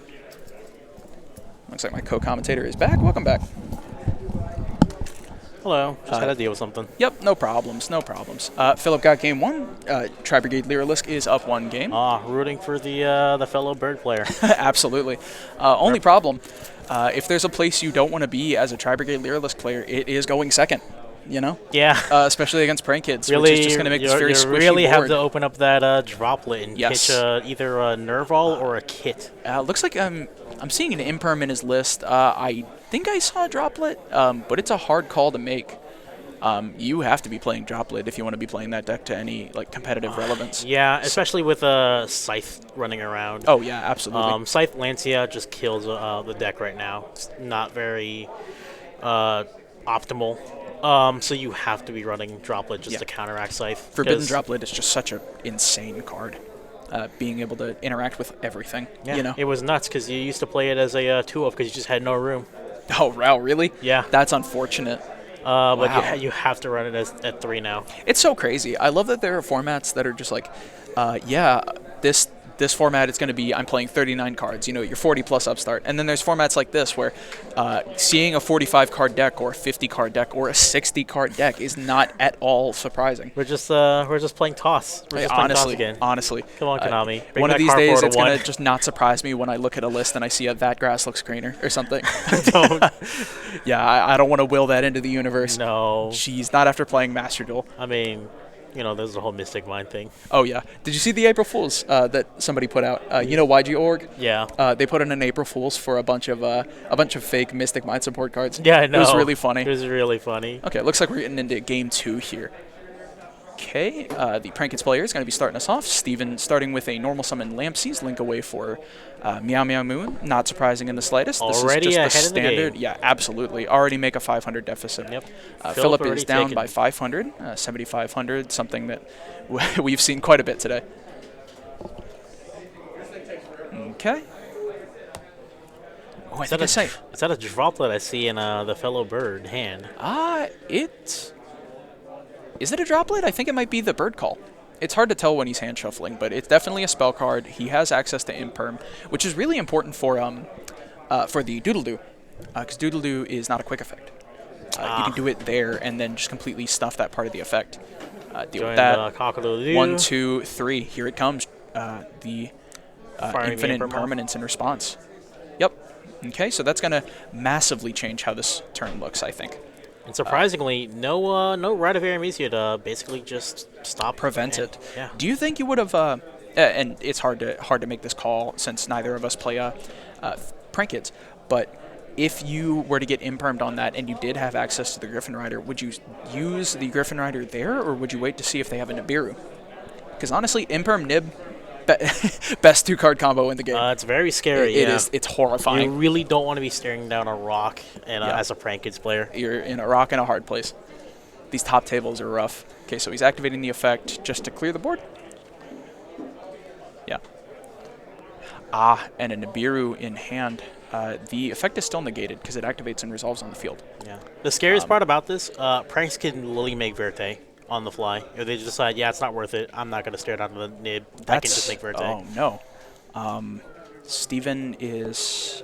So his Doodle-Doo was negated by Imperm, but Doodle-Doo activates and resolves in on the field, or it activates on the field, so it's still subject to the imperm negate. Yes. So being able to add back those 2 cards was definitely not allowed.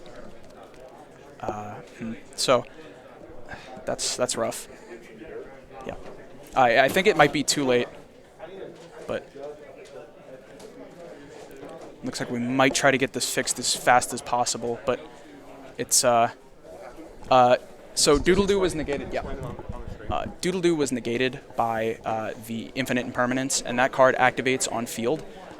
And since it was sent to the graveyard, Steven thought he could activate and resolve with effect. Looks like they're getting that fixed up real quick. Explaining the situation. Doodle-Doo resolves in grave. It activates on field, though, which means it's subject to imperm. Okay, yeah, thank you.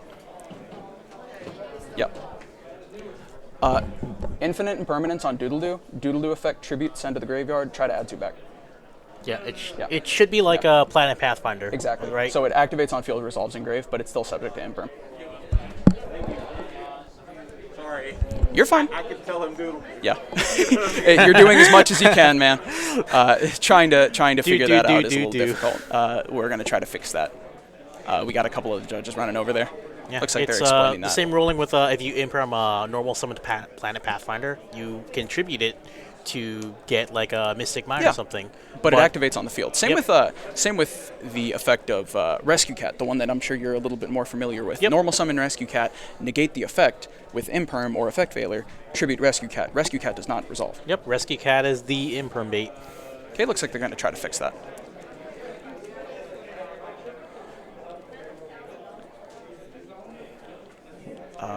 That is...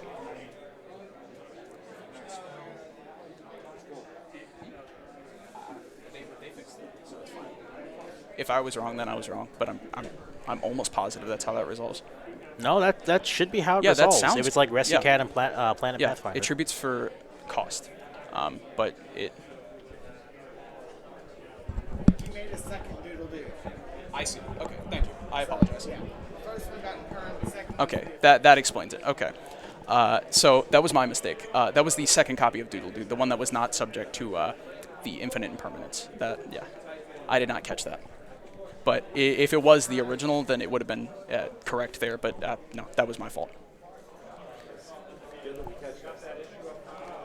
So he's fusion summoning, using a few of them. I didn't quite catch what the materials sent to the graveyard were, but if it was the standard, all 3 for the Battle Butler, that means Philip is down by another 500 and Steven is up by another 1,000.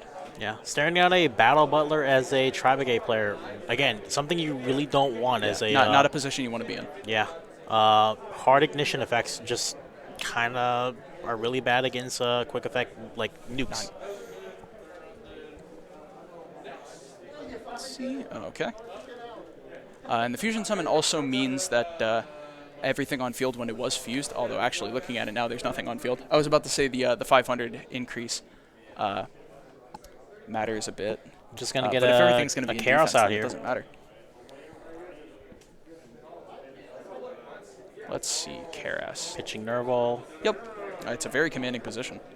Yep. Tributes. But for the effect of... Okay, looks like it's going to be Scoop. That is going to game 3. Yeah, I was going to say, as good as Pitch Nerval is, that's hard. That's hard to deal with. Steven got the next round. They are going to game 3. This is exciting. Yeah. Yeah. Both players almost definitely going to be able to make top 16, just where they are right now. But I'm really interested to see what Philip decides to side out here. Against Prank Kid specifically. Again, I'm not sure surprise. as many people were prepared. No adventure, just straight Prank Kids. Yeah, we haven't seen any of the... have we? I feel like I saw Wright come down at some point just for I'm a talking body. about that game. Out of Philip? Oh, yeah. you mean in general? Yeah, I see what you're saying. Huh. Okay. Let's see. So happy he's playing Small World. Such a Small cool World's card. a really cool card, regardless of what deck it's in.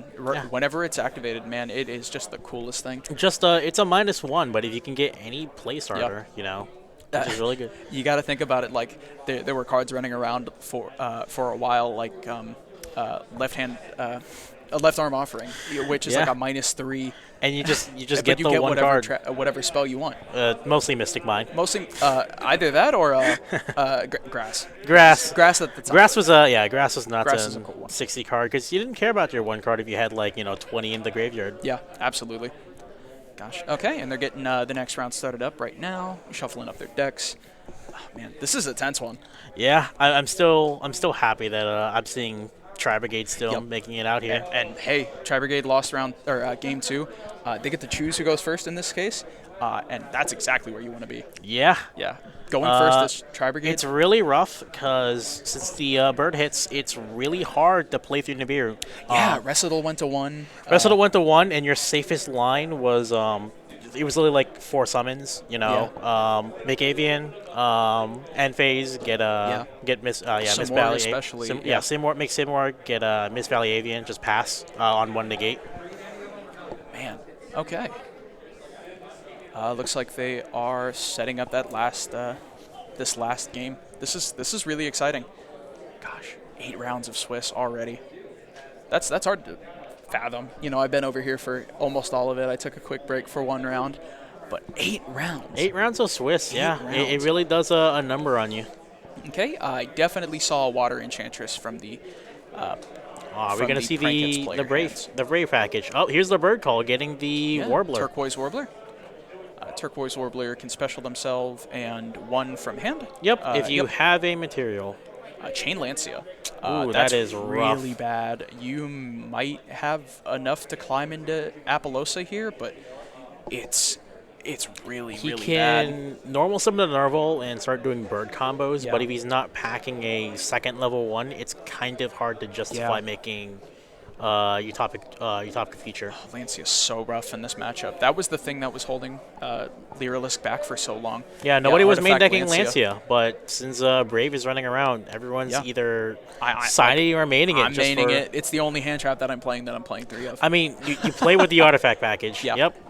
Normal summon Nerval. Oh, man. Okay, both of these are going to go into the Recittal? No, linking away for Fairjeet. It's going to make Verte. Verte. Oh, okay. Yep. You know what? 2 monsters. You're making Verte. I don't know what I'm thinking. So Verte sad. Anaconda, pay 2,000 life points, and send a fusion spell from the field from the deck to the graveyard. Well, he's going to add that Fractal first. Yep.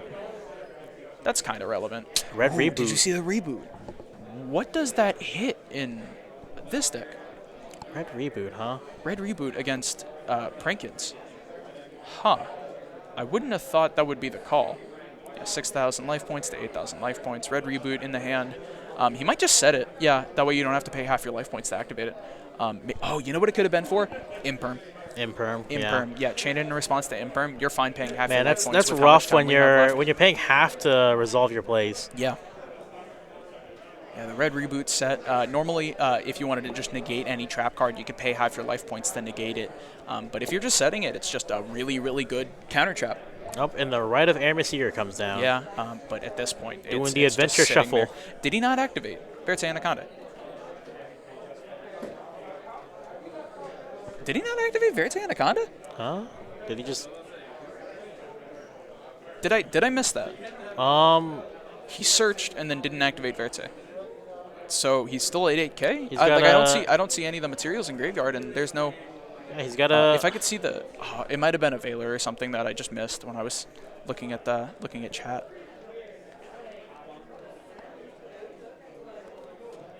Just taking the notepad out. Judge taking notes. He probably wanted the notepad off the table. Add it back to the hand. Bouncing the Red Reboot. Yeah. Oh, gosh, but from here, your Verte Anaconda, okay, just going straight to battle phase. That's going to be 3,500 that Philip is taking. I think right now Philip is still at 8K. I was mistaken thinking that he had activated the Verte Anaconda, but I had not seen anything from it. Yeah, so 3,500. Did anybody in chat catch it? Was it a Veiler that came down? Did he neglect to activate it? No, I'm sorry. He's taking 3,500 right now. He's currently at 45. Yeah, we've got the people in the back just running in circles. Man, seeing an Omni is something you really don't want, and the Goodness. 2 back row. Yeah. Activate the Fusion Destiny. This is the activation of Fusion Destiny. But it didn't have to, he didn't have to actually spend anything. Okay, so it was available. There's a Fusion Destiny in the graveyard. So he did pay. Okay. I got one more job for you. He's down to 25. Okay. Normal summon Fractal. I mean, that's where you want to be. There's a likelihood that one of the cards in the back row is...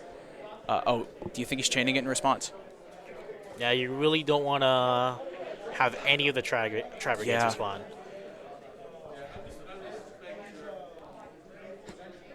Sounds like a fantastic dinner. Glad to have you. This is the last round, though. I'm glad you got to catch the tail end of it.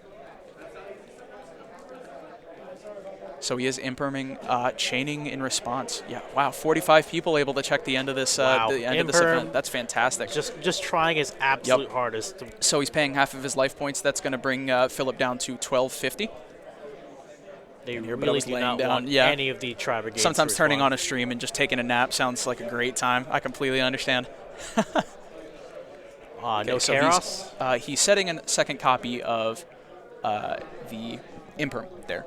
He's going for a second copy of Imperm after it was negated by Red Reboot. Sending 3 for Rugal. And from sending here, 2 for, Sending 3 for or banishing 3 for Rugal. Link both of those for access code. And at that point, access code, you can't say anything about it. Yeah. You know? Unless he can respond to the resolution of it with not with no traps. All of his traps are offline because of the copy of Red Reboot that was activated. Yeah, whenever you activate Red Reboot for the rest of the turn, you can no longer activate traps. Yep, looks like this is the exact line he's going for. And he just pops everything. Yep, going to be able to, at the very least, clear the copy of Griffin Rider. You want to know the funniest thing about Access Code Talker? What's that? The absolute funniest thing? It doesn't target. Yeah, he does not It target. Doesn't matter, because it doesn't matter if you target if you can't respond to it. Yeah, but that's just the extra cherry on top. It just doesn't target. Absolutely. Now that he has the Access Code Talker and he threatens the Draco back, do you think he special summons that Karas? Like, I can see the Karas and Nerval, I believe, in hand. And that would be a lot of damage.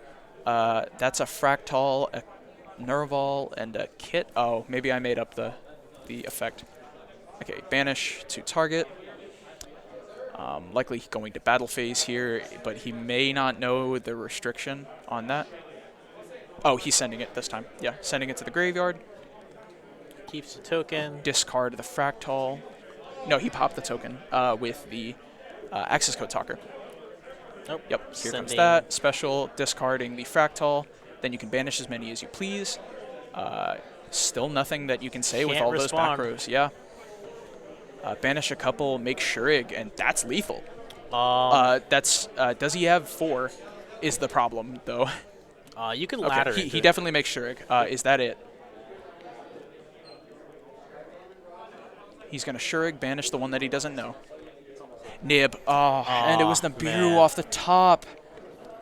Oh, that's heartbreaking. You really don't want to be looking at that. That really was the end of the game, yeah.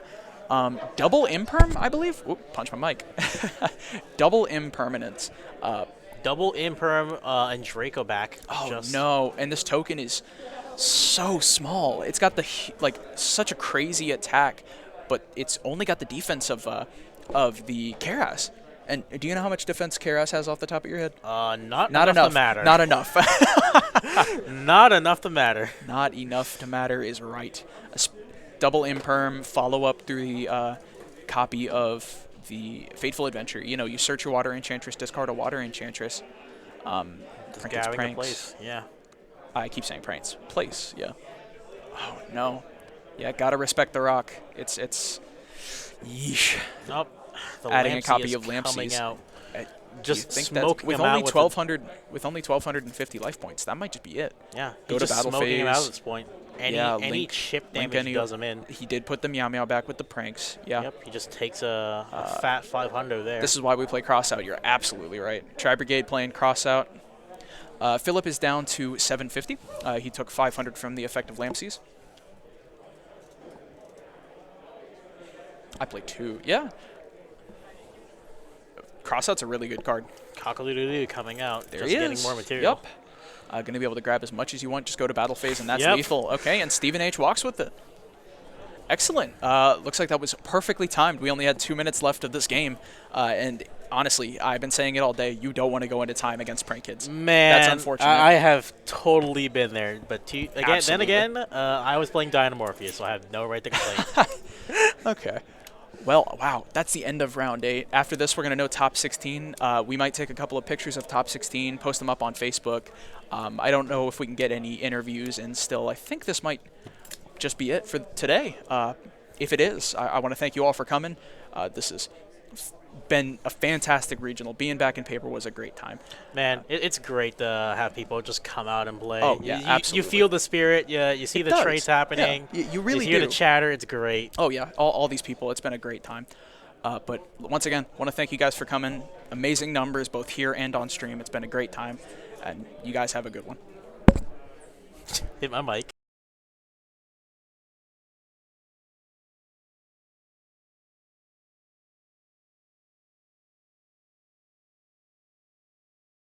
All right, perfect.